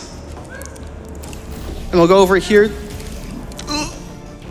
to to the GLaDOS Emergency Shutdown and Cake Dispensary, which was a trap. This level's called Core. It's 3.5 minutes long. This is the cutscene where, we swap out Wheatley and GLaDOS as the head core of Aperture. It is very long though, and mostly a cutscene. Has anyone here not played Portal 2 before? Okay, a couple people haven't, so I think out of respect, we gotta like watch the story now, right guys? Or maybe I can explain it very poorly. Actually, like, I don't even know how you would explain the story poorly. It's literally like, Wheatley's a core, he tries to get you out of here, accidentally wakes up GLaDOS. GLaDOS hates you because you killed her in the last game because she tried to kill you. It's like, you know, it's a motivated villain thing, but you know, it just doesn't really make, but it's fine. GLaDOS is kind of cool. Those are the defective turrets that, from the turret line we didn't break, by the way, if anyone's paying attention. And then GLaDOS is gonna try to kill us, but instead we're gonna swap her out with Wheatley as the head of Aperture, and then like who knows what's gonna happen after that. Wheatley's gonna let us escape, and because he's our friend, and he's gonna let us go, and that's gonna be the end of the game. Something like that. Here he comes. And again, that's a neurotoxin dispenser that we didn't destroy. Warning. Central core is 80% corrupt. That's fine. I don't feel corrupt. In fact, I feel pretty good. Alternate core is So we're going to offer up Wheatley, not as a sacrifice, but as a substitute. substitute core in receptacle. And the Cinemate Resolution Room is over here. This is like the sweatiest thing in speedrunning. This is so awesome.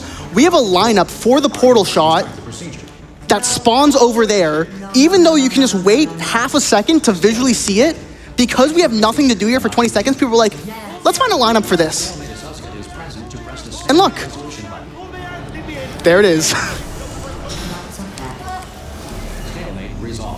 Perfect, and now GLaDOS is like, she's gonna go through it and she's gonna do her best T-Pain impression. You guys can hear it. Are you just saying that, or is it really going to hurt? You're just saying that, aren't you? You're just, no, you're not. You're right, it is going to hurt, isn't it? Exactly how painful are we talking? Ah! No, stop, no, no, no, no, no!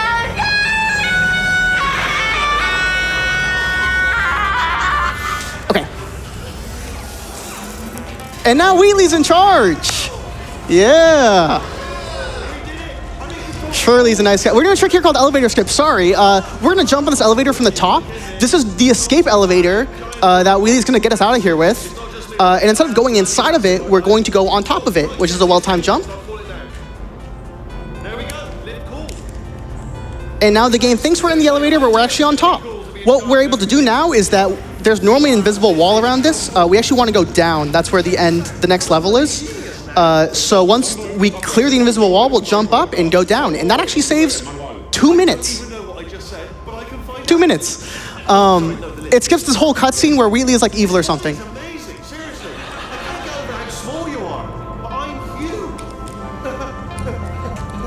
And that's the skip.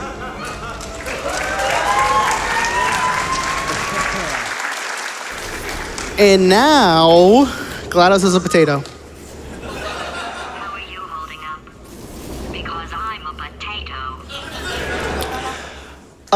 So we skipped that part of the cutscene where Wheatley goes evil, turns GLaDOS into a potato, says, I actually did all the work, not you, Chell. And he smashes us down a hole. But we didn't get smashed, we just went down the hole out of our own volition. But we're still going down here anyways. Next are chapters 6 and chapter 7. I have to be very careful with how I say that. You have to say chapter each time. This is the old actor section of the game where we meet a fellow, or I guess we hear a fellow called Cave Johnson. And specifically, these are, in my opinion, this is my favorite 2 chapters for the speedrun. We get introduced to gels, which are the blue and orange gels. My stream always makes fun of me because in the heat of the moment, I always call orange gel red gel, so everyone thinks I'm colorblind. I'm not colorblind, I'm just stupid. There's a difference. But we'll get into those in a bit. Blue gel makes you bouncy. Red gel, I just did it. I just did it. I don't know why. It just... Orange gel makes you fast. Fun fact, we actually only use orange gel once in the speedrun, despite it being the fast gel. And we use blue gel quite a bit. This is underground. This is the first level. GLaDOS is going to fly away on a bird. Goodbye, GLaDOS. And now we're left to fend for ourselves. This is mostly bunny hopping, and we're gonna have a long shot through the midsection here, but it's just kind of cool, like, ambiance, I guess. We'll go through it fast here. Shoot a portal up there. Here's the big long shot in the middle. We normally have to go down this huge passage to our right, but instead we'll come up here, snipe a portal over there. And shoot portal, portal, portal, portal, portal, portal, boom. And now that big vault's gonna open, so we have like 20 seconds till it opens. So we get to find the goop spot. The goop spot is the spot where you jump and it makes a goop noise. I need everyone to be quiet so we can hear this. Hear that? But there's no goop on the ground. It's one of Portal 2's biggest mysteries. And there's another one right here. Shout out Madden, he made a video about the goop spots. This next level is called Cave Johnson. Normally we get introduced to Cave Johnson, but we're speedrunners, so we're already well acquainted with him. So instead we're gonna do some really impressive stuff here. First it's gonna be a cliff shot. We're gonna come on the edge here and shoot on this cliff over here. Very nice. And we're gonna come over here and we're gonna do a scripted momentum abuse combined with a reportal, which is a very fancy way to say, hey, we're doing this. Gonna jump off this pipe, which I messed up, so we'll try again. And we're right at the end of the level.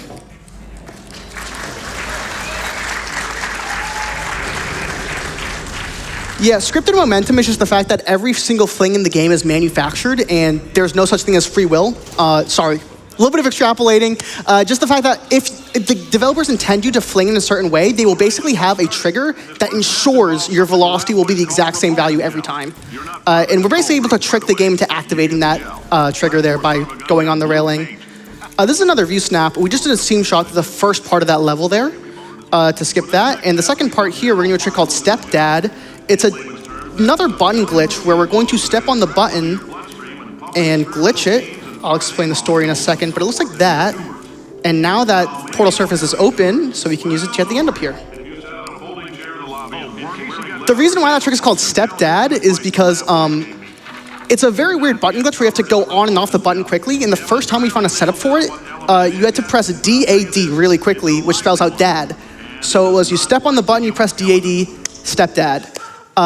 Not the setup we use anymore, so it's like Step Wah or something now, however you want to call it. But this chamber's called Bomb Flings. First, I guess last chamber we used blue gel, but we're gonna have these bombs of blue gel, and we're gonna do another super reportal combined with blue gel. This trick is like basically a fighting game combo, and we just get WTF speed it. 1, 2, 3, 4, 5. Boom!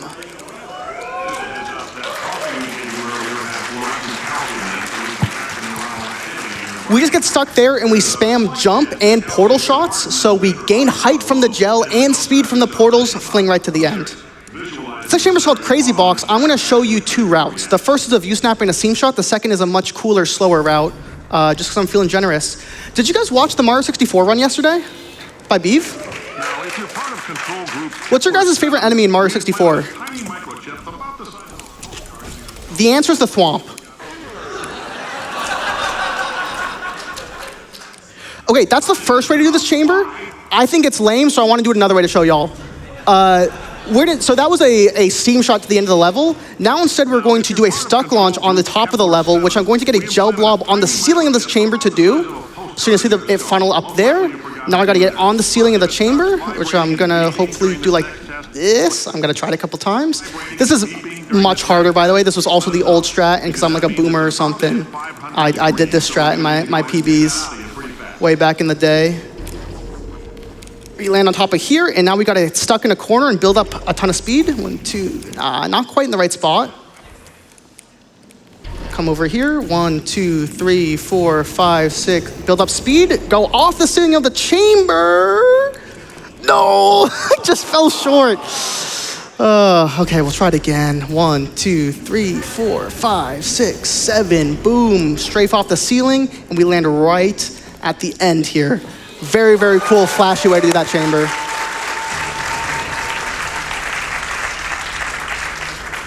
Yeah, one of my favorite speedrun strats, so that's why I did the chamber twice, which is, doing a chamber twice is not a speedrun strat. I did that for the love of the game.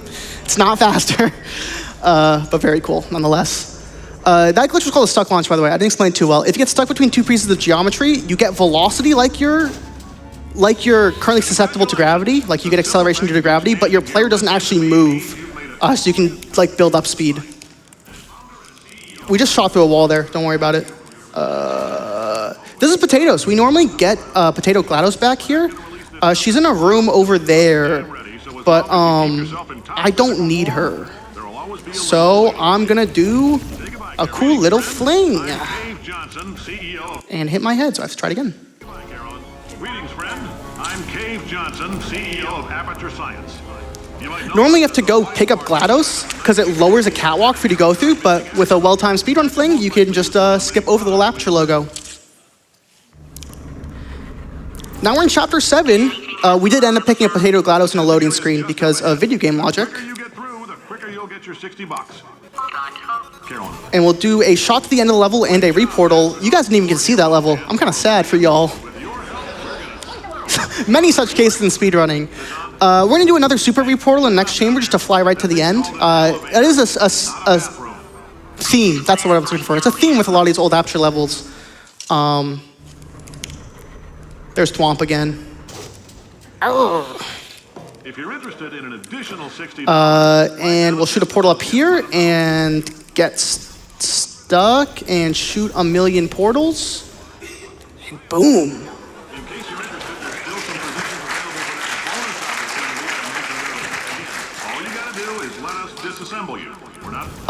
Next chamber, we're gonna use something called Lemonade Skip.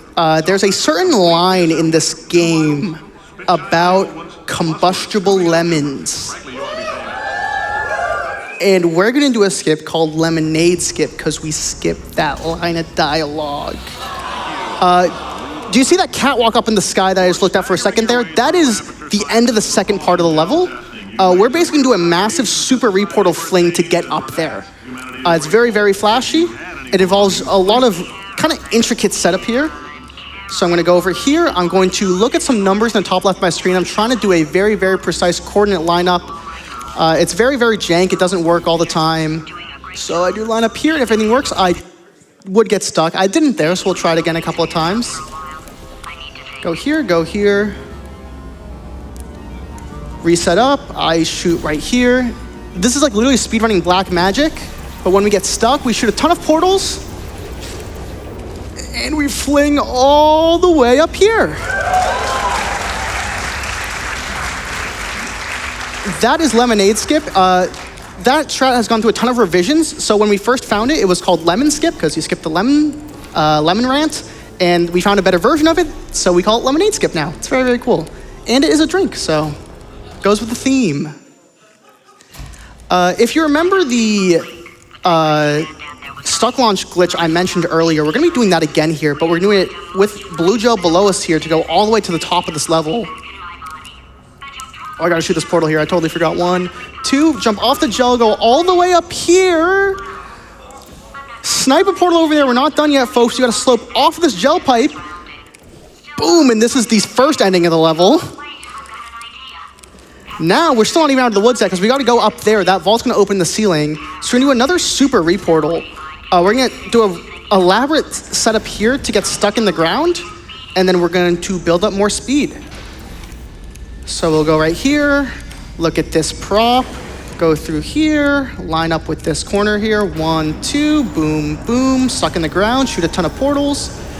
And now, while this vault opens, we have just enough speed to fly over an invisible wall up here, and we just beat the chamber.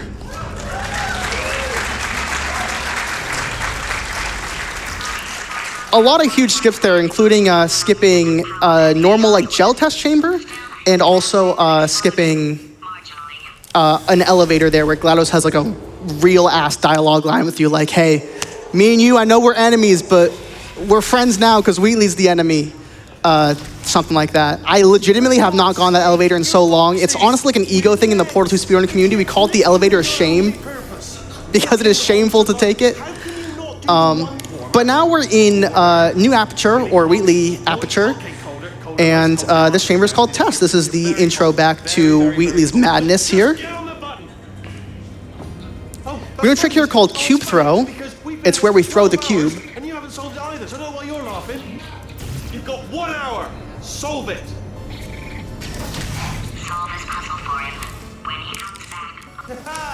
Very nice. No idea what it's like in this model. Saves 50 seconds, actually, because normally, once a cube lands on the button there, Wheatley closes the door to the test chamber and locks you in there so he can have his monologue. But since we're pushing against the door, since we threw the cube, we're actually able to press through it and force ourselves through. And now we're in Wheatley's lovely test, where we're going to press a button, and that's about it. Design this tech. And because I am mad at Wheatley for all the speedruns I've lost here, I'll break his screen. That interrupts his dialogue. It doesn't even do anything. He's gonna make us do this chamber again. Here we go. The lore here is that Wheatley finds out as the central core of Aperture, he has an inherent itch to do testing, so he's gonna make us do some tests. There's a dialogue skip here. That skips one word of Wheatley's dialogue. One word, it saves 0.8 seconds, it is huge. Thank you. But now the cool thing about these Wheatley chambers is that we're introduced to the excursion funnels, otherwise known as tractor beams. And there's a huge glitch with these. It's called the excursion funnel crouch fly glitch that I now currently have, but it's very, very subtle to see. These funnels, normally when you're in them, they give you 0 gravity. But as a result, sorry, they're only supposed to give you 0 gravity when you're inside of them for puzzle solving purposes. What I did was I crouched while at a full stop in the funnel, and that creates a glitch where we actually preserve that 0 gravity state. I currently have it right now. I can transition it between levels, which means that for this next chamber, I don't want to solve it the normal way. I just want to fly, go hit the button, go grab the cube. It's a very elegant solution. Well done. But this is basically most of the Chapter 8, Chapter 9 chambers is we're using this fly glitch. We're using this fly glitch because we're basically able to fly through a lot of these levels. It actually is kind of tricky. There's some technical parts to it, but for the most part, we have to skip a lot of the cool, we find new crafty ways to complete these levels. Funny story is, and I guess one thing I'll mention too is that I've made a ton of YouTube videos about a lot of these strategies, so if nothing quite ticks and you're interested more about it, I'd recommend checking out my channel. I made a video a while back about the excursion funnel crouch fly glitch, and the top comment on that video is like, oh, it's so obvious to me, GLaDOS never put the excursion funnels in her chambers because she knew it was glitched, but Wheatley's a moron, so he doesn't. And I choose to believe that's true, so thank you to that top commenter. But yeah, we just flew through a massive gap there just to get to the other side of the chamber faster. And this is Polarity. This is the most, I don't want to say boring, but trivial fly to win. There's the door, do some air strafing. We tag the funnel here, which makes us lose crouch fly glitch. So the next couple of chambers, we won't have it. Next chamber is called Funnel Catch. We're going to do a glitch called a Portal Cut or a Great Shot. It's called Great Shot because you shoot on a grate. And it's also a really hard shot, so when you get it, you say, Great Shot. And yeah, you're just not supposed to shoot a portal there. So, yeah, that's just the strat. There are other cool ways to do that chamber, but that's definitely the fastest. We got about 10 more minutes left in this run. How are we feeling, guys?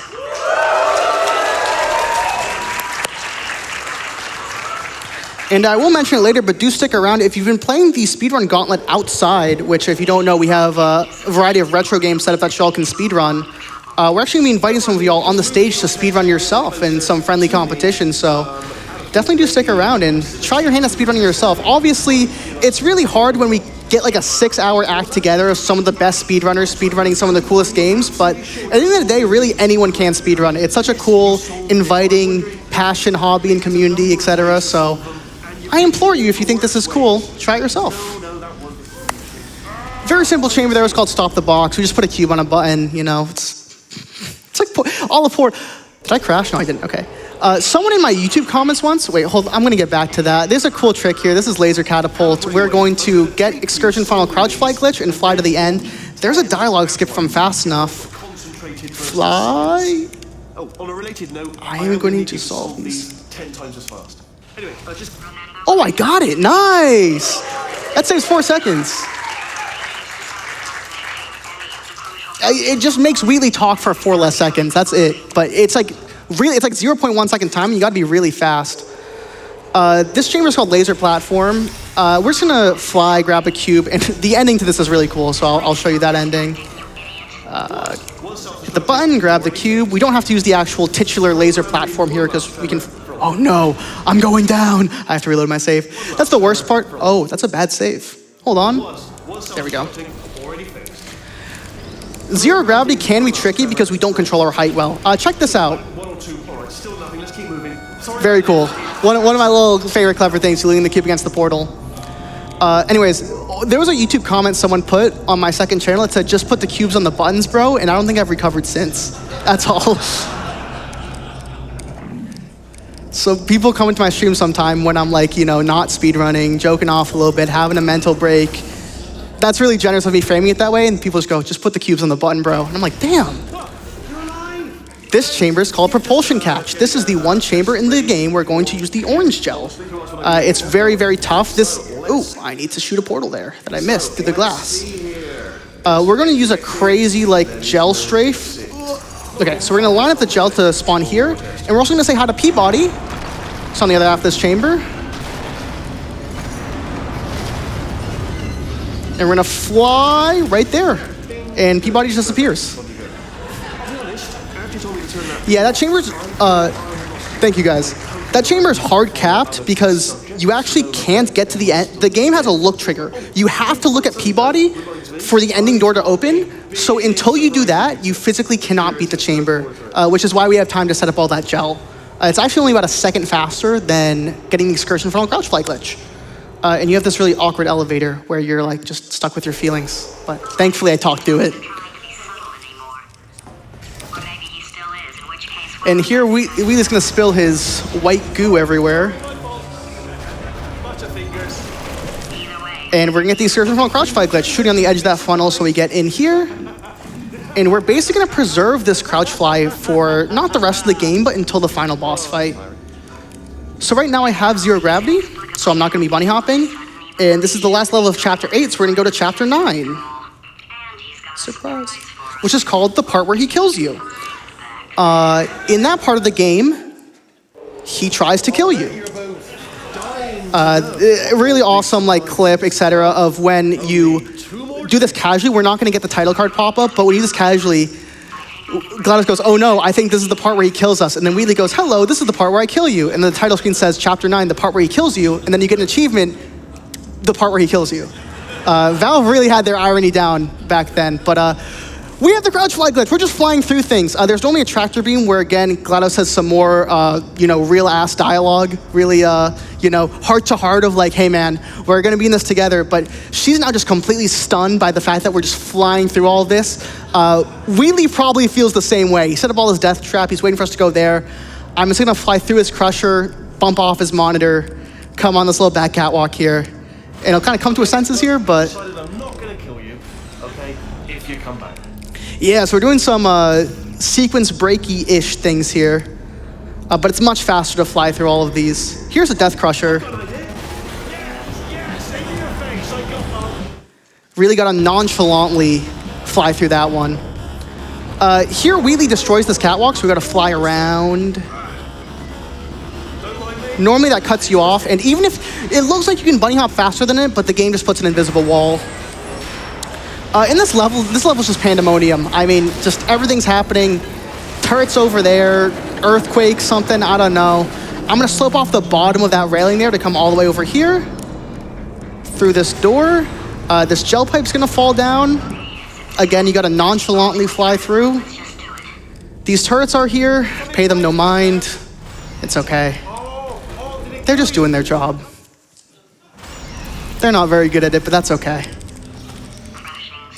Here we'll jump up instead of breaking the white gel. As you can see here, because we're no longer prohibited by elevators or cubes on buttons, these chambers can go by very quickly just because we're able to fly right through all of Wheatley's challenges. Like this wall right here. Just do that. Slope off of something, jump up. Again, another funnel ride where GLaDOS says some words of endearment that she's now just in complete shock as we're flying through. And this is going to be the last loading screen of the run as we load up the final level, Finale 4, aka the Wheatley boss fight. So, it starts out with about 1 minute of GLaDOS and or more of a Wheatley talking thing.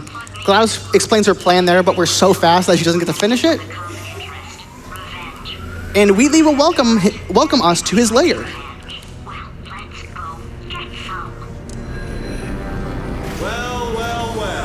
Welcome to my lair. Let me just find something up. All right, so pop quiz. All right, you guys are gamers, right? When a boss in a video game doesn't have a health bar, how many times do you have to damage it to win? 3. Great work, guys. I'll give y'all an A+ on that one. So Wheatley, like many bosses, don't have health bars. We have to hit him 3 times. Wheatley's gonna throw bombs at us. We have to use portals to throw bombs, the bombs that he throws at us, back at him. A couple nuances is that there are no portal surfaces yet. We're gonna have him shoot bombs at the gel pipe here to put portal gel in the entire chamber. And then also, we're gonna do a trick called bomb juggling. Wheatley moves his bomb shields every time, which makes we have to shoot him differently, but also he shoots out bombs in rounds of 3, boom, boom, boom. And what we're gonna do here, since we need to hit him 3 times, we're gonna hit him with the first bomb and then try to preserve the other 2 by basically funneling them through our portals, almost juggling them, you could say. So it's like a super soft, lenient lineup, but I'm gonna try to have the first one hit him and the other 2 loop in my portals.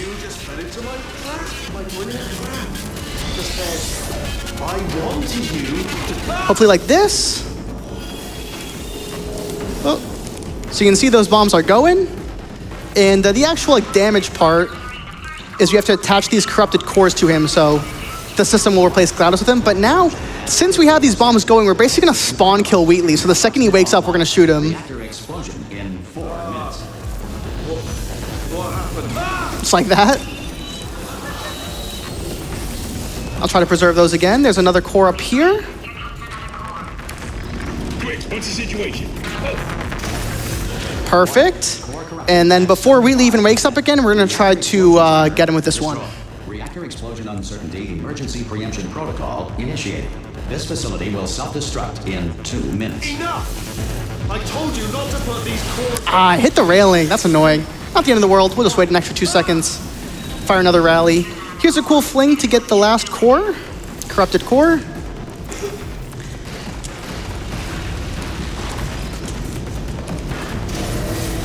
And now we have damaged the boss 3 times. So we'll have a little cutscene, and all we'll have to do is hit the stalemate resolution button, and that will end the game. However, Wheatley has booby-trapped the stalemate resolution button. It's gonna throw us back, and we have to shoot the moon to end the game.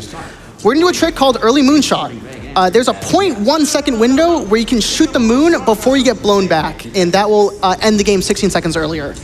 So time will be when you hear the little swing of like the moon getting shot by the portal. But there's a really cool setup. The first step of it is just persisting a portal on the ground here. And if anything goes right, I'll shoot the moon right before I get blasted back by the bombs. That's time.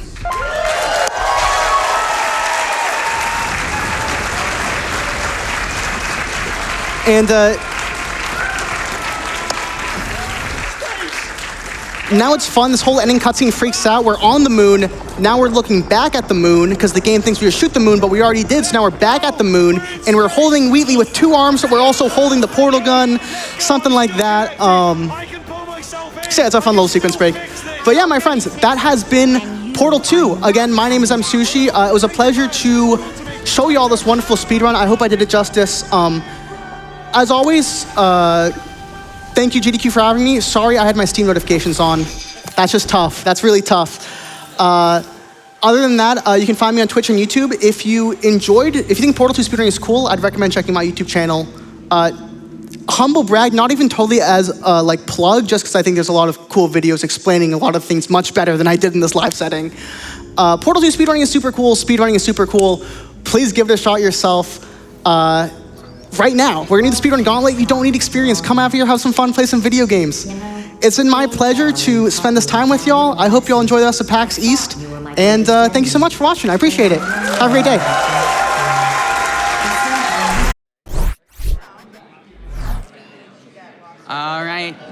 PAX East attendees, welcome to our Speedrun Gauntlet. This is a set of 4 challenges, 4 short speedrun challenges. If you would like to play these, you can go line up over on the wall on the far side of the room. You can see it forming over there behind our wonderful GDQ staff member, Sen. But with that, we have Josh up here ready to kick things off for us. So Josh, whenever you're ready, go ahead, press start. I heard the timer go. Okay, we're good, we're going. So today's gauntlet that we did outside of the walls is our Metroidvania medieval mashup. We've got Castlevania, ActRaiser, Castlevania 3, and Mickey's Magical Quest. There's a mouse involved in all of this somehow. I didn't make these. I just tried to play them really well. But Castlevania itself, we're actually doing really well here, especially considering we've got really good movement moving through. Fun fact, if you get hit on the stairs, you don't get knocked back like you saw there just now. But luckily, we were not in the location that will allow us to be knocked back into the pit of despair, and that gets us through the first one. Really smooth. Really nice. I was planning to talk about how this first level is really tough. I did all of these, and the first level there took me by far the longest, and Josh just made it look like it was nothing. So, yes. Okay. Oh yeah, it's a rough one. It is a super rough one. I was out there playing it myself, but now we're on ActRaiser and taking the classic speedrunning strat of why fight when I can run. We love that strat, but we do have to fight this guy in order to get the platform to go up to the next area. Very good looking health. Moving along really well. We got some more health in there, so we're gonna be able to go into this next area. Oh, the nice jump. I actually didn't jump any of those times. I always took the log down. Yeah, I didn't know you could jump over that. And that's... So we're learning things. I was like, we're learning this tech now. Josh is teaching us things. All right, wait a minute. Oh, you know what? I feel like we've been doing this wrong. We were doing this way wrong. If you have enough health, you kind of can just damage boost through everything. Wow, that was unbelievably fast, actually. Okay, you know what? That's that is in fact how you're supposed to do that, and I knew that this entire time, and you will not be able to convince me otherwise. Yep, that's what that was. Castlevania 3. You know what? I feel like maybe I shouldn't be talking because. Okay, actually this looks a little bit more like what I was doing for the Castlevania 3 run, because getting those jumps is very, very tight, and they're very, very just sticky. And the thing about the stairs in the Castlevania old school games is in order to use the stairs, you have to push up on them. You cannot just be like, oh, I'm close enough to the stairs, I'll simply push right. They will walk right off the edge. It took me an embarrassingly long time to figure that out when I was trying to play this, I will admit. It's one of those things that I only know it because of the fact that I am a Metroidvania player, so I had this a lot in Bloodstained, and I had it in other games, and it was terrible. Nice jump up onto the pendulum. Yeah, nice cycle, that was really quick. I'm gonna say, that was a great cycle. I think we're gonna have a pretty nice bar set here, but we're gonna see how we do on Mickey Mouse, because that's Castlevania 3 cleared. All right. Wow, yeah, clap it up. Very well done so far, but now the mouse is in the house. Yeah, the mouse, okay, so I actually was doing this one, and the mouse run is, it's persnickety is the word I want to use, but as I can see here, Mickey Mouse is not gonna be running on any tomatoes today. We're gonna run on a few vines, we're gonna damage boost, if you will, but we're just, you would think that Mickey is actually out here with the intent to speedrun. Look at that stance on that man when he runs. Look at that gait. He's got movement in his veins. All right, now we have the boss. Yep, this is almost like a Mario boss. You just gotta jump on him. It looks like it's gonna be easy for the first few hits. Then he starts going haywire. You notice since you said that he's not going to now, right? Maybe he won't. If he wants to insist on doing like the ellipsis of doom, that's There it is. Oh, okay, there we go. Now he's going some other direction. Yeah, see, now he starts faking you out. He's finally caught on to your tricks. It didn't matter, though. It didn't matter. Incredible run from Josh. And that puts us at our first runner for the day, looking frosty. Thank you so much, Josh. It is super duper appreciated. Please take your lanyard. And that's another thing. If you want to give the gauntlet a shot, you do not have to beat anyone's time. You simply need to come up and participate, and you can get yourself a PAX GDQ lanyard. Words are hard. I think it's just PRU on it. It was yesterday. All right, we're getting our next person set up here. And we're back. Yep, we saw Drew from yesterday returning to play today's Gauntlet, a whole new set of games. We saw some Sonic games yesterday. Yesterday was the Sega Gauntlet. Yes. This is much different. These games are much different from Sonic. I can say They're that. much more challenging. Now, getting caught up in the cycle of, I was calling them Uncle Lester's earlier, just jumping around and ruining everything. Took the same strat that I did, where if you jump and hit the first one, you're perfectly fine. But if you miss it, then you have multiple problems going around there. Also, just damage boosting through that bat. Makes perfect sense. Super dangerous strat there, but it works out, and we're through the first game. Drew also beating that incredibly quickly. I thought that was the hardest level, and both of the players up here have made me look like I do not know what I'm doing, which I guess is probably correct.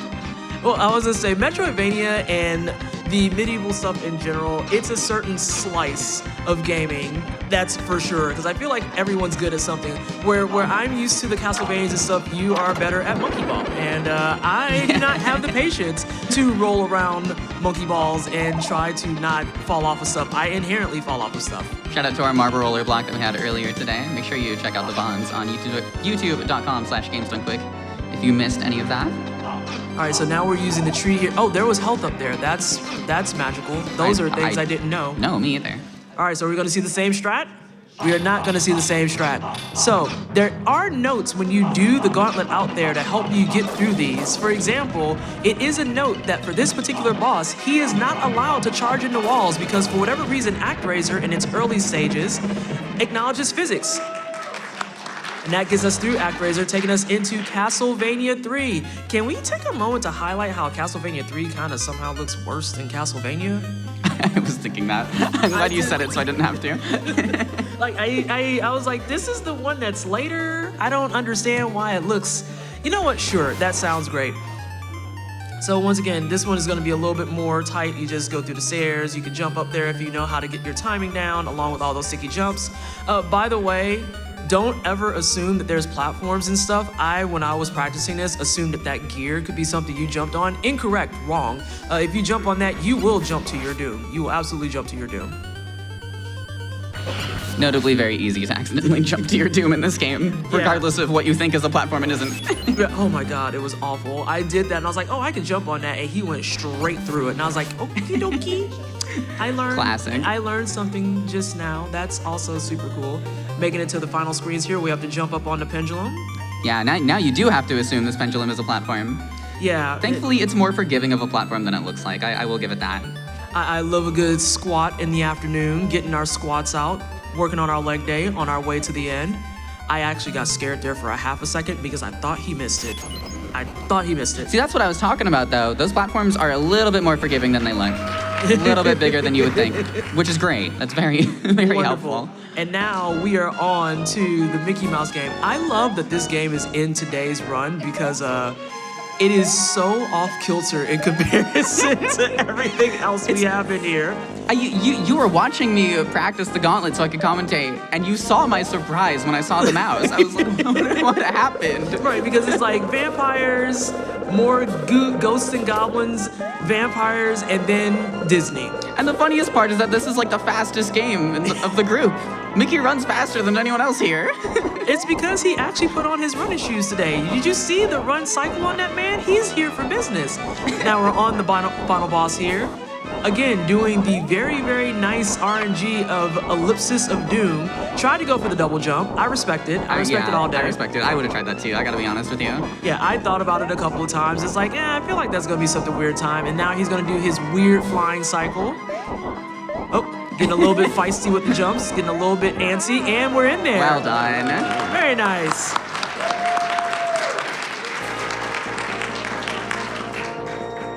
All right, if we could go ahead and get our next person up here, which is Jay. Seeing Jay out there practicing, getting some reps in. I believe in you. I have the faith. Let's go ahead and get started. So again, like, I don't disagree. This one is arguably one of the worst ones because it's just so unforgiving because you have these guys that are just jumping all over the place, and then you saw firsthand, if you let them go unchecked, it gets really ugly really fast. Yeah, I tried just ignoring the enemies, and it did not work out well for me. Now we're unfortunately getting caught in the Bone Zone cycle. We're getting gate capped here. Yeah, we are. Like, I don't know what you're supposed to do. That, apparently. I would say you have to get the iframes through there. Eventually, that is to say sometime. And that's something that's very, very common that'll happen in these types of games, is you'll just see them all of a sudden stacking up tons of enemies on your screen. Oh, we're playing with a little bit of fire here. And we went ahead and just took it. We went ahead and just, no, it's fine. You still get 2 more tries. You still get 2 more tries. You're good. At least you didn't get jumped by the weird Uncle Festers over here. Like, look at this guy. I feel like dying to him is just irritating. In specific. That's a really good word to describe them as a whole. They're very irritating. Because as you can see here, he's gonna jump up, and he doesn't just go away. He cycles back and says, "Wait, I would like to hang out more." And then you see he gets the wall. Oh yeah, where are you going, buddy? He wall glitches. Fun fact: he can wall glitch. But he's just cheating. Correct. That is exactly what happened there. He can ride up the wall and then decides that he wants to jump back down. It's foul. Throwing a preemptive holy water to make sure that that bat doesn't come down. And we've seen a couple of players now just damage boost their way through. Oh no. We're on our final attempt. We're on our final attempt. Can we get through all of them in one life? I am still a believer. I'm still a believer. But this isn't really, like I said, this one can get challenging because if you get caught up in stuff, your health is gone. Your health is done. No one picking up money. We don't need money right now. Oops. A good play with the holy water. A good play with the holy water. Yeah, that's the most consistent way I've found to get rid of that skeleton. Yeah, it's really like if you want to hit it with the whip too, it's super, super tight. Like you have to make sure your jump with the whip is correct. Absolutely. Going up, we're hitting the bat. Getting rid of this one. We're gonna get to the platform.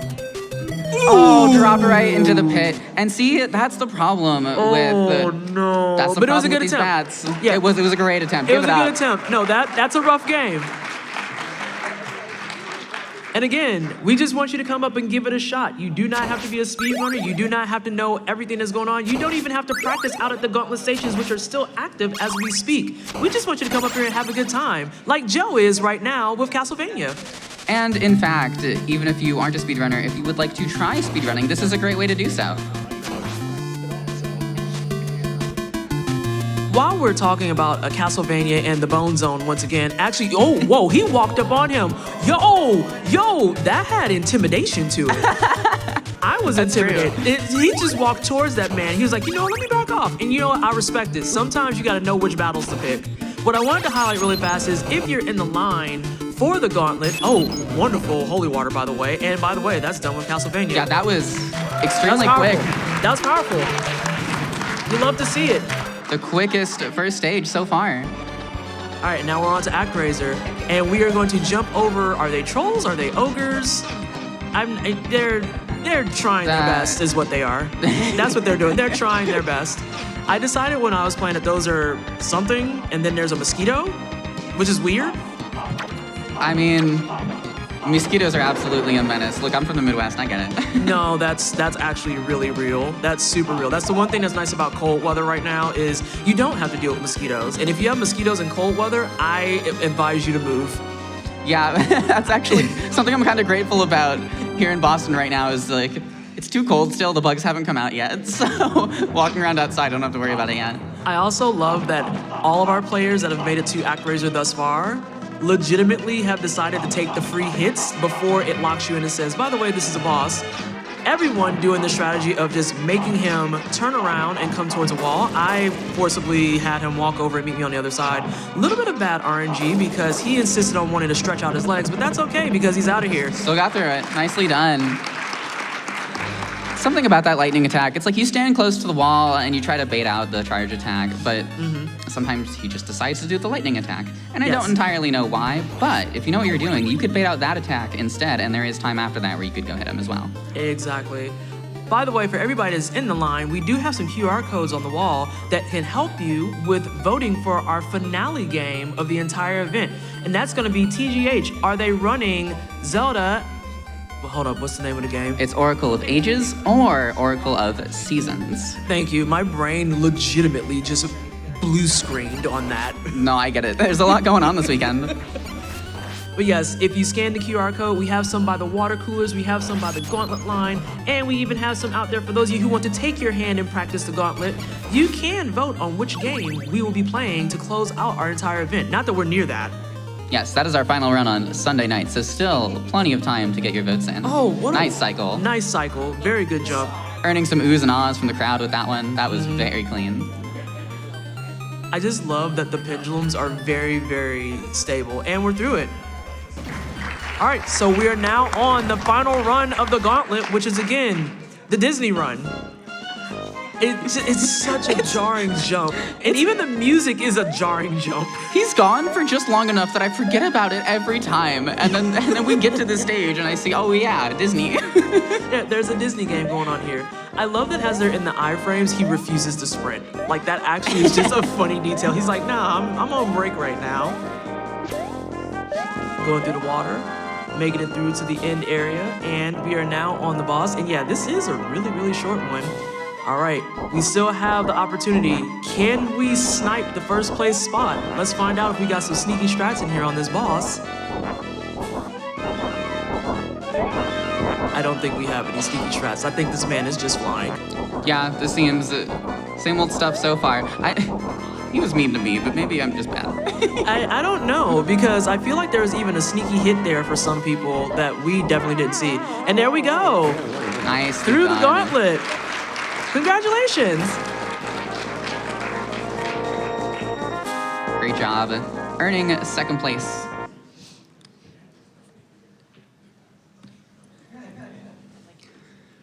All right, coming up next is Micra. I hope you're ready to lock in and get some speed going. You really do gotta lock in on this first one. Yeah, it's rough. It genuinely is rough. I feel like I had a little bit more ease with it because I am a Metroidvania player. But if I didn't actually play Castlevanias, I would have been in the trenches. All right, so we're trying to play it a little bit safer, getting rid of people. No, it's rough business. It is rough business. All that damage doesn't matter. We did get us some delicious, moist wall chicken. Actually, I don't know if that counts as wall chicken. It's not a wall. It's just platform chicken. Oh, the combo of the skeleton and the ghost. Oh, the ghost is doing a lot of stuff. Oh, unfortunate, very unfortunate. And I had just been notified that Micra has not practiced this, so this is potentially their very first time even seeing this gauntlet at all. And honestly, not a bad showing for just sight reading this. Yeah, I was Pretty gonna good say, sight stuff. reading it up and figuring it out on the fly. You love to see it, but also Castlevania is a brutal game to sight read and figure out. I know when I was doing it, it took me at least like 4 or 5 playthroughs before I was like, See, and I absolutely agree with you, having tried to do that just a couple hours ago.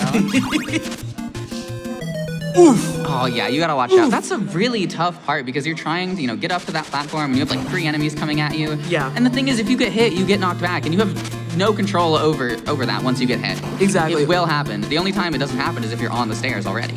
That's one of the nicer things about the hint out there for this game, saying that when you're on the stairs, you do not get knocked back. So if you're on the stairs and you're taking damage, there's always the con of taking damage, obviously.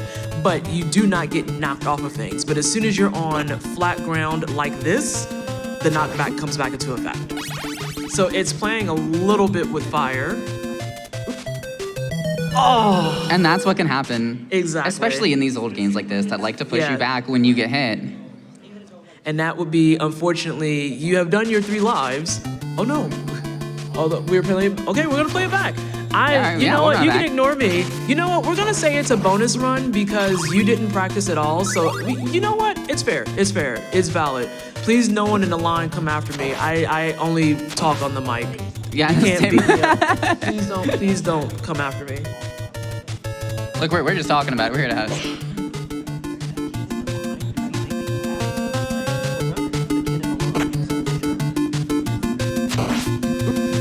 Oh, that was so close.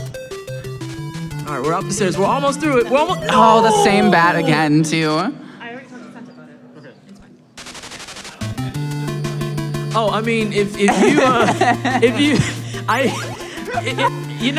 sometimes you can't respectfully throw, question mark? They turned around and said, I don't think I should still be playing. We can consider this your last one if you want. Oh, my goodness. Look at this. Look at this. What is up to? Oh, my God. Why? Oh, a menace. And he's going back, and then he just disappears.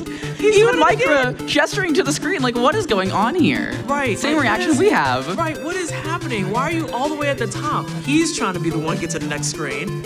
I don't even understand. Oh, no. They're plotting bad ideas over in the audience, maybe even in the line. All I heard was don't put ideas in my head, and I am scared. Oh no! Oh, once again. All right, this will be the last life, and then after that, you can go ahead and get your lanyard. All right. I believe in you, though. I think you can at least pass this Castlevania stage. That is my par, and I think you'll be fine. Personally, I'm still a believer until all these festivals coming up. Okay, yeah, they're super far from you. No, not the bone zone knocking you back down. So high. Oh my God, they're actually stacked. Are you kidding? Oh, teaming up on him. Okay. Oh right. Yeah, you're getting. We're getting up the stairs on. though. We're up the stairs. If only the candles drop some chickens, but that's something that you'll never see. They don't. They always drop money, and then the hearts aren't actually health, which is terrible. And see, that's the problem with the bats. It was a good attempt, though. Yes, it was a good attempt. Give it up. That's the problem with the bats is that they fly right above your whip's hitbox. So it's so hard to actually kill them. Yes, they're actually terrible. But now we have one of our regulars coming up. It's Stump coming back for more Gauntlet action. GDQ volunteer, regular and friend of all the GQ homies, and we're in there. Stump, notable for many, many things in the speedrun community at this point. A well-traveled volunteer and runner. I mean, don't they have something on the schedule? Did I make that up? I believe they're running Pokemon Blue. Oh, sensational. I love that for us. You get to see the Gauntlet and you get to see some Pokemans. I was correct. They are running Pokemon Blue, any percent, no save corruption, Manipulus. And that will be on Sunday, a little after noon. And also, I saw some of the anxiety and anger coming from just spite killing the Uncle Fester, and that's real.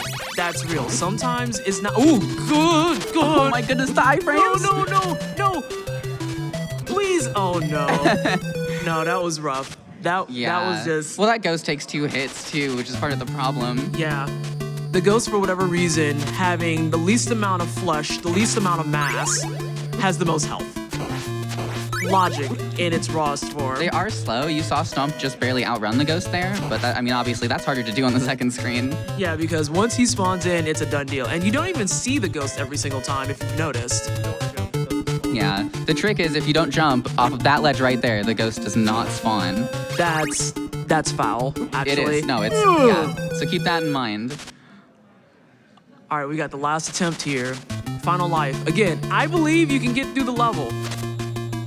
But the timing on that kill for these guys is really, really rough. And we at least got the first one, or the second one, off the screen, so that means he's no longer gonna bother us. Oh my God. He was determined. At least you got on the stairs before getting hit. This is true. Going down to the next area. Yep, no ghost. Oh my God, there's no ghost, yeah. I'm mildly infuriated. Only mildly. Still have the bats to contend with. Ooh, nicely done. Took him out real quick. Oh yeah. That's also a good idea. Woo. And we're through. Nicely done. Oh my gosh. Those knockbacks are always terrifying. But we're on to ActRaiser. Oh yeah, there's another game here. It's called ActRaiser. Now we've seen a couple people do the strat of just ignoring enemies, hitting some every now and again. All the ogres do take 2 hits. I don't know how much the mosquito takes because I just ignored them. I don't remember. We'll find out. We'll find out. And this is a required kill to spawn that platform. I want to know what the logic is behind killing a tree head to make a stump come out. You know, actually, I don't want to know logic. I've changed my mind immediately. I've changed my mind absolutely immediately. I'm uninterested. And also, we've got this guy here. Oh, nice and quick. Well done. Call him the shrug tree. He kind of looks like he's in a shrug. And I like how after the first person that came up, everyone is like, well, this is my strategy now. And you know what? I respect it. That's kind of the fun thing about the Gauntlet, is you can learn from the people before you. Ooh, getting close on that health. And there, as you can see there, physics is acknowledged. You cannot hit that wall. Oh, yeah, the lightning will get you. And that was the last try. Thank you so much, though, Stump. More towards the microphone. I'm trying. I don't want to be Sharing like... one is hard. I'm trying not to like spit on people. I think you're just louder, so just speak up a little more. You want to be louder. That's wild. And now we have our next person, Zach, coming in with, is this a birthday hat or is this a cosplay hat? We don't know. Oh, he's locked in. He's like, I don't have time for questions. I'm going to play Castlevania. No, hey, I get it. You gotta be locked in for this one. Look, this is the definition of the word gauntlet, all right? Also, wow. What a strat. What an actual power play. Uh-oh. Well, you know, that's also a way to get rid of him is to make him jump off. I respect it. And then we got Big Heart, which is still not health. Crawling between the bones earlier to take out the skeleton. That was really nice spacing. Another skip on the jump so we don't have the ghost show up. We're gonna get up those stairs, take that damage. And as soon as I saw that bat hit, I was like, I think that's good. That bat is such a menace. But that means we might get to see the pro strat again, and that's exciting. Do we get to see it again? Oh, we didn't drop off the holy bottle, unfortunately. But we did get 2 of them to jump off screen, which means we no longer deal with them. That skeleton jumped up to that platform right away, and Zach was so ready for it. I feel like if you get up there fast enough, that's the preferred answer, too. All right, getting rid of that skeleton. It definitely seemed faster than throwing the holy water as well. You know what? I respect the back turn. You're fine? No, you're not. He's out of health, unfortunately. Yeah. All right, we are on the last try for this one. I believe in Zach. Another powerful strat with the holy water on the ground. Hopefully we can get that one for the socials in case anyone needs to know how to play Castlevania. The skeleton backed off again.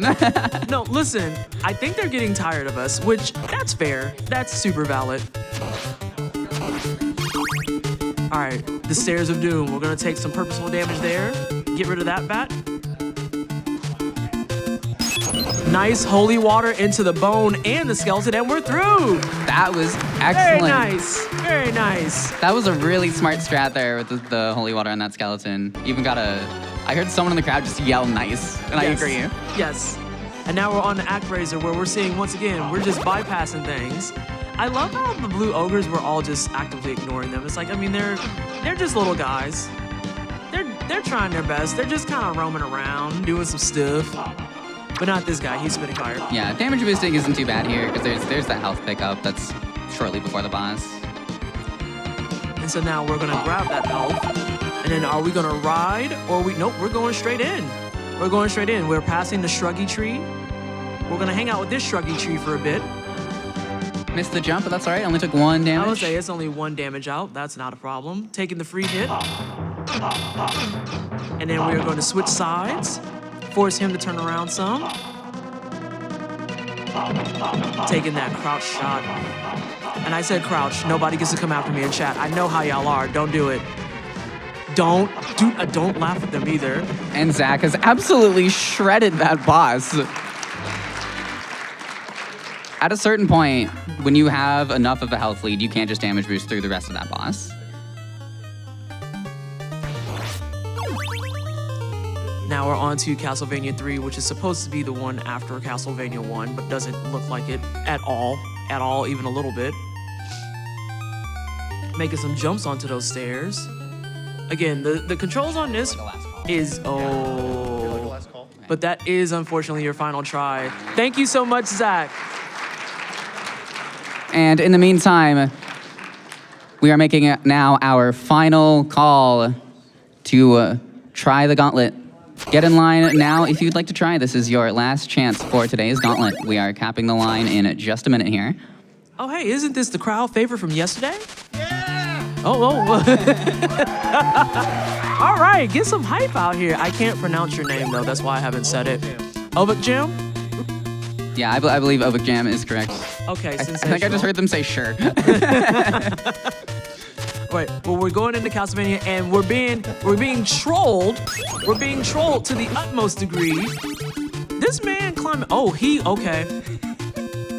He climbed up and left, and you know what? I felt that a little bit. I don't know why that's so funny to me. It just sometimes you just kind of leave, you know. Whoa, hold on, what was that? Look, if it sucks, hit the brakes, you know. No, that's what he did. That's exactly what he did. But we're through the Castlevania run. Out of here with 1 health. Bar.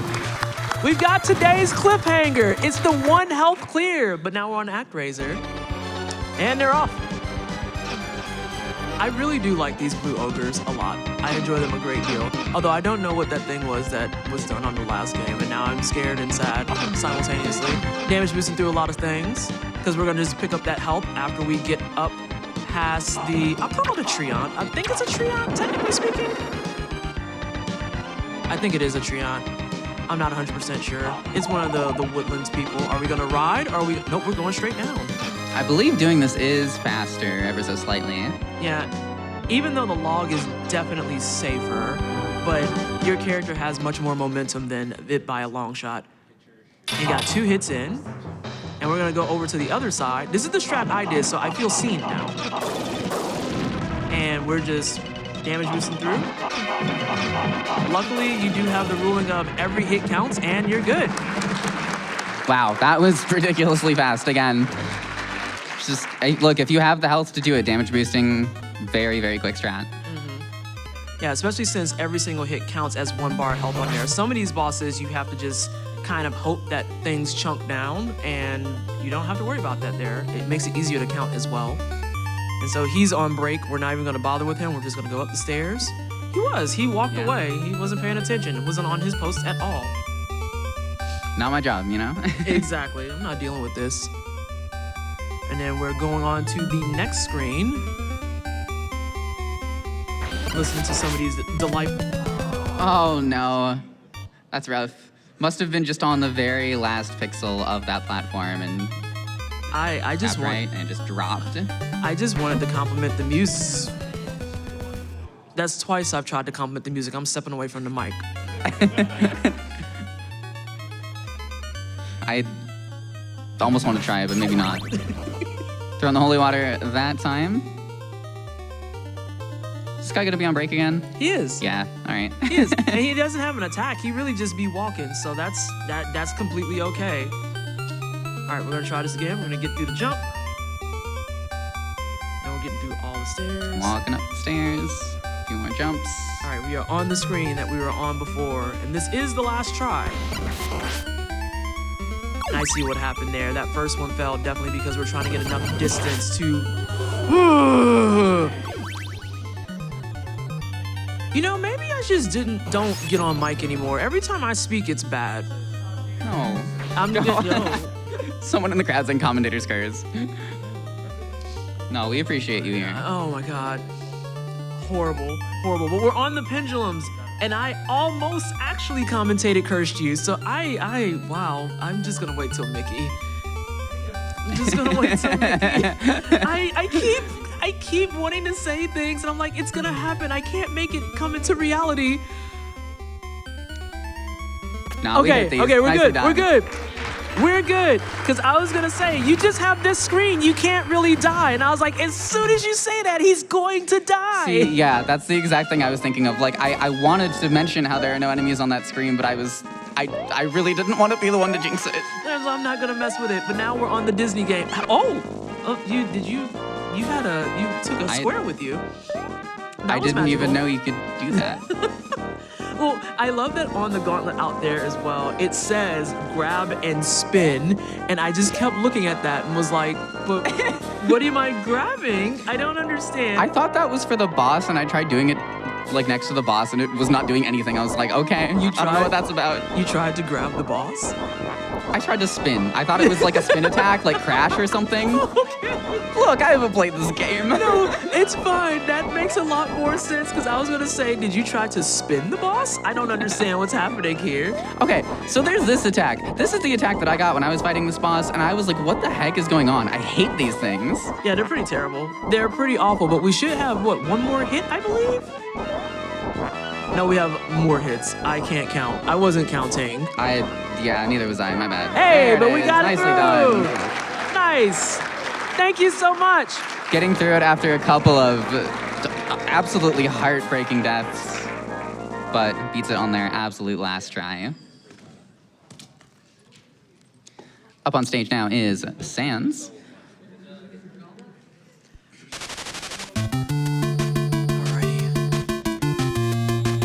I kind of feel like The tradition of never put the chickens in the candles is one that maybe we could get rid of in our next iterations of these games. Maybe I'm also just being lazy. I don't know. I'm not 100% sure. But what I know is that if you're going to beat me up like this, I would like to have more candle chickens and wall chickens. I will give credit to Sans, though, taking out 2 enemies with 1 crack of the whip. Yep, that's powerful. I was going to ask for people in the audience and people in chat, is it a wall chicken or is it a wall turkey? What did we say? It's definitely, we got definitely a chicken. I think I would agree. I must say, the Dane did not agree. The game is like, that is not a chicken. I mean, I still am gonna call it a chicken, even if someone came in and said, you know, technically according to the wiki or something, it's a turkey. And I was like, that's super cool. So anyway, this is a wall chicken. That is so cool, the things that you're saying that I'm not gonna acknowledge. Sometimes you just gotta do it for the bit. Yes. All right, so we're going up here with just a little under half health, which means we have to be a little bit more careful. These bats have been out for blood for everybody's run. Ooh, jump there and manage to not spawn the ghost at least. These bats are, yeah, the bats are actually, oh. Yeah, these bats. Wait, did that man drop a whip? Huh. All right, well, this is the final try for this one. And once again, I will always believe in you to get through the first level. More platform chicken. Actually, you know what? That's what we'll do. We'll say wall chicken and platform turkey. This way, everyone has representation. We've got it under control now. No one can say that it's wrong. And this man throwing those bones. I feel like he's really aggressive too, because he's throwing a bunch of them back and back. It's really bizarre. Taking a page of the Hammer Bros playbook. Yes. Yes. All right, we're going through, dropping on the platform. Now, this is something else about the Castlevania games that's really, really risky is, oh. Okay, that's definitely a solution. Oh. It was a good try. Thank you so much, Sans. Thank you for coming up. Enjoy your lanyard. And now we have Sam on the stage. All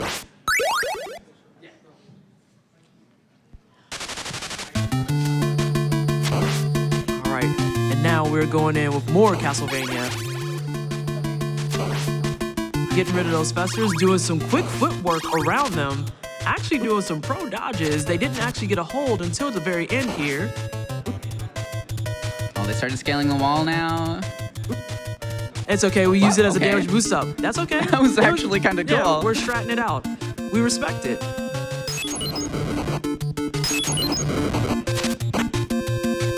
All right, we got the ghost online, gotta watch out. And he's just relentless. That's the tough part, is that it takes a little bit for that whip attack, and the ghost can just get you as you're trying to throw it out. So we're going back in. Gonna see if we get some more of that good footwork that we had earlier. I also love that because this is so short, you don't get to really take advantage of a lot of the other icons and items that are being picked up here. Good hit on the skeleton. We are now on the second screen. Preemptive water bottle to get rid of that bat. Love to see it. That was actually a huge strat. That was really cool. Yes. Now, that's probably the worst part about the ghost in particular is once it gets really close to you, it's really hard to time getting that whip out because you have that whole animation and the ghost can just interrupt it. So you have to get distance. And in such a small space like that, it's hard to get the distance you need. Tried to get the sneaky strat, but we still got rid of him. Try to catch him while he's on the way up to the platform. Sam is a pro. No damage taken on that screen so far. Oh, I love that. All right, we don't want to jump off this because that spawns the ghost. Or jump early. Jumping early also works. No ghost this time. Taking the damage on there. Playing it safe to get away from that bat. Smart duck out, let the other bat leave. So smart. Very nice, very nice. Nicely done. Very nice. And we are on to ActRaiser. Sam's a pro. There are some really creative strats in there that we hadn't seen anyone do yet. And I was gonna say, that's one of the nice things about the Gauntlet is that because everyone is brand new to it and we're all exploring it, there is no designated correct or best strat. The strat that you can get to work for you is the strat. So we've seen a lot of people do damage boosting. We've seen some people with really good and clever holy bottles in the first game. We've seen a lot of people make decisions in this game for how they want to handle their logs. It's just what works for you is what works. And again, the entire purpose of the Speedrun Gauntlet is to give you a taste of what it's like to speedrun at all. Although we skipped the health. We're feeling saucy. I like it. I'm into it. Hey, if you can get it to work, it's pretty fast. Gotta watch our health on this boss though now. And we're a little bit under half, so let's see how we do on the boss. The music's so dramatic. Nice dodges on the lightning. All right, we're trying to bait out the lightning, it looks like. Oh, unfortunate. Very unfortunate. Well done, Sam. Everyone give it up for Sam. Get some hype for that. And especially the showing on that first stage. Oh yeah, the showing on the first stage was quality. There are a couple of things Sam did that I'm still impressed by.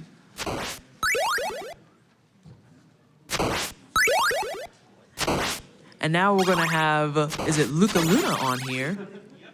Fantastic, I got it on the first try. Welcome on. I like the Eevee hoodie. This is another tie-in to Pokemon Blue. I don't know if Eevee's in that run at all, but at least Eevee's in that game. The Eevee is at least in the game, which is a good starting point. It's better than the alternative of naming a Pokemon and being like, I love that they're in this game, and someone comes up and says they're not in that game at all. Actually, that's not correct. All right, we're through the first screen. You would be forgiven. There are 1,000 of these little guys. So many Pokemon now. Yeah, I unfortunately distinctly remember when they came out, and it was just the 150 or 151, depending on who you talk to. And now I was recently informed that we're up to something like 800 question mark? Yeah, we're over 1,000. No, okay. that I was not exaggerating. There are over 1,000 Pokemon now. Yeah. Wow, look at that Castlevania run. Yeah, we talked over that. That was a really clean play. 1,000 Pokemon. I'm stressed. Okay. We're going through Actraiser. And again, just jumping over our little guys. I wonder if there's a different animation I just saw. I did see a different animation. Now, as we're going through these areas, again, if you're in the line, don't forget about the poll that's on the wall for the finale game of the entire event. Do you want to see Zelda Oracle of Ages or Zelda Oracle of Seasons? Vote now with the QR code. The nice thing about that is because you are here to enjoy your con, if you don't know anything about the games, that's delightful, wonderful, love that for you. Vote with your spirit. If you like blue, vote for blue. If you think one chick is hotter than the other, vote for that one. That's fine too. If you just feel like this one just gives you bad vibes, don't vote for that one. But now we're going through the Actraiser fight, and we're done. That fight's really nice because if you get a good cadence going, you can bully your way through it. But you cannot bully your way through Castlevania 3, which is the longest one of all the games we have in the Gauntlet. It's probably because it plays and looks old. I don't know how else to describe it. I'm allowed to say that, I think. No, I think you're right. I'll give it to you. All right, so we're gonna go and get rid of this knight and head up the stairs. The nice thing about this is the time saves on here really is stuff like the stairs, if you're willing to jump them and you can time it correctly, or just not having to fight people. That wasn't what I was gonna close that with. And see, yes, jumping past the stairs is faster, but I understand if you would rather play it safe and just take them because of reasons like that. Yes. Alrighty, we're on the last attempt here. We're getting up the stairs. Something else about this too that's very, very deadly that we've seen most of the runners actually deal with in terms of the stairs. So I mentioned it before, but when I say that you have to actually press up on the stairs, it is extraordinarily finicky because in some situations, if you just hold up, you can actually go up the stairs perfectly just like this. But you have to get situated on the stairs first. Unfortunate. Thank you so much for the try though, Luca. It is super duper appreciated. Still well done, and Very I would well like done. to especially call out that Actraiser boss kill. That was very, very quick. Yeah, it was extremely quick. And now we're on to Jim. We got some Jim fans in the audience, it sounds like. Do you know what that item pickup even does? Oh, I couldn't tell you off the top of my head. All the right, Castlevanias cool. I'm familiar with are New Age or copycats like Bloodstained. Usually it's for either additional magic spells or cycling through things, but it's not going to be a magic spell in this case. That's what the bottle at the very top is. You would know if that changes. And again, yeah, the stairs are brutal in the old ones because the only way to get up the stairs is up. Unlike Aladdin yesterday where you had to just make sure you cleared all the stairs and got in your leg day. Jumped a little bit early there. You're going so slow, and those gaps are like just wide enough that you really have to make your jump relatively late. Obviously you can't do it too late. There's not really such a thing as coyote time in these games either. No. Well, and I was gonna say as well, there's not anything with your certain types of jump pressure, as you wanna call it. Like in some cases, if you tap jump, it'll allow you to jump shorter, or if you hold it, you'll jump longer. If you hit jump in these games, you're just jumping. And it doesn't matter where you're jumping from or how long you hold it, it's just a jump. Yep, and that's something that you see a lot in these classic platformers where you don't necessarily have control over yourself in midair. If you're holding forward, you jump forward. Yes. You either do it or you don't. Unfortunate death to the bats there, but we are on the final attempt. Can we overcome the bat demons? Will we be bodied by Casper, the not-so-friendly ghost? We're gonna find out in this attempt.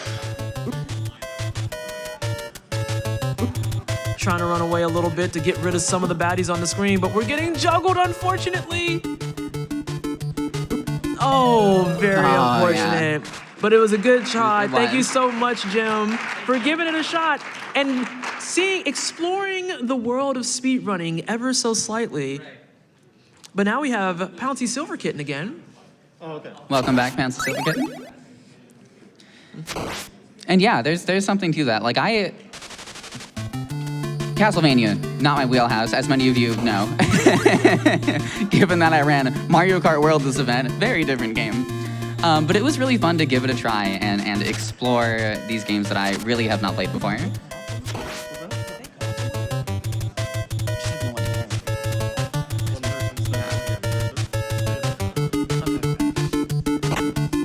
All right, so we're back on the screen. It's been giving everyone a little bit of trouble with the pesky bats.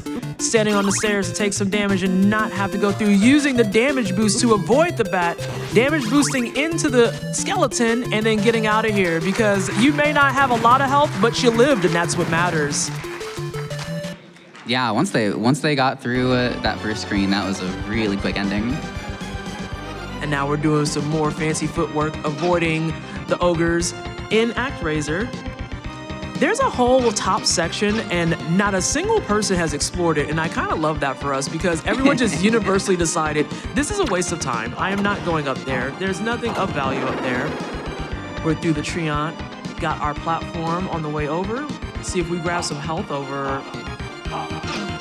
Okay, well since he insisted you needed health, I guess we'll take it. Oh, I didn't realize too, there's another health back there. Oh, wow, yeah, I didn't know that either. Huh. I just caught wind of it. All right, we're going in pretty healthy for the boss as well. Only 4 points of damage taken going into this boss. Every time it freezes like that, I think it is crap. Ooh. It gets me every time. No, that's completely valid. Which is funny, because I actually... No, you know what? I'm not going to jinx it. Oh, no. Unfortunate. We still got a couple more tries to our name, though. We got through the level really, really smooth, so not too terribly worried about getting back over there. But again, the boss for this is really, really easy to bully once you get the cycle up and going. But as we saw there, sometimes if he just decides he wants to sit right on top of you, then you can't really do a whole lot about that.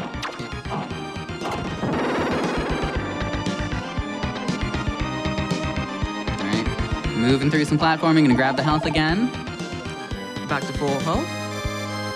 Ooh, nice jump over the thorns. I was gonna say, jumping over the thorns that time. Missed the jump there, but only 1 point of damage taken. That's not too bad. Yeah, 1 point of damage is very, very forgiving for these games, all things considered, because a lot of times in some of the old iterations, if you took certain damage or you fell into thorns, it was something like 3 or 4 bars. Things like Shinobi comes to mind, where it's just extraordinarily unforgiving. A nice fake out into the wall. And then here's what I'm talking about here. You can just bully him and just get all that damage out. Exactly. And we're gonna move over to Castlevania 3. Once you have enough of a health lead, you can stop worrying. Yeah. And especially if you can bait him into the wall when he just decides to stay over there within range of your sword, you can do damage even while you're recovering with your iframes. Some more of these scary jumps. Taking out enemies just to play it safe. Because as we saw with all the Castlevanias, if you take damage, you will get knocked back. And the last thing you want to do is, in the middle of trying to platform, Sorry. falling back or falling down. We are on the final attempt. I also compulsively forgot that I had water bottles, even though it said on the thing, hey, if you hit up and whip, you'll use a special. And I'm like, oh yeah, I'll get there. It's funny, I accidentally figured that out in the first stage, but not in this game. I completely forgot about it in this game for some reason. It's probably because the platforming in this game is kind of nightmarish. As indicated. The proof is in the pudding, you know? All right. Well, thank you so much, Silver. It is super duper appreciated. Once again, do not forget to take your lanyard. Again, if you wanted to give this a shot tomorrow when we have our gauntlet, we will be giving you a lanyard with your attempt. It's a nice GDQ at PAX lanyard. I really like this lanyard, personally. I don't know, I think it looks great. It's a nice souvenir to have.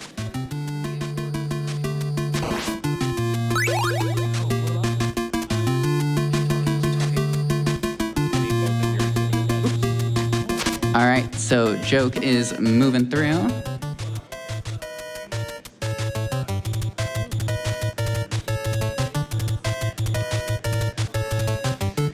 Sorry about that. We are now back into the screen that everyone, okay, you know what? I am the bad luck charm. Oh no. I literally looked over and death happened. All right, we are moving along again, getting through the Uncle Festers. And they went off the screen, so that's wonderful. That is something really nice about this, is once enemies go off the screen, they just completely deload. You have to just worry about if they decide to stay around on the screen. And the same thing applies for if you can walk off screen and they decide to go the other direction, kind of like that bat just did. So we're going down to the bottom levels just for some safety, it looks like. And now we are unfortunately stuck-ish. There we go. It's annoying. If you don't have any forward momentum, you just don't jump forward. It's very annoying. It's very, very old school of them. Very old school of them. And unfortunate, you would think that they could just see the stairs and walk down them, and that is incorrect, wrong. It would be nice, wouldn't it? But these games are not so forgiving. So as we have seen. Yeah, so now we are on the final attempt. Trying to get through our skeleton homie here, who's eluding us a little bit. Oh my goodness. Throwing lots of things. Oh, there it is. Nice. Good. Nice kill. Going downstairs to make sure we didn't leave anything. Coming back upstairs. I want to know what the decision was on, hey, when they hit the candles, don't give them health. Give them like power-ups. And unfortunately, taking that final death to the bats. Thank you so much. It was a valiant effort. GG, Joke. And up to the stage now is Natalie. Natalie will give this a shot.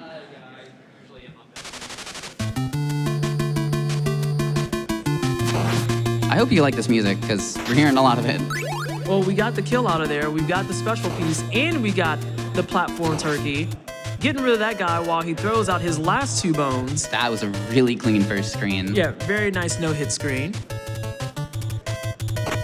Dropping down off that platform, not jumping, so no ghost to worry about. Oh, what? I don't even know what that was. I'm gonna be honest with you. There's a couple of things that have happened like that. I think it's a pickup that they're getting from the candles. I think so. I think they're getting it from the candles. And something about, and that, by the way, that's the Castlevania level. All right, Natalie knows what she's doing. That's what it was.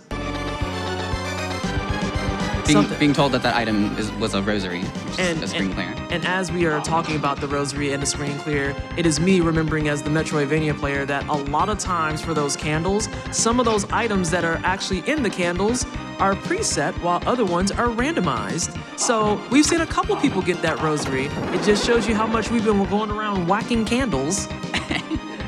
Am I whacking candles? No, I'm not. I was told not to touch things that burn me, so I did not whack the candles. If I hit something, it was on accident. But if something dropped from it, I definitely took it. Out here smashing stuff like Link.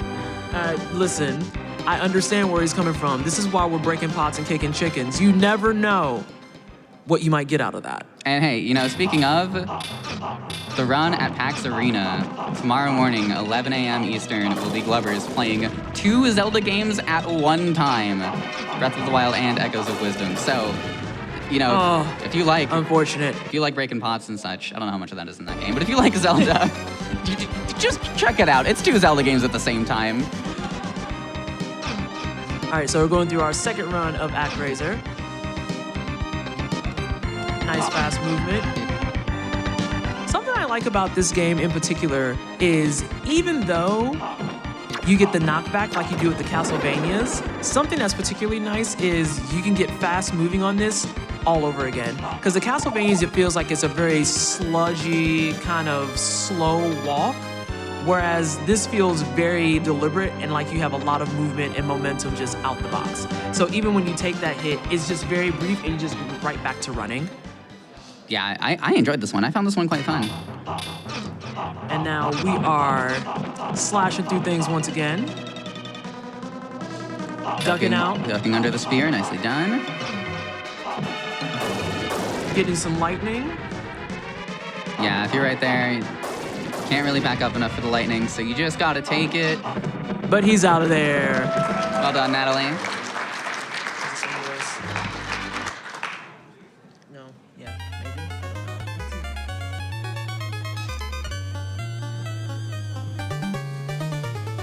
So now we're on the next Castlevania.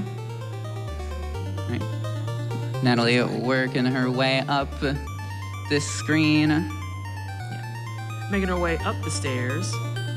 Taking the time, which I respect all day long. We've seen so many people just drop because this game is so unforgiving. I shouldn't have said it. I'm sorry. That's on me. Why? That's my fault. Why did your commentator curse her? Look, I gotta talk about something. I know. But that's, again, it's the unforgiving moment because holding up or down is how you get up or down the stairs, which when you say it out loud sounds very logical. And then when you're playing the game, you're just like, is it logical though? I would like to just walk. All right, we're taking our time again. We're gonna make sure, testing out the jumps. Unfortunate. Unfortunate. Thank you so much, though, for your time. It is super duper appreciated. She did a great job, especially on that first stage, blasting through that last screen.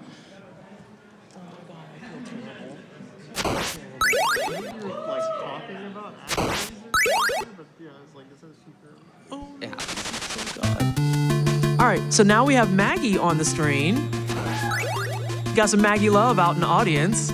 I love that the audience loves our runners. That's sensational. Thank you so much, y'all, for coming out and supporting our newly minted speedrunners in the Speedrun Gauntlet. I love the audience participation in the Gauntlet. I think that's sick because, like, this isn't like a dedicated run on the schedule. Like, you don't know what games are going to be played unless you were here earlier today and you saw the Gauntlet. You don't know who's going to be up here. You're just around for the ride, and it's awesome. All right, but we got the determination face on because she's coming for that skeleton. It's done. It's done. Nah, we're not letting that happen again. So making our way through with some purpose. Seeing if we're taking a strat of if I keep moving, will they leave me alone? Unfortunately, everyone wants to come and hang out. We had someone, he's scaling up the wall. He's cheating. Oh my goodness. He's cheating. But then he cheated left and then everything else happened. We're on our last try for this Castlevania level. Again, a challenging level. Honestly speaking, the Gauntlet of today is pretty tough. It is pretty tough. Even though we have the cutesy little Mickey Mouse thing at the very end, the Castlevanias are tough as nails. It's living up to its name today. It's a Gauntlet. All right, so we're coming out for him. We got him. Nicely done. Get him out of here. We're gonna go ahead and head to the next screen. It's so cruel. You go through all that and you still have that second screen to contend with. Yeah. And especially considering there's not I didn't even realize there's a square right there. I just almost panicked. Oh. You wanna know what I just realized? That Unfortunate. Maggie, thank you so much. You did wonderful in your attempts. You did. It's greatly appreciated. But wait, come back. Don't forget your lanyard. No, turn around. Oh, okay, good. Fantastic. Sensational. Look, I'm trying to make sure you got your winnings. Okay? If you're gonna come up here, you get some winnings. I got scared. Win or lose, you get a lanyard. We've got stuff to hand out. We thought we were out of those. Or at least someone thought we were out of, some of us thought we were out of those. Clearly we weren't. All right, so Tyler's going in, ready for action. Oh wait, I think you accidentally paused it. Yeah, it's also the D-pad. Oh. Oh, wait a minute. Sorry, we're gonna reset it. Fix it up. Uh-oh. Yeah, gotta use the D-pad. No. It's that got me too the first time I tried. I was trying to use the analog sticks. No, you have to use the D-pad. You know, now that y'all have said that out loud, it made me realize I didn't even touch the analog sticks. I actually am old. Oh my gosh. I didn't even consider the analog sticks for this. I don't know what that says about me besides old. All right, so we're heading up those stairs and we're getting on to the next screen. We'll see if Tyler knows the strat. Uh-oh. Spawn the ghost. Have to contend with that now. Oh no. And Oh it's no. chasing him down. Oh no, he's out for blood. Get this man out of here. He says I gotta go. See, running away from the ghost on the screen is so tough. There's just so many other obstacles and enemies and jumps that if you're also trying to run away from the ghost, it's an absolute nightmare to deal with, especially because, again, that ghost takes 2 hits. So on that second screen, it's really important not to jump off that high ledge and not spawn the ghost there. And you know what? What just happened there that was really, really foul is I literally saw the animation for the whip coming out and he got double teamed into taking the hit instead of getting the actual whip out. I hate to see it. You hate to see it. All right, so no ghost spawn this time. Getting some early kills on characters that are out here being a bully. Oh, a powerful holy water throw, but unfortunately, the other bat had additional plans. So we're on the final attempt of our Castlevania run here. We're gonna try and move quickly to get that ghost off the screen, so now we're no longer dealing with it. But then you're dealing with 3 enemies at once here. Oh my god. It's just the bonerangs are terrible on your screen, and you don't have as fine control over your movement as you would like, and your hitbox is also just going very specific spots, so it's quite difficult to hit the exact places you're trying to hit, dealing with all 3 at once. And the ghost is back. As I've been watching people play this, something I realized as we are all going through it, including me, is that, oh God. Oh yeah, we got cornered there real rough. But thank you so much, Tyler. It was an excellent effort. A good attempt was made.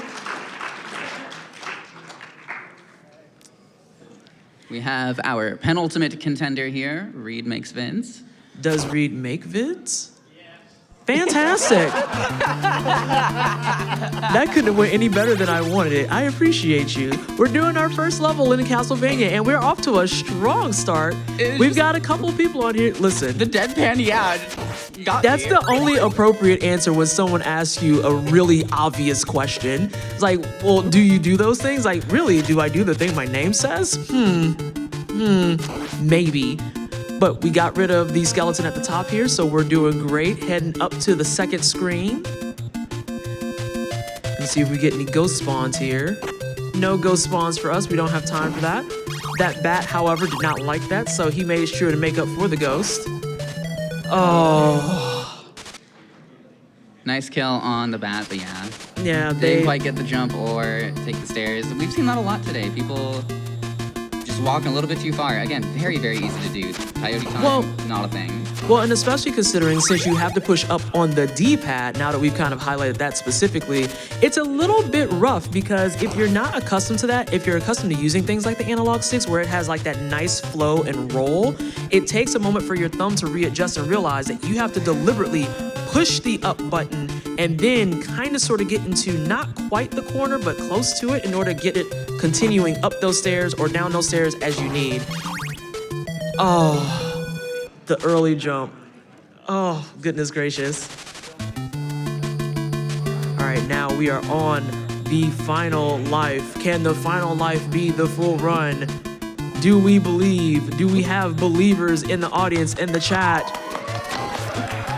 We have believers. That's all we ever need. We believe. Now, whether or not that's a reality is a completely different conversation, but we do have believers. I'm always going to be a believer. All right, so no ghosts. I'm a believer. You Faking got out this, the Reed. bat. Oh. You're fine. You know what? We're going to call that a strat. We're going to call it a strat. Taking out both bats there. Well done.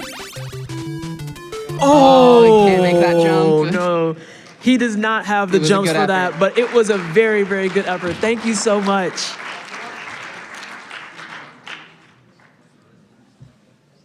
And I believe we have our final person, which is, I have to know, is that say packed up? All right, it is packed up. Good, good. Because my brain tried to say, oh no, that says patch up, it's a typo. And I'm like, wait, that might not be a typo. I That says went through the packed same up. process. Packed up. I can't remember, I can't think of the character that you're cosplaying. I know it's from Clear Obscure though. It doesn't matter, we're here to play Castlevania, we're not playing Clear Obscure. Getting through the skeletons, trying to beat our way up there nicely before, oh, nice dodges. Oh my gosh, oh, it was beautiful. And this man is still here. Can you get lost? What's going on? Okay, never mind, he left. Breaking ankles. Right, actually out of control here. It's gonna bother me, I can't think of this character. Oh, no, never mind, I'm not gonna say it though, that being said. I actually had to think about that because I could think about the other character. All right, we're through the bats. Making it to the top. We're on the stairs. Calmly walking down the, I appreciated just calmly walking down the stairs right in front of the skeleton though. I found that very funny. It's very entertaining. Listen, sometimes you gotta calmly walk down the stairs, especially since when you take the damage on the stairs, you're not gonna get knocked down. Exactly. It makes sense. There's a strategy there. That's What the rude. heck? That is incredibly rude. Oh no. we're getting stuck. Oh god, There's it's so much happening. happening. Oh no. No. I want wait. off- No, I want no. off Mr. Bones' wild ride. No, my god, go away. Go. Oh no. No, not the chase up the stairs. They were determined. They were like, our goal is to kill him on this screen. Can we do it? That was Employee of the Year energy that nobody asked for. Absolutely disgusting. All right, so now we're getting rid of more stuff before we go over there. We're not dealing with any more of this. Yeah, let him jump off the screen like a nerd. That's the correct answer. That is the correct answer. All right, so giving us some trouble there with the bone juggles. Found an but we're opening getting up and there. took it. All righty. We're gonna get out of here. You're not gonna make us see just this to end the entire gauntlet for today. It's not happening. We are going to see ActRaiser. I'm willing it into existence. We deserve ActRaiser. You're not gonna tell us we can't ActRaiser. Hey. Oh, God, Jesus. Okay, wait. Yes. ActRaiser. There it is. Nicely done. Our final contender defeats the first Castlevania stage. That's the real gauntlet that's in our hearts. It's just beating the first Castlevania stage, honestly. Well, I was talking to you before this about like the order of this. I was like, if that's first, that's gonna be really tough. Lo and behold, it was first. Yeah, it was first. As soon as you said, I was like, oh yeah, it's first. And I said it with confidence. And after I said it out loud with confidence, I was like, oh. Yeah, okay. Well, I just work here, so I'm not worried about the rest of it at that point. Don't blame us, it's not our fault. I was like, I just be working here, I'm PT, I just be pushing the buttons, and I just be yapping. I don't control none of the other stuff. But we're through ActRaiser, we're through most of ActRaiser, riding the log down, making our way across, hanging out with the tree shrug. It's a treant, but we're gonna call it the tree shrug too. It is kind of shrugging. It is kind of shrugging a little bit. And now we're on the boss, get our free hit in. All right, perhaps. And we're running.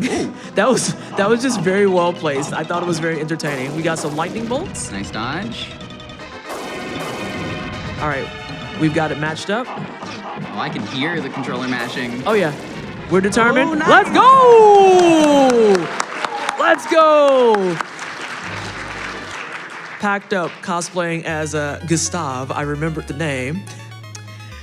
Into Castlevania 3.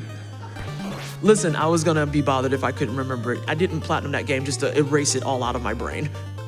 Oh. It was a valiant effort. Thank you so much. It is super duper appreciated. Yeah, give it up for Packed Up. Huge congrats and thank you to everyone who tried our gauntlet today. It was a great time. Just thank you all for being here. We are gonna get packed up ourselves, and I got some people with that one.